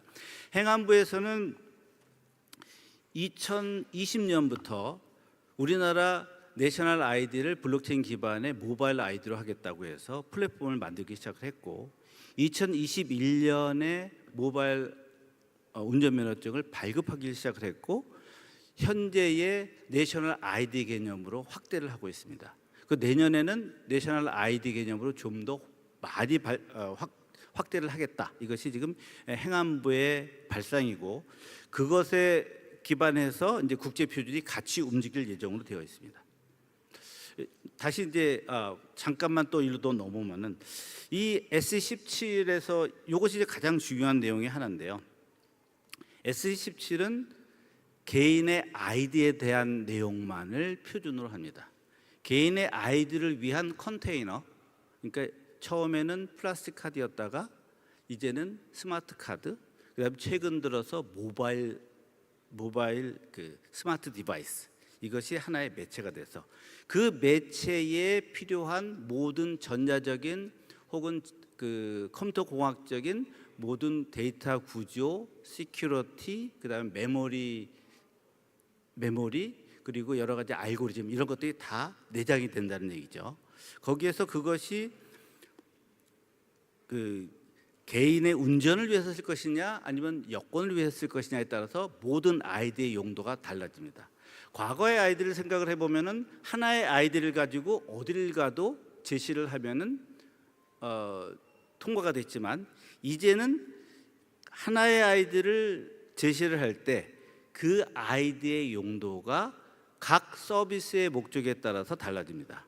예를 들어서 내가 술을 사야 될 때는 내 술에 대해서 내가 술을 구입할 때 내 아이디가 술을 살 수 있냐 없냐를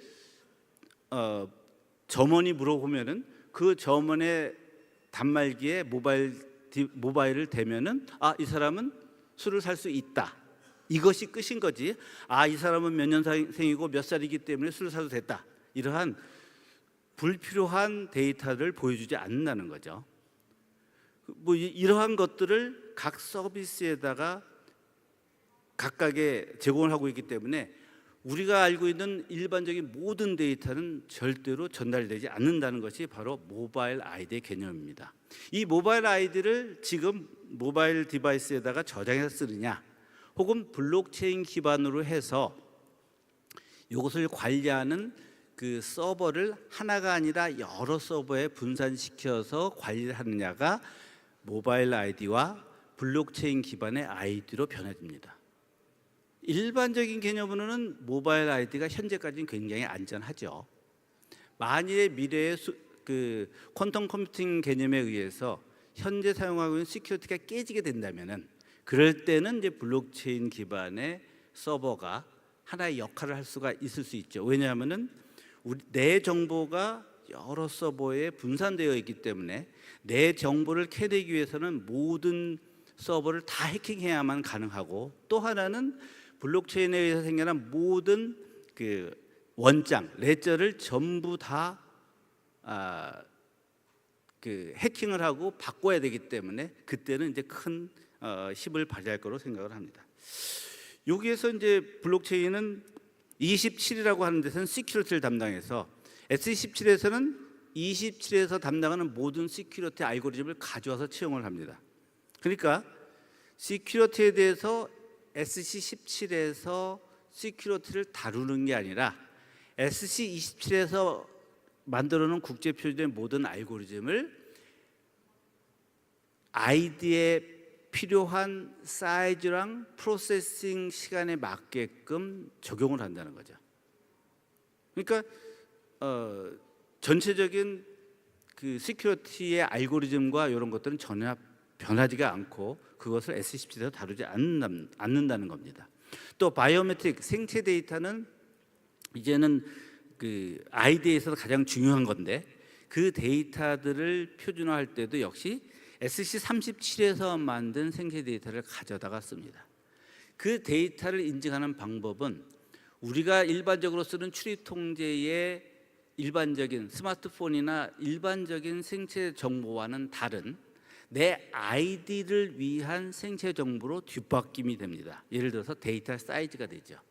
데이터 사이즈가 왜 중요하냐면은 IC 카드나 모바일 그 메모리에 적당 수준으로 들어가서 그것이 굉장히 빠른 속도로 처리가 돼야 되는 그 시간 때문에 S17에서는 그것을 그 표준을 해트리지 않고 그 표준에 기반을 둬서 바꾸게 됩니다. 그러니까 여기서 역할 분달이라는 개념이 나온다는 거죠. 표준이라고 하는 것은 나도 하고 너도 하는 게 아니라 각 위원회에서는 자기 것만, 그래서 스코프란 말을 쓰는데 자기 스코프에 있는 내용만 해야 된다는 겁니다. 그러니까 여기에서 이 표준에 대한 모든 기반이 기술 발전과 앞으로의 모든 가능성을 높여준다는 그런 거죠. 시간이 너무 많이 가서 이제 줄여야 되겠는데, 그래서 이제 여기서 이제 말씀드릴 거 하나가 TC307입니다. TC307은 이제 블록체인이기 때문에 여러분들이 관심이 있을 것 같아서 이제 말씀을 드릴 거예요. TC307이라고 하는 건 뭐냐면은 블록체인 기반의 표준입니다. 이 TC307에서 굉장히 이제 최근에 생겼기 때문에 TC는 굉장히 그 실질적인 표준을 하는 기관입니다. TC307에서 최근에 굉장히 황당한 일을 벌이고 있는데 뭐냐 하면은 그 맨 아래에 있는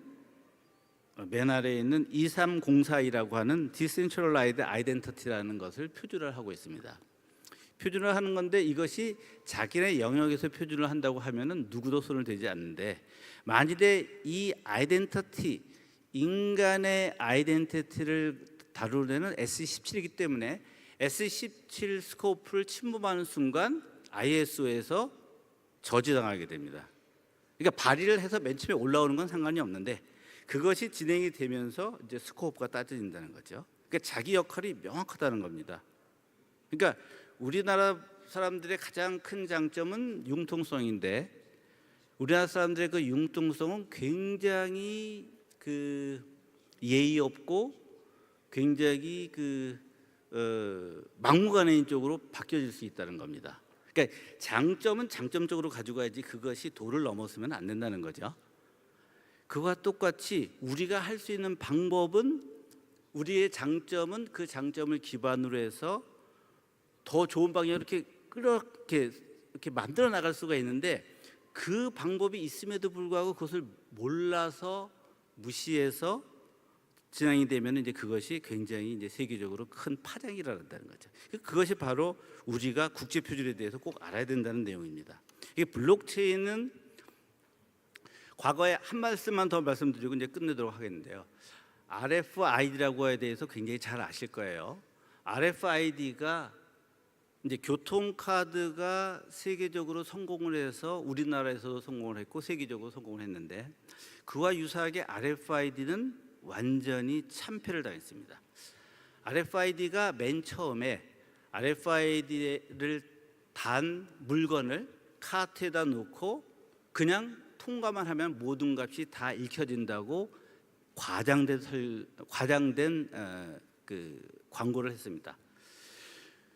그거는 기술적으로 불가능한 거거든요. 왜냐하면 전파하는 것은 습기에 약하고 그리고 금속에 약하기 때문에 굉장히 고가의 비싼 물건을 물로써 포장되어 있는 거에 숨겨놓는다든가 아니면 이렇게 가려놓는다든가 아니면은 금속판을 사서 가려놓으면 그건 읽힐 수가 없는 거거든요.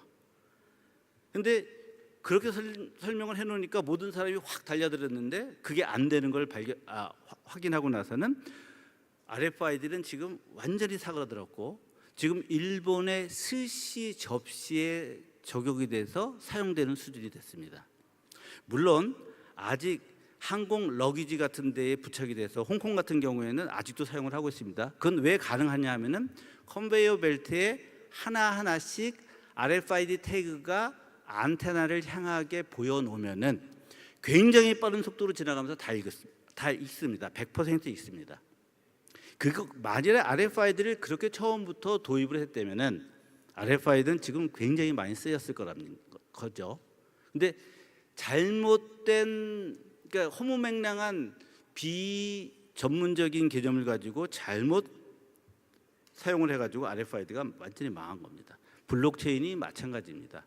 블록체인이 굉장히 중요한 이유는 우리가 인류가 살 때 가장 중요한 것을 저는 첫 번째 아이덴티티, 내 아이디고 두 번째가 일단 살아나갈 때 필요한 것은 돈입니다. 아무리 돈이 많아도 그게 내 거라는 걸 증명을 못하면은 그 돈은 내 게 아닌 거가 되는 거고요. 그러니까 내가 중요한 거고 그리고 내가 있을 때 살아나가기 위해서 돈이 필요하니까 그 돈이 내 거에 들어와서 보증이 돼야 되죠. 그것을 둘 다 만족시키는 최고의 현재의 기술은 블록체인입니다. 그것을 입증한 것이 바로 비트코인이었고 이더리움입니다. 하지만 굉장히 그 참신하고 좋은 비즈니스 모델을 가지고 내가 이러한 비전을 가지고 이러한 프로젝트를 하기 위해서 돈이 필요하니까 먼저 코인을 가지고 돈을 사면은 그 돈을 가지고 나는 이런 걸 하겠습니다 라고 했는데 이것이 일반화되면서 다른 사람들이 돈이 딱 들어오고 나니까 생각이 바뀌어서 돈을 딴 데 쓰고 그거에 투자한 모든 사람들이 다 패망하는 그러한 결과를 가져왔습니다. 블록체인은 이제부터 새로운 문을 열 것인데 그것은 처음부터 다시 시작한다고 하면은 아직은 블록체인은 굉장히 밝은 미래를 갖고 있습니다. 그래서 여러분들이 블록체인에 관련된 많은 것들을 노력을 하시면은 제가 보기에는 충분히 우리가 성공할 것이라고 생각을 한다는 거죠. 자, 그러면 여기 있는 내용들은 그냥 보시면은 잘 몰라요, 사실은. 하지만 관심 있게 보시고 그런 내용이 어디서 본 적이 있는데 라고 하시면은 아마 나중에 도움이 될 겁니다. 마지막으로 디지털 월렛입니다. 최근에 디지털 월렛 관련된 것이 국제 표준으로 굉장히 확대되고 있는데요. 이것이 이제 ISO에서 정식으로 워킹 그룹으로 등록이 돼서 국제 표준을 한다고 하면은 첫 번째 여기에서는 아이덴티티, 내 아이디에 관련되어 있는 것을 국제 표준화 할 것입니다. 물론 지금 금융 쪽에서는 금융 전자지갑 관련돼서 국제 표준을 시행을 하고 있습니다. 하지만 그 국제 표준 그 전자지갑은 내 아이디용으로 사용하지 못합니다. 그러니까 여러분들이 아셔야 될 게 그 표준이 여기 있는데 그럼 이걸 쓰면 되겠지가 아니라 내가 생각하는 그 용도에 맞는 지갑을 원하시면은 그 위원회에 맞는 표준을 따라서 개발을 하셔야 됩니다. 그것이 이제 국제 표준의 개념입니다. 그래서 이제 AG3라고 해서 지금 많이 열심히 하고 있다는 얘기고요. 마지막으로 다시 말씀드리면은 모바일 운전면허증은 2021년 9월에 국제 표준으로 공표가 돼서 KS 부합화가 돼서 현재 KS입니다. 그러니까 지켜야 된다는 거죠. 강제 사항이 아닙니다. 아까 말씀드렸지만 근데 지켜야 된다는 거고요. 무시할 수 없다는 거고. 그다음에 이제 EID 시스템이라고 해서 운전면허증 외에 모든 아이디에다가 다 이 표준을 지켜야 된다라고 하는 개념이 나온 게 2320-1이라고 하는 것이 올해 2월에 공표가 되었습니다. 역시 이것은 국가 표준으로 부합화가 됐고 내년부터 효력이 발생되는 걸로 저는 알고 있습니다. 그 외에 생체 아이디 관련된 내용도 현재 부합화가 진행이 돼서 내년부터 적용이 되는 걸로 알고 있고요. 그 외에 드론 면허증, 아까 말씀드렸던 전자여권 이것들이 아마도 조만간에 국제 표준으로 될 것입니다. 생각보다 너무 시간이 빨리 가서 제가 원래는 얘기를 이거보다 훨씬 빨리 하는데 오늘 너무 제가 여유를 부리느라고 제가 말씀드릴 내용을 다 못한 것 같습니다. 하지만 시간이 다 됐기 때문에 이것으로 마치도록 하고 혹시 다음번에 또다시 이런 기회가 있으면은 좀 더 구체적인 것을 저 말고 다른 강사들께서 더 준비를 해서 좀 더 구체적으로 설명할 수 있는 기회를 만들도록 하겠습니다. 이것으로 마치도록 하겠습니다. 감사합니다. 네, 좋은 강연 해주신 최명희 회장님께 다시 한번 감사의 말씀 전합니다. 네, 그럼 두 번째 강연자님을 소개해드리도록 하겠습니다. 정효진 SK텔레콤 웹3 플랫폼 개발팀 리더님께서 웹 3.0 시대의 인증기술 진화 방향을 주제로 강연을 진행해 주시겠습니다. 큰 박수로 모시겠습니다. 예, 안녕하십니까. 이런 자리에 발표를 하게 돼서 영광입니다. 제가 오늘 소개해드릴 내용은 그 웹3라고 부르죠. 웹 3.0 시대의 인증기술 진화 방향인데요. 저는 현재 SK텔레콤의 웹3 CO라고 하는 조직에서 개발팀을 담당을 하고 있습니다. 아마 SK텔레콤에 인증하면 떠오르는 어플리케이션이 있으실 거예요. 패스라고 하는 앱인데요. 주로 본인 확인 관련된 서비스를 제공을 하고 있고 예전에 저희가 아이디 패스워드로 진행하던 그 각 서비스들의 인증 대비해서 현재 많은 부분들이 본인 확인 기반으로 바뀌어 있고 또 아이디와 패스워드가 헷갈리셔서 항상 난처하셨던 부분들을 많이 해소하고 있다고 생각을 합니다. 그것뿐만이 아니라 기존의 공인인증서나 여타 복잡했던 프로세스들을 본인 인증으로 해결하시는 경우들이 점점 그런 케이스들이 넓어지고 있는 걸 느끼실 거예요. 그러면 이제 저희가 현재는 웹 2.0 시대에 이제 살고 있고 앞으로 다가오는 웹 3.0에 관련한 내용들에 기반해서 어떤 인증 관련된 기술들이 온라인되어 있고 또 저희가 논의해야 되는지 그 내용들을 간단히 좀 제가 소개를 드리고요. 실제로 저희 SK텔레콤에서 인증에 관련해서 웹 3.0 즉 이제 블록체인 기반의 분산 시스템 기반의 인증을 바라보는 관점을 좀 같이 공유하려고 합니다. 그래서 우선 저희가 봐야 될 것은 웹 3.0이 어떻게 변화하고 있는지 한번 보셔야 될 것 같아요. 이제 웹 3를 대표하는 이제 키워드인데 앞서서 뭐 많이 들으셨을 거예요. 탈중앙화, 거버넌스 다 분산 시스템 기반으로 만들어지는 새로운 패러다임이고요. 거기서 나오는 기술적인 부가가치로 프라이버시, 그다음에 디지털 자산 소유권 등등이 언급이 되고 있습니다. 그리고 또 한 가지로는 AI와 같은 신 기술, 챗GPT와 같은 기술들이 지금 많이 논의가 되고 있는데 사실 그 각각이 저희 텔레콤에서 주로 하고 있는 기술 내용들이에요. 마지막으로는 이제 가상세계, 메타버스 생태계 이런 것들이 언급이 되고 있습니다.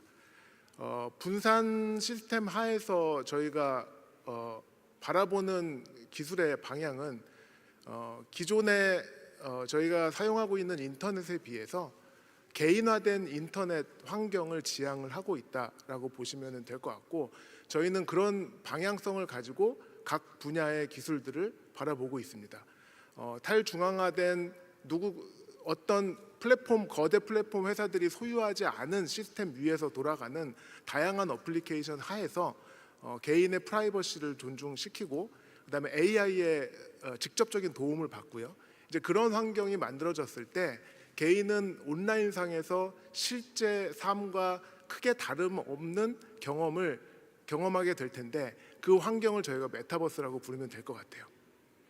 자, 그럼 웹 2와 웹 3, 웹 2.0과 웹 3를 비교해 보면 사실은 기술의 진화는 그렇게 한 번에 넘어오거나 변화하지 않기 때문에 체감으로 잘 못 느끼실 수는 있겠지만 웹 2.0 같은 경우에는 플랫폼으로서의 웹 저희가 많이 사용을 하고 있죠. 페이스북이나 구글 같은. 반면에 웹 3의 경우에는 탈중앙화된 웹이나 서비스를 지향을 하고 있습니다. 2.0 같은 경우는 읽기와 쓰기가 주로였는데요. 3.0 시대에는 읽기 쓰기와 더불어서 무언가를 디지털 환경 하에서 소유할 수 있는 환경으로 변하게 되고요. 기존의 플랫폼 기반의 경제 모델이었던 것이 프로토콜 기반의 경제 모델로 바뀌게 됩니다. 여기서 웹3에서 새로 등장한 단어는 소유라고 하는 단어가 있고 프로토콜 경제라고 하는 말들이 새로 나왔습니다. 자, 프로토콜 경제는 어떤 모습일까요? 가운데 블록체인이라고 부르고 있는 분산 원장들이 놓여 있고요. 그 위쪽에 스마트 컨트랙이라고 이 분산 원장들을 동작시킬 수 있는 계약 관계들이 올라가 있습니다. 기존에는 저희가 페이스북이나 구글과 같은 플랫폼을 사용할 때는 플랫폼에서 제공하는 센트럴라이즈된 인프라에 데이터가 저장되고 구글이나 페이스북이 제공하는 어떤 계약 관계에 의해서 동작하는 페이스북이나 인스타그램을 보셨는데요. 이제 그 부분이 공공의 영역으로 넘어왔다고 보시면 될 것 같고요. 사실 그것들을 움직이는 조직을 DAO, 탈중앙화된 조직이라고 부르고 그리고 그것을 사용하는 사용자는 웹3 사용자인데 DAO나 웹3 사용자는 기존과 다르게 내가 웹3 세상에서 어떤 활동을 함에 의해서 보상을 받을 수 있는 메커니즘으로 이루어져 있습니다. 이거를 주로 프로토콜 경제라고 이 세계에서는 부르고 있고요. 그리고 그 프로토콜 경제가 동작하기 위해서 웹3 인프라 안쪽의 공공 플랫폼에서는 토큰 기반의 자산이 동작을 하고 있습니다. 근데 사실은 저희 같은 대기업에서 가장 문제가 되고 이 웹3 환경으로 들어가기 힘든 부분은 기관, 정부에 의한 법 규제나 표준화 이 부분이 빨리 이루어지지 않는 부분이 저희한테는 가장 힘든 부분이긴 한데 어찌 됐던 요와 같은 내용들이 포함되어서 같이 동작하는 모델을 웹3 프로토콜 경제라고 보시면 될 것 같고요. 자, 플랫폼 모델과 프로토콜 모델을 어떻게 다를까요? 2016년도에 뉴욕에 있는 벤처 캐피탈에 있는 조엘 모네그로라고 하는 분이 좀 촉발한 어떤 이론인데, 기존에는 팻 어플리케이션 모델이었는데 앞으로 웹 3.0 시대로 가면서 팻 프로토콜 모델이 될 것이다. 이제 밸류에 대한 이동이 시작이 된다.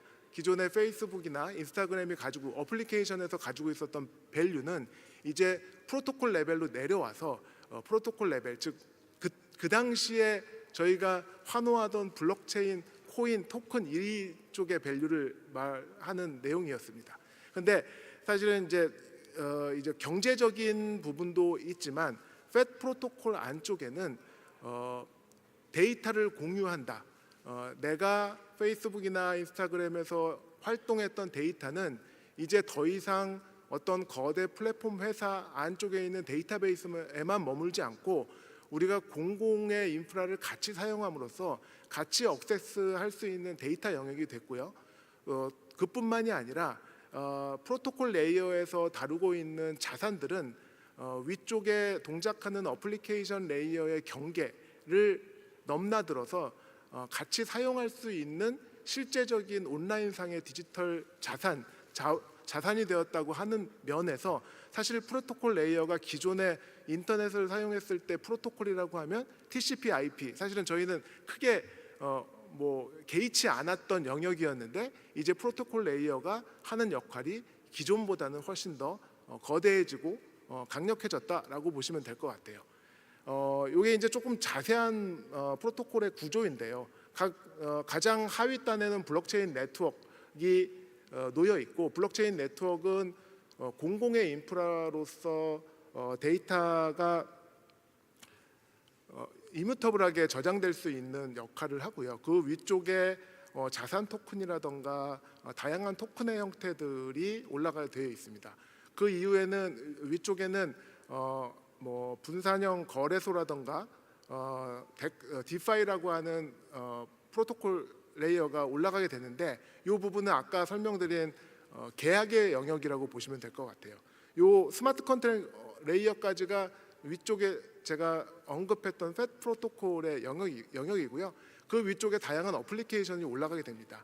기존에 페이스북이나 인스타그램에서, 이건 좀 다르죠.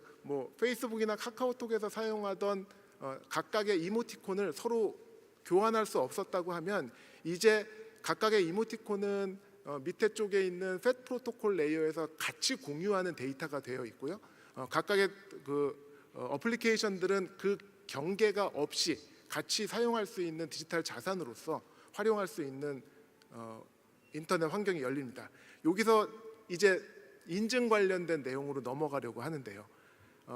웹3 환경에서의 D앱들과 이 팻 프로토콜 레이어를 연결하는 중요한 기술적 포인트가 있습니다. 그게 프라이빗 키인데요.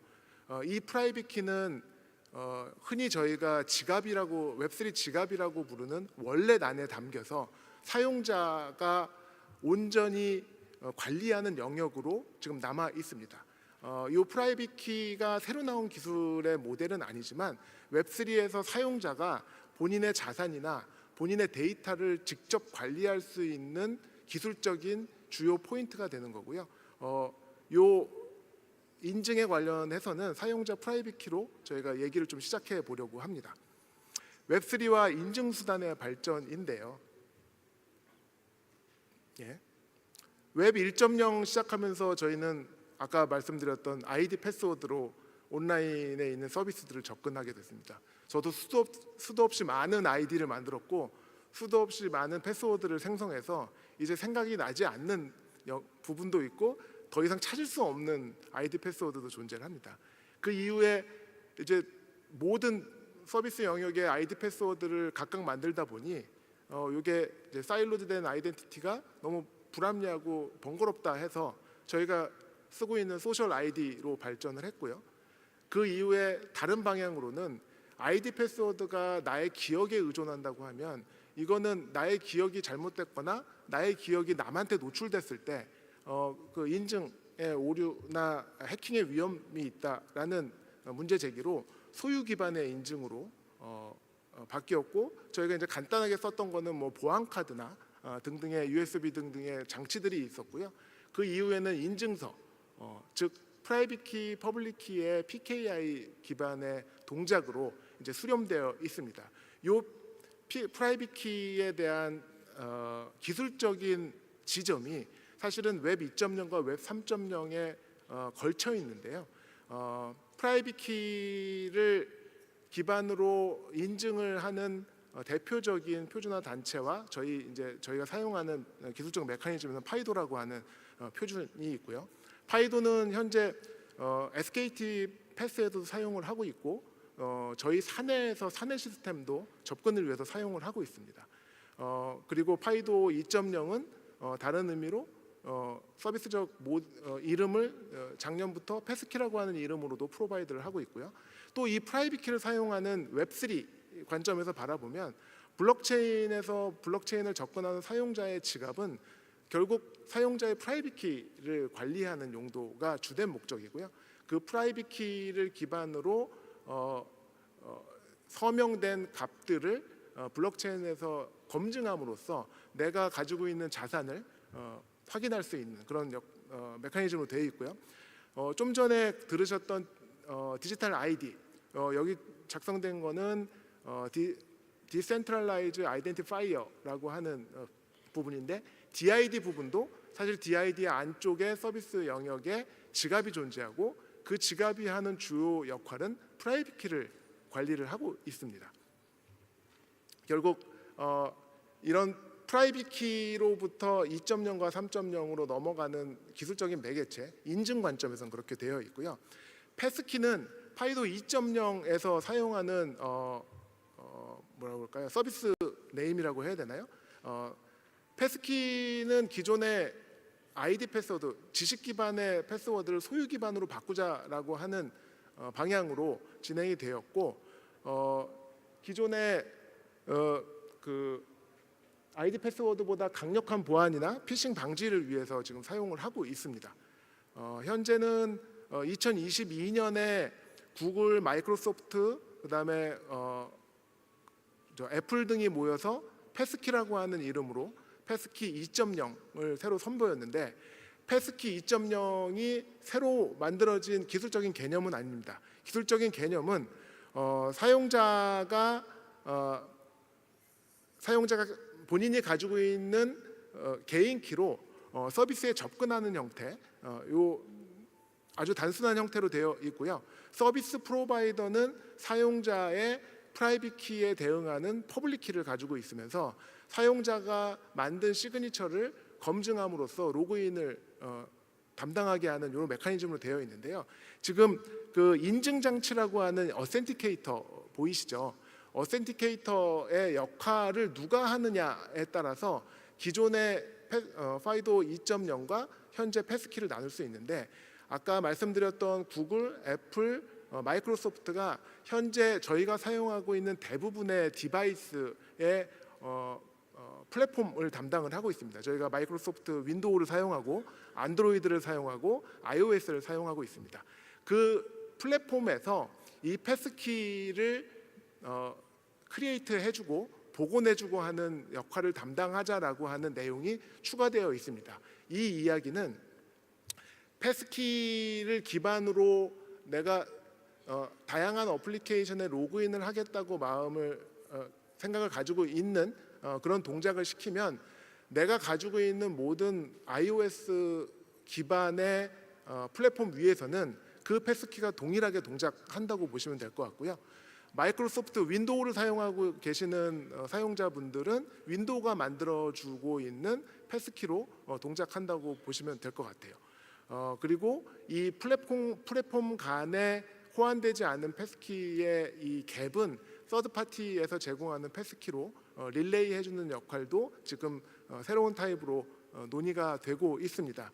지금 패스키 한국에서는 아마 쓰는 거 잘 못 보셨을 거예요. 근데 이제 SKT 패스에서는 실제로 패스키를 사용을 하고 있고요. 글로벌리는 사실 국내보다는 훨씬 더 저변이 많이 확대가 돼서 흔히 아시는 뭐 구글은 말할 것도 없고요. 마이크로소프트나 잘 아시는 회사가 뭐 틱톡 요번에 패스키 기반의 로그인을 발표를 했고 아마존도 지금 패스키 기반의 로그인을 하고 있습니다.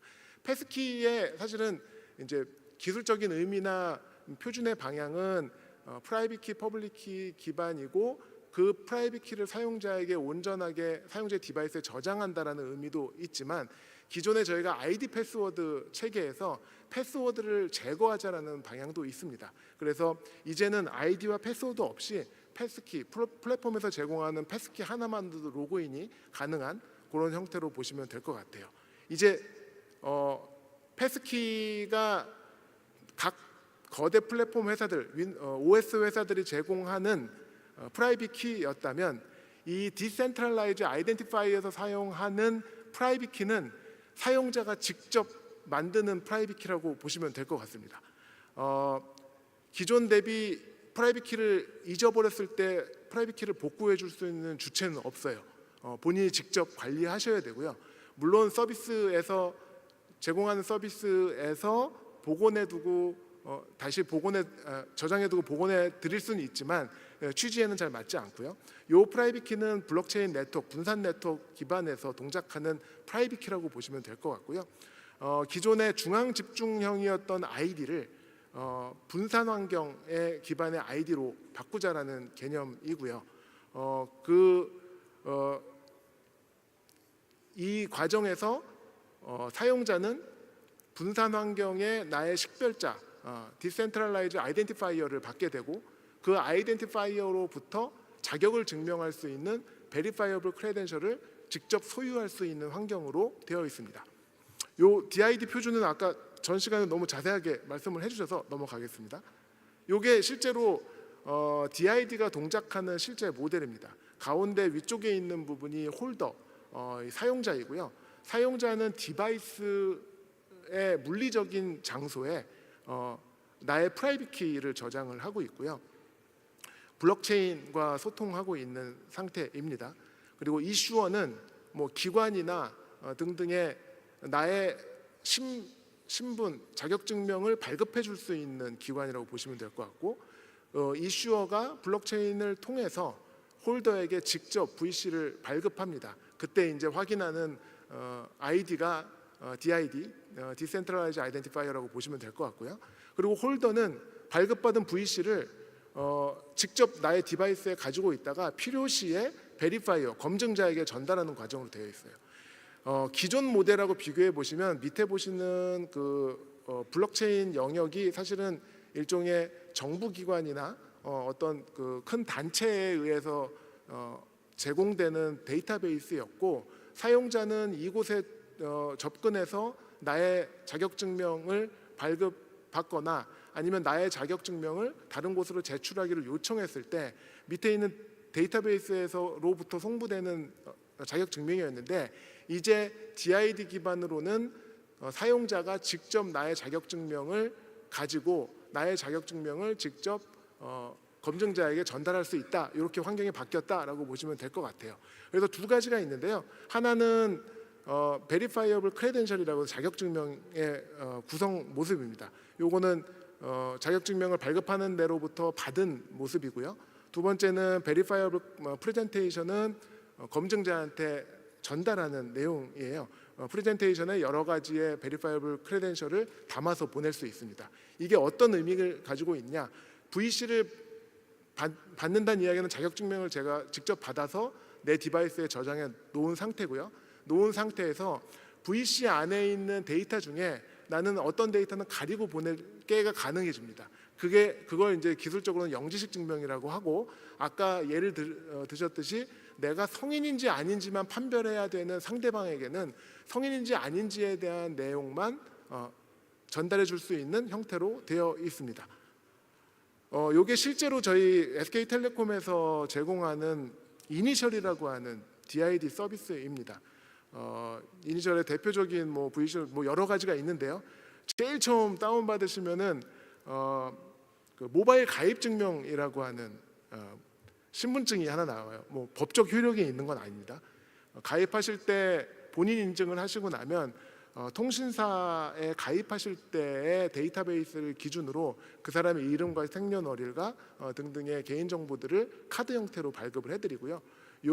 이제 저 이니셜 생태계에서는 모바일 가입 증명을 시작으로 다른 VC들을 베리파이어들을 검증할 수 있는 메커니즘으로 연결되는 형태로도 사용을 하고 있고요. 이것뿐만이 아니라 DID만으로는 검증이 충분치 않은 경우가 있어서 레가시 형태 전자증명서이거나 국민비서들과도 같이 동작을 하고 있어요. 그래서 기존 레가시 증명서와 새로 발급 DID 기준으로 발급된 베리파이어블 크레덴셜 등을 같이 제출할 수 있는 형태의 서비스로 이렇게 제공이 되고 있어서 한번 시간 나실 때 한번 들어가서 동작시켜 보시면 이렇게 들으시는 것보다 훨씬 직관적이실 것 같습니다. 마지막으로는 이제 또 다시 지갑으로 돌아왔는데요. DID도 내부에 본인의 지갑을 가지고 그 안에 프라이빗 키를 관리하는 형태로 되어 있다면 저희가 흔히 알고 있는 블록체인의 지갑은 실제로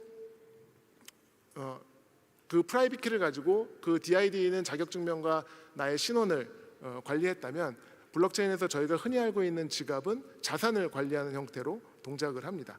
그래서 패러다임이 2.0에서 3.0으로 블록체인 기반의 탈중앙화가 이루어져서 기존의 센트럴라이즈된 데이터베이스가 분산되었고요. 사용자 중심의 데이터 활용 및 서비스가 가능해졌고, 그다음에 탈중앙화로 인한 그 데이터 유출 및 보안 이슈를 방지할 수 있는 형태로 진행이 되고 있는 패러다임에 같이 연결되어 있습니다.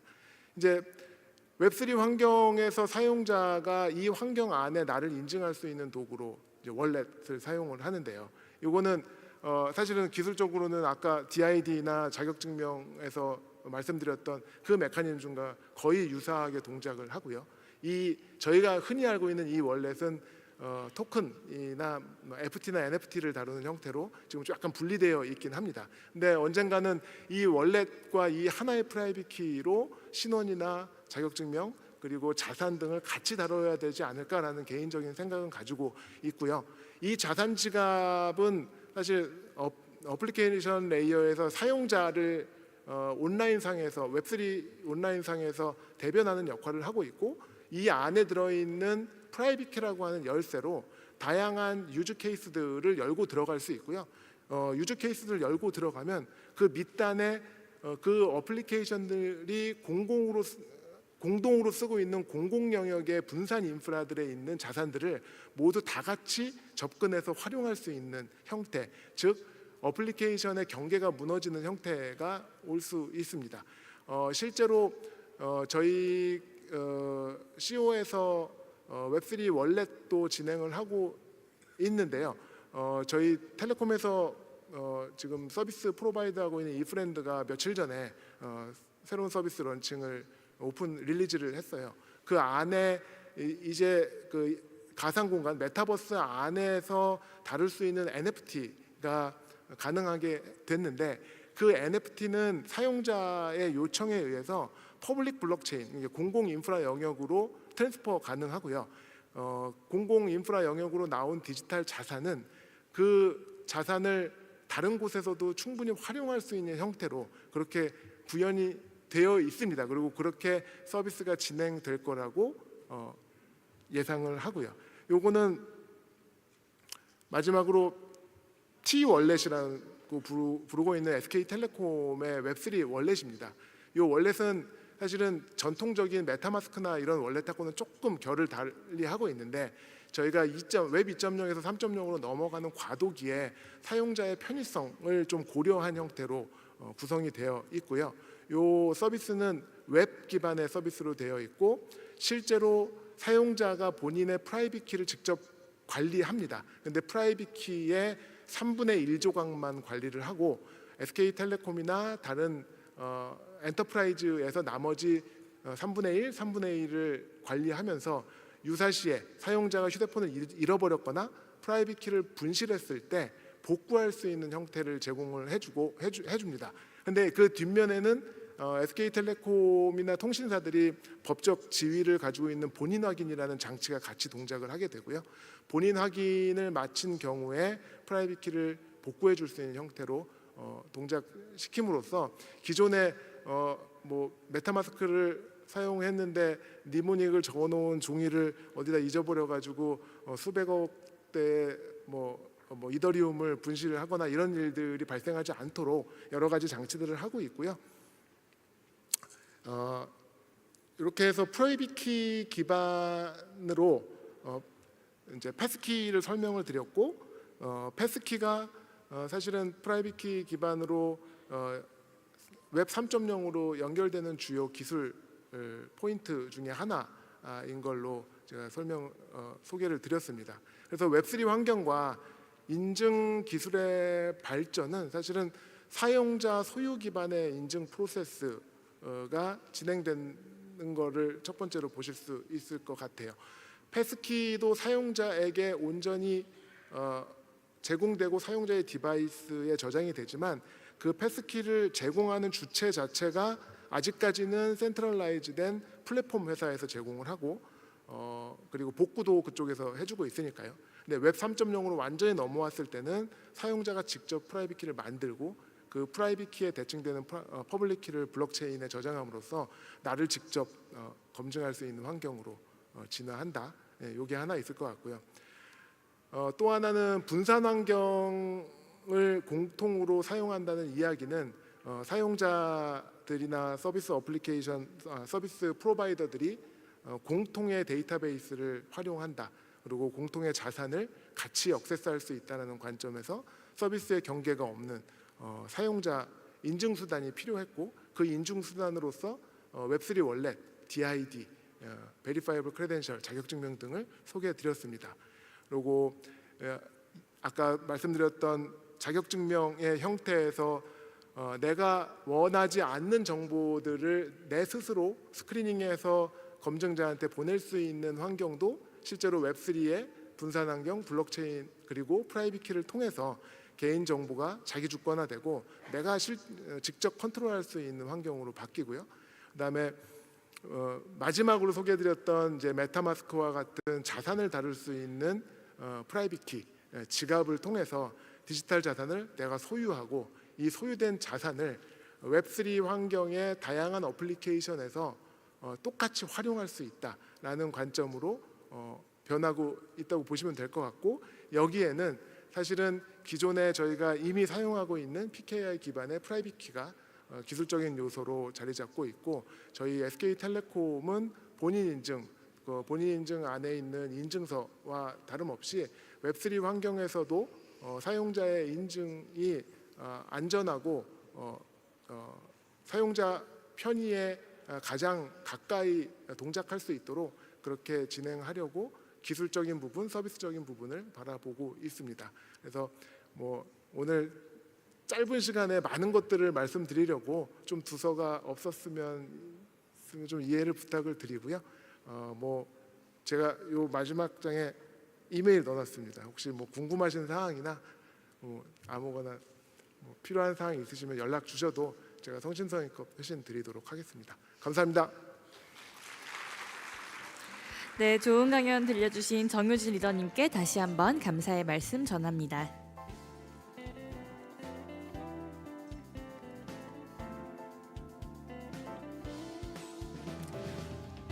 네, 세 번째 강연자님을 소개해드리도록 하겠습니다. 김태진 라운시큐어 전무님께서 신뢰 모델에 기반한 디지털 신원증명 플랫폼 패러다임의 변화를 주제로 강연을 진행해 주시겠습니다. 큰 박수로 모시겠습니다.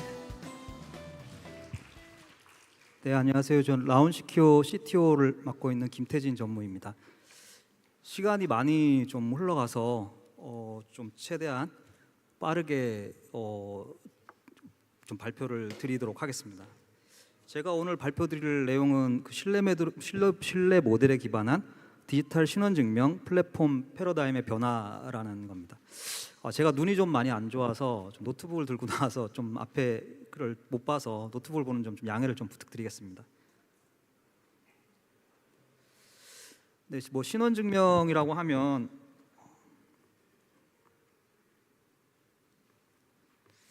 네, 뭐 그 증명서라고 하면 되게 이제 여러 가지 증명서가 있는데 신원증명이라고 하면은 크게 저희는 이제 신원증명과 자격증명 두 가지로 나눠서 바라보고 있습니다.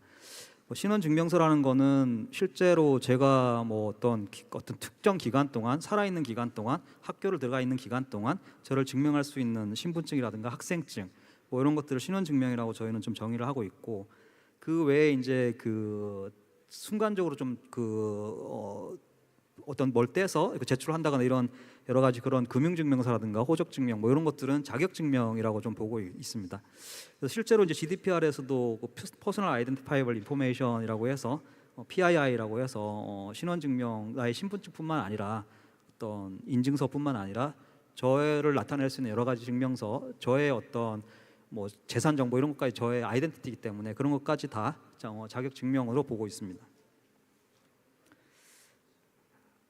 네, 그럼 여러 가지 지금 이제 여러 가지 증명서들이 있는데 이 증명서들이 실제로 그 여러 가지 형태로 있죠. 지금 인천 신원 증명이라고 하면 엑스다오 지금까지 많이 쓰셨던 옛날에 공인인증서, 지금 공동인증서 또는 그 앱 기반의 그 카카오나 이런 앱 기반의 그 인증서 여러 가지 엑스다오 기반의 인증서가 있습니다. 그리고 또 제가 어떤 증명서를 기타 어떤 저희 금융증명서라든가 저 재직증명서를 제출한다거나 할 때도 PDF 파일로 그냥 내는 경우도 있고 PDF 파일에 실제로 이제 뭐 전자서명이 돼서 제출이 되는 경우가 있습니다. 뿐만 아니라 최근엔 앞에서 이제 좀 그 SKT에서도 발표를 좀 해주셨는데 여러 가지 이제 그 증명서 이증명서라고 해서 여러 가지 증명서도 담고 있습니다. 그런데 이제 이런 상황인데 왜 이제 그럼 디지털 아이디냐라고 여기서 이제 앞에서 기술적으로 이제 DID라고 Decentralized Identifier라는 설명을 많이 주셨는데 제가 오늘 좀 설명을 드릴 건 같은 DID이긴 한데 기술적 요소의 Decentralized Identifier와 어떤 Verifiable Credential을 이용해서 만든 어떤 디지털 아이디라는 쪽으로 좀 집중해서 좀 설명을 드리려고 합니다. 디지털 아이디가 왜 그럼 필요하냐라고 하면 지금 이제 많은 것들이 변화를 하고 있습니다. 기존에 이제 엑스다 509 인증서라든가 PDF 전자서명, 이증명서 등등이 여러 가지 이제 포맷들로 구성되어 있고 여러 가지 프로토콜로 구성이 되어 있는데 지금 이제 세상은 다 이런 것들이 표준화되고 규격화돼서 다 하나로 좀 통합돼서 같이 담을 수 있는 뭐 이런 쪽 시장으로 좀 가고 있는 상황입니다.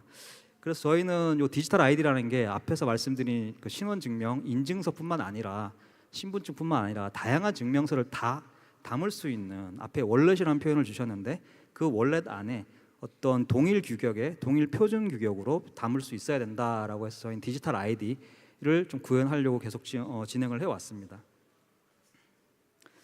그럼 저희가 디지털 아이디를 어떻게 진행을 해왔느냐? 그럼 저희는 이제 뭐 저희 라운시큐어를 좀 모르시는 분들도 많이 계실 수 있는데 저희는 2012년에 설립이 됐습니다. 2012년에 설립이 돼서 먼저 진행을 한 게 저희는 PKI 기반의 공인 인증서라든가 뭐 여러 가지 이제 인증 서비스를 진행을 해왔습니다. 그 인증서를 조금 더 보안을 강화하기 위해서 또 유심 내 애플릿을 개발을 해서 유심 내 인증서를 넣어서 조금 더 안전하게 한다거나 뭐 이런 쪽으로 진행을 해왔고 앞에서 파이도 패스트 아이덴티티 온라인이라고 해서 파이도 기술을 좀 설명을 주셨는데 저희 라운시큐어도 2015년에 파이도 기반의 어떤 저희 터치 앤 원패스라고 해서 인증을 취득을 했고 이 파이도 인증 취득한 기반으로 또 새로운 인증 패러다임을 위해서 좀 계속 좀 진행을 해왔습니다.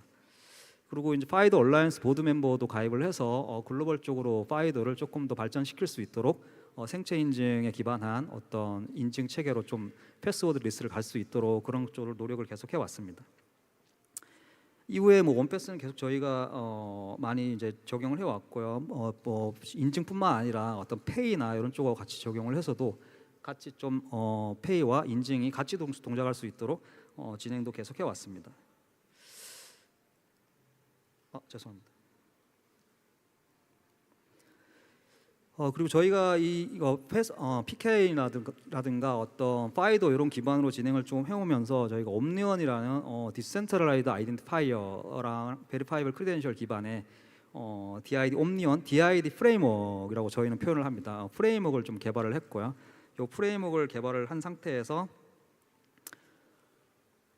19년도에 이제 이 프레임워크가 실제적으로 디센트럴 아이덴티파이라는 게 앞에서 말씀 분산 기반의 웹3로 가고 있는 자기 주권이 아주 중요한 그런 부분이기 때문에 자기 주권 강화를 위한 웹 3.0으로 하기 위한 그런 기반으로 옴니언 엔터프라이즈에 좀 석세스 스토리를 좀 만들어 봐야겠다라고 해서 병무청이라든가 경남도청에 좀 도입을 시켰습니다.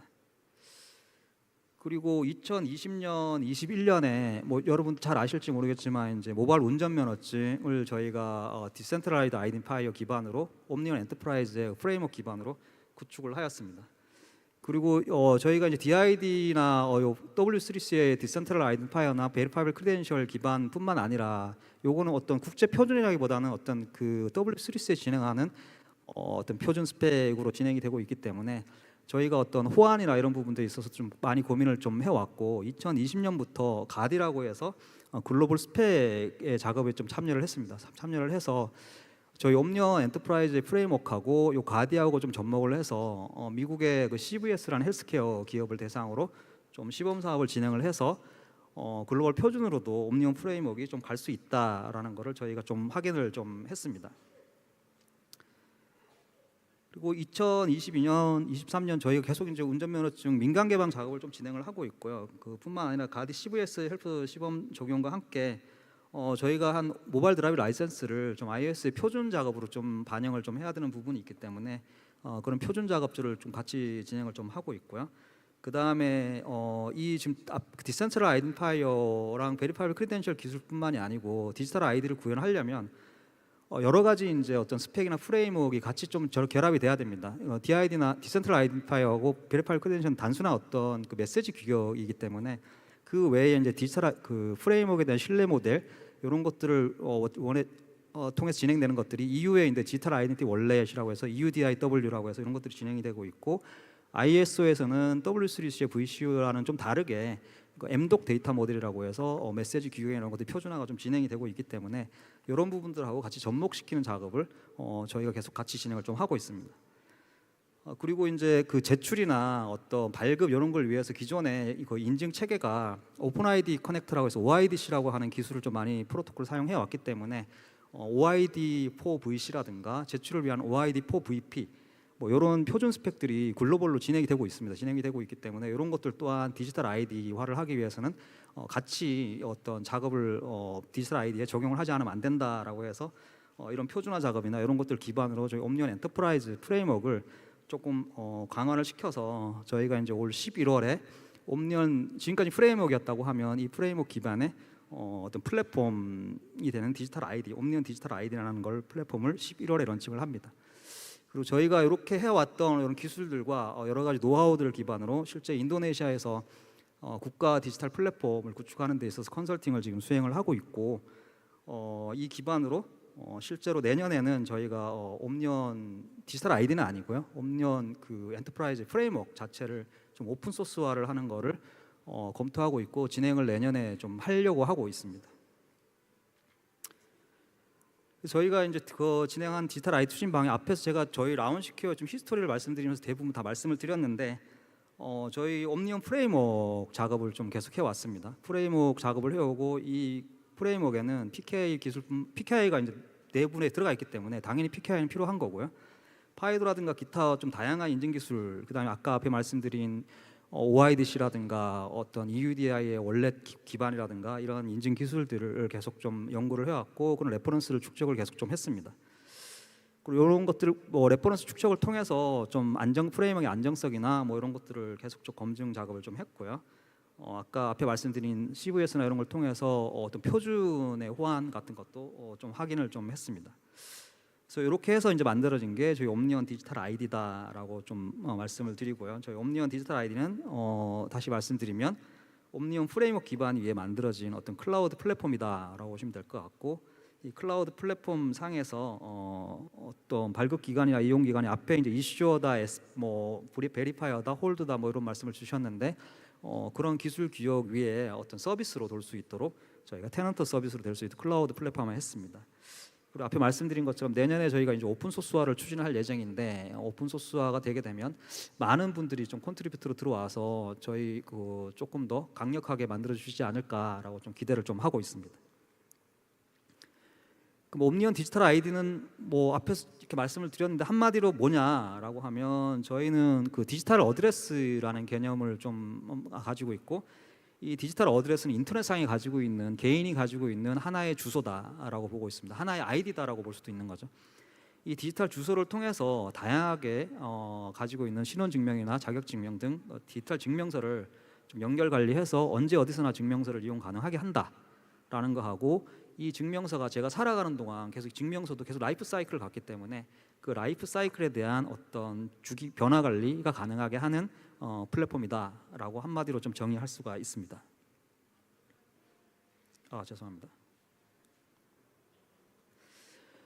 지금 보시는 게 이제 저희가 간단하게 심플하게 그린 저희 옴니온 디지털 아이디의 플랫폼의 구성이고요. 가장 중간에 보이는 게 이제 트러스트 플랫폼이라고 해서 이 트러스트 플랫폼은 저희가 전체적으로 EUDI의 그 프레임워크를 좀 많이 따랐습니다. 많이 따랐고, 왼쪽 오른쪽에 있는 이제 이슈어 서비스, SP 서비스라고 하는 것들은 테넌트 클라우드에 적용되는 저희의 이제 어떤 서비스다라고 보시면 될 것 같습니다. 그래서 가장 왼쪽에 어떻게 보이는 발급자가 발급 기관이 되고 싶다라고 하면 발급 기관을 신청을 하시면 바로 이제 이슈어 서비스가 자동으로 이제 그 인솔레이션 되는 거고, 그 상태에서 계정이나 이런 것들이 다 발급이 되면 클라우드 서비스를 많이 써보신 분들은 알게 될 겁니다. 쉽게 아실 거라고 생각이 들고요. 이렇게 되면 중요한 거는 이슈어 서비스가 그냥 실행이 되는 것이 아니고, 이 이슈어 서비스가 실제로 어떤 트러스트한 이슈어냐라는 게 증명이 돼야 되기 때문에, 실제로 저희가 이제 옛날에 공인인증서나 CA 이런 쪽에 했었던 키 세레모니나 이런 것들이 좀 필요한 것들이 있는데, 키 세레모니라고 하는 것들은 이슈어가 정말로 진정한 그 이슈어가 맞다라는 걸 증명하기 위해서 키를 등록하는 엔롤먼트 시키기 위한 어떤 트러스트한 과정이다라고 보시면 될 것 같습니다. 그 과정에서 블록체인이 좀 이용이 되고요. 이 블록체인 기반으로 트러스티드하게 인롤먼트 되었다라는 서티피킷이 발급이 되는데, 이 서티피킷이 베리파이블 크레덴셜 기반으로 발급이 된다라고 보시면 될 것 같습니다. 그리고 이제 오른쪽에 보시는 그 베리파이어죠. SP 서비스도 나는 왼쪽에서 발급한 다양한 이슈어들의 증명서를 사용하고 싶다라고 하면 신청을 하시면, 가입 신청을 하시면 바로 가입이 되고 SP 서비스가 이제 엔롤먼트가 이루어지게 되는데, 이 엔롤먼트 또한 동일하게 블록체인 기반으로 엔롤먼트가 돼서 이슈어랑 SP 간에 서로 신뢰할 수 있도록 동작이 되고, 이 기반이 동작이 될 수 있게 움직이는 게 디센트럴라이즈드 아이덴티파이어와 베리파이블 크리덴셜 기반으로 이 트러스트 모델이 일어나게 됩니다. 그 엔티티 이슈어랑 SP는 그렇게 이제 엔롤먼트가 일어나게 되면 실제 홀더 유저는 앞에서 설명을 많이 주셨기 때문에 좀 간단하게만 말씀드리겠습니다. 유저는 당연히 월렛이 이제 원격 월렛도 있을 수 있고 로컬 월렛도 있을 수 있습니다. 그럼 로컬 월렛에는 저희의 개념은 로컬 월렛은 자기가 24시간 365일 들고 있어야 되는 거기 때문에 자기가 가지고 있는 디바이스, 본인이 소유한 디바이스에 신원증명서는 발급이 되는 구조이고요.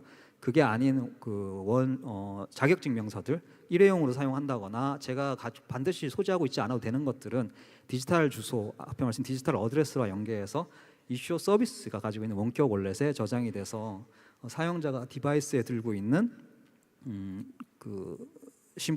신원증명서와 바인딩 돼서 같이 움직일 수 있도록 그렇게 동작이 됩니다.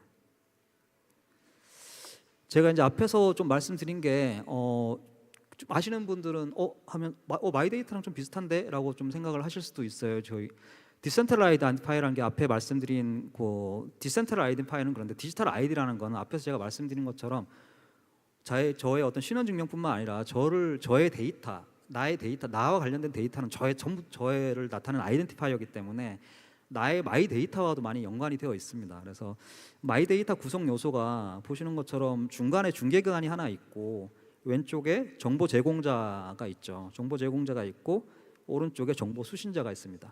보통 정보 수신자가 지금 이제 핀테크 기업들이 정보 수신자를 많이 하고 있죠. 그래서 제가 토스다, 토스를 선택한 다음에 정보 수신자로 선택을 하고 왼쪽에 보이는 정보 제공자들에게 내 데이터를 다 넘겨줘, 정보 수신자에게 다 넘겨줘라고 사용자가 동의를 하게 되면 중개기관을 통해서 저의 데이터가 제가 동의한 기간 동안 정보 수신자에게 넘어가게 되죠. 그때 넘어갈 때 그 사람이 동의했다라는 것을 또 하나의 엔티티인 인증기관이 들어와서 그 사람을 인증해주는 이런 구조입니다.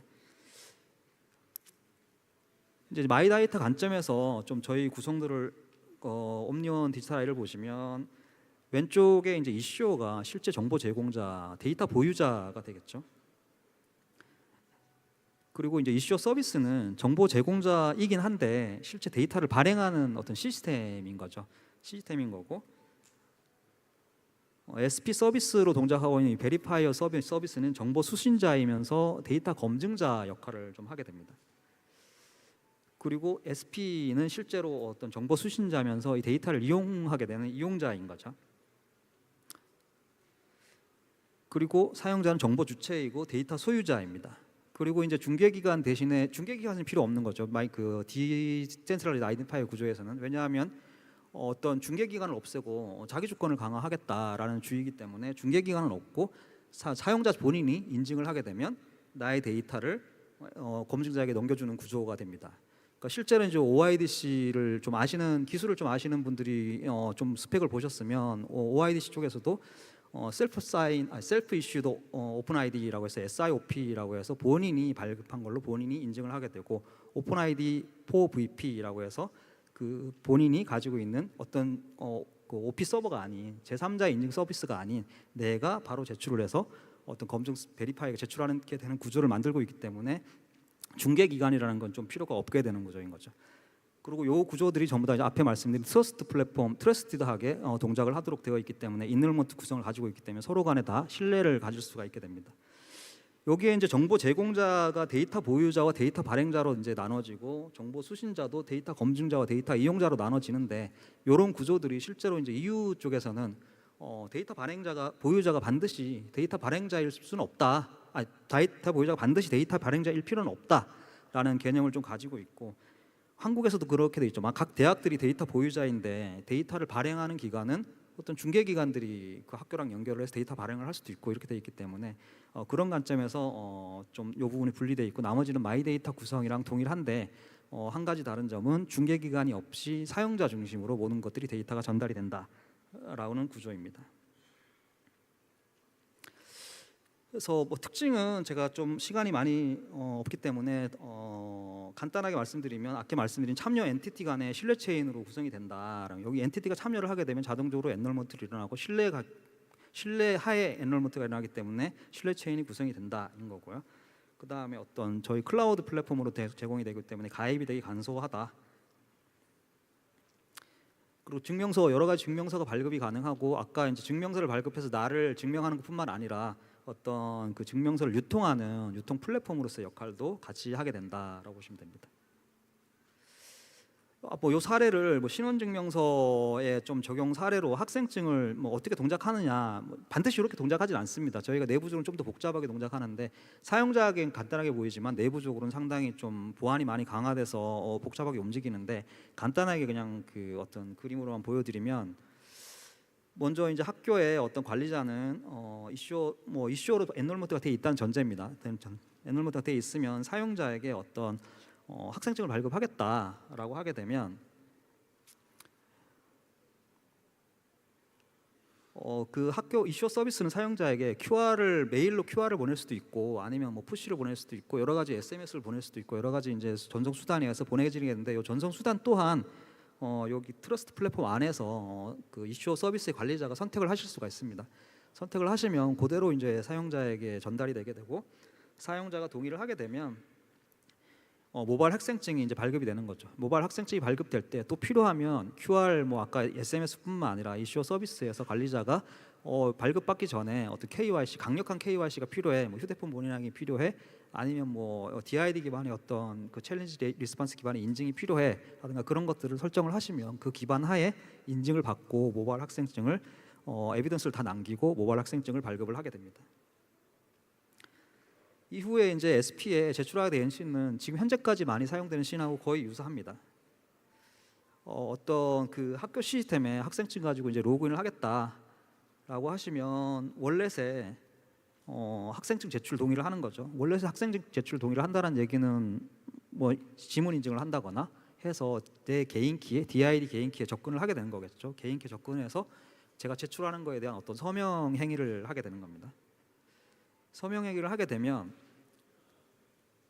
학생증을 제출하게 되는데, 이때 학생증을 제출할 때 그 프로토콜이 이제 그 메시지 규격은 당연히 이제 그 W3C의 베리파이어 프레젠테이션한 메시지 규격이지만, 제출하는 프로토콜은 OID 시에서 제공하는 포 VC라는 OIDP VC라는 프로토콜로 제출을 합니다. 제출을 하게 되면 검증 서비스는 학생증을 검증하고 학교에 결과를 전달해서 로그인이 되게 해주는 이런 구조가 되겠습니다. 졸업증명서 또한 마찬가지인데 졸업증명서는 이제 앞에 제가 좀 이거는 자격증명서라고 말씀을 드렸는데 자격증명서는 매번 자기가 신원증명을 하거나 이런 건 아니기 때문에 학교에 있는 원격 월렛에 저희가 이슈 서비스가 돌고 있는 HSM 서버를 통해서 암호화된 원격 월렛에 저장을 해두게 됩니다. 그래서 여기서 이제 똑같이 어떤 학적 졸업증명서를 발급을 하겠다라고 하시면 동일한 과정으로 어떤 그 사용자에게 앞에 그 초에 사용자에게 동의받아 QR을 보내건 아니면 학생증을 다시 제출해서 학생을 신분을 확인하건 아니면 SMS 인증을 하건 휴대폰 본인 확인하건 이슈 서비스에서 관리자가 어떤 그 정책을 설정하시면 그대로 사용자가 동의가 일어나게 되면 바로 지금 제가 눈이 어두워서 사용자 동의 후에 원격 월렛에 이제 저장이 되게 됩니다. 이게 저장이 되고 나면 요 저장된 거는 사용자의 그 DID와 신원 학생증과 바인딩이 되어 있는 상태라고 보시면 될 것 같습니다. 이 상태에서 제가 어떤 회사에 취직을 해야 되기 때문에 졸업증명서를 제출을 해야 된다라고 하시면 동일하게 월렛 저장소에 졸업증명서 제출 동의를 하게 되는 거죠. 이때는 졸업증명서 제출 동의를 할 때는 당연히 이슈어 서비스에 있는 원격 월렛 접근을 해야 되기 때문에 자기 학생증 정보를 VP로 만들어서 OIDP VP라고 또 말씀드리겠습니다. OIDC 기반의 포 VP로 학생증을 VP로 만들어서 원격 월렛에 제출을 하게 됩니다. 그럼 원격 월렛은 VP를 검증을 해보고 문제가 없으면 원격 월렛에 있는 데이터를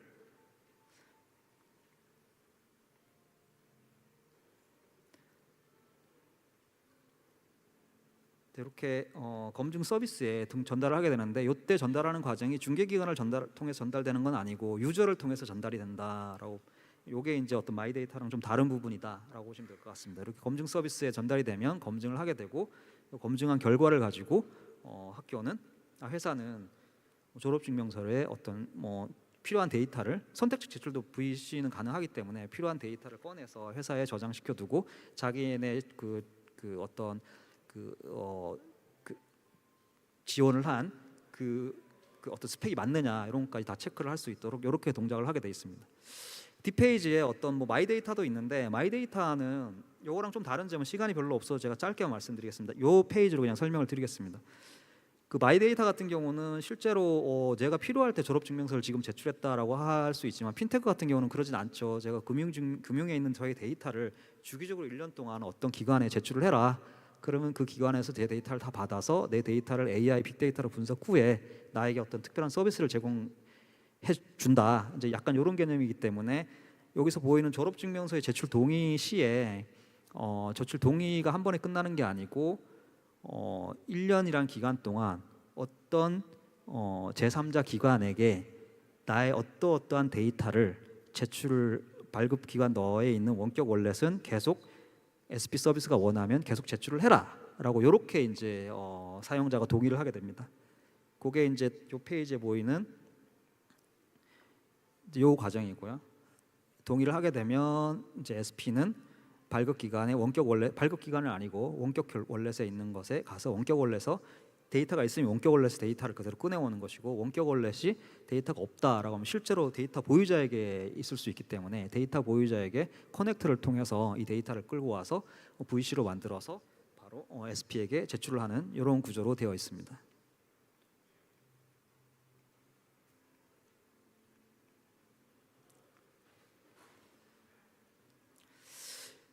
요 과정들은 저희가 이제 가입을 하거나 이용하거나 이런 프로세스이기 때문에 이런 것들은 일단 통과를 하겠습니다. 그러니까 저희의 이제 로드맵이라고 보시면 될 것 같은데 저희 옴니언 디지털 아이디 로드맵은 2023년 11월에 아까 말씀드린 것처럼 디지털 아이디를 할 수 있는 신원증명서 발행할 수 있는 플랫폼이 그 프레임워크 기반으로 구축이 되었고 당장 올해는 저희가 자체적으로 제공하는 옴니언 월렛 기반으로 동작을 하게 할 예정입니다. 그리고 내년 5월 상반기에 저희가 이제 어떤 월렛 저희가 이제 프레임워크를 오픈한다고 말씀을 드렸는데 월렛 또한 다양한 월렛들이 들어와서 저희 플랫폼에 붙을 수 있도록 이렇게 좀 진행이 될 예정이고 아까 마이데이터처럼 동작할 수 있는 자격 증명을 내년 5월에 2차 런칭을 지금 준비하고 있습니다. 그리고 3차는 저희가 이제 앞에 그 CVS 헬스나 이런 걸 통해서 이제 표준화 이런 것들을 호환을 좀 준비를 많이 했다고 했는데 그 호환되는 도메인 간의 호환이 가능한 이런 구조로 해서 저희가 지금까지 했던 작업들을 녹여 넣어서 어떤 타 도메인과의 상호 호환과 데이터 교환이 다 가능할 수 있도록 이렇게 되면 저희가 이제 이 표준을 만들어져 있다라고 하면 아까 말씀드린 OID VC라든지 VP, VC 그다음에 DID, VC 뭐 이런 구성으로 다 메시지 규격 이런 거 다 맞다라고 하면 상호 호환이 될 수 있도록 저희뿐만이 아니고 다른 쪽이랑 해도 호환이 될 수 있도록 이렇게 3차 런칭을 내년 안으로 진행을 하려고 좀 하고 있습니다. 네, 제가 좀 시간이 많이 부족해서 좀 최대한 좀 빨리 진행을 하려고 좀 했습니다. 제 발표는 여기서 마무리하도록 하겠습니다. 네, 감사합니다.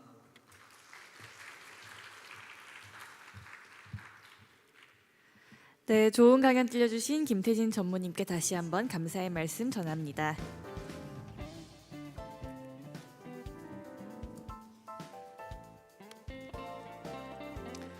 네, 이것으로 2023 글로벌 블록체인 인천 컨퍼런스 1일차 강연을 모두 마쳤습니다. 다시 한번 강연을 준비해 주신 강연자분들에게 감사의 말씀을 전합니다.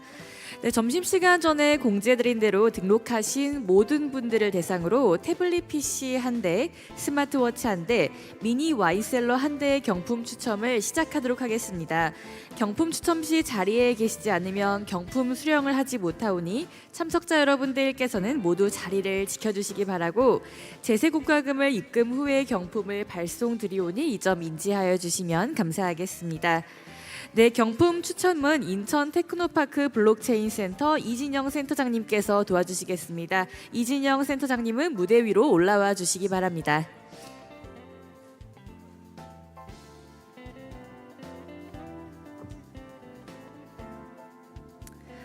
네, 먼저 태블릿 PC 1대의 주인공을 뽑아주시면 되겠습니다.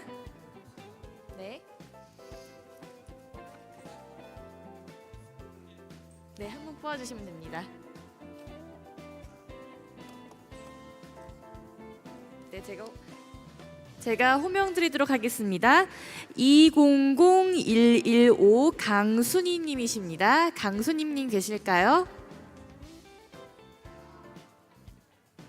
아, 자리에 안 계실까요? 그럼 한 번 더 다른 분 뽑도록 하겠습니다.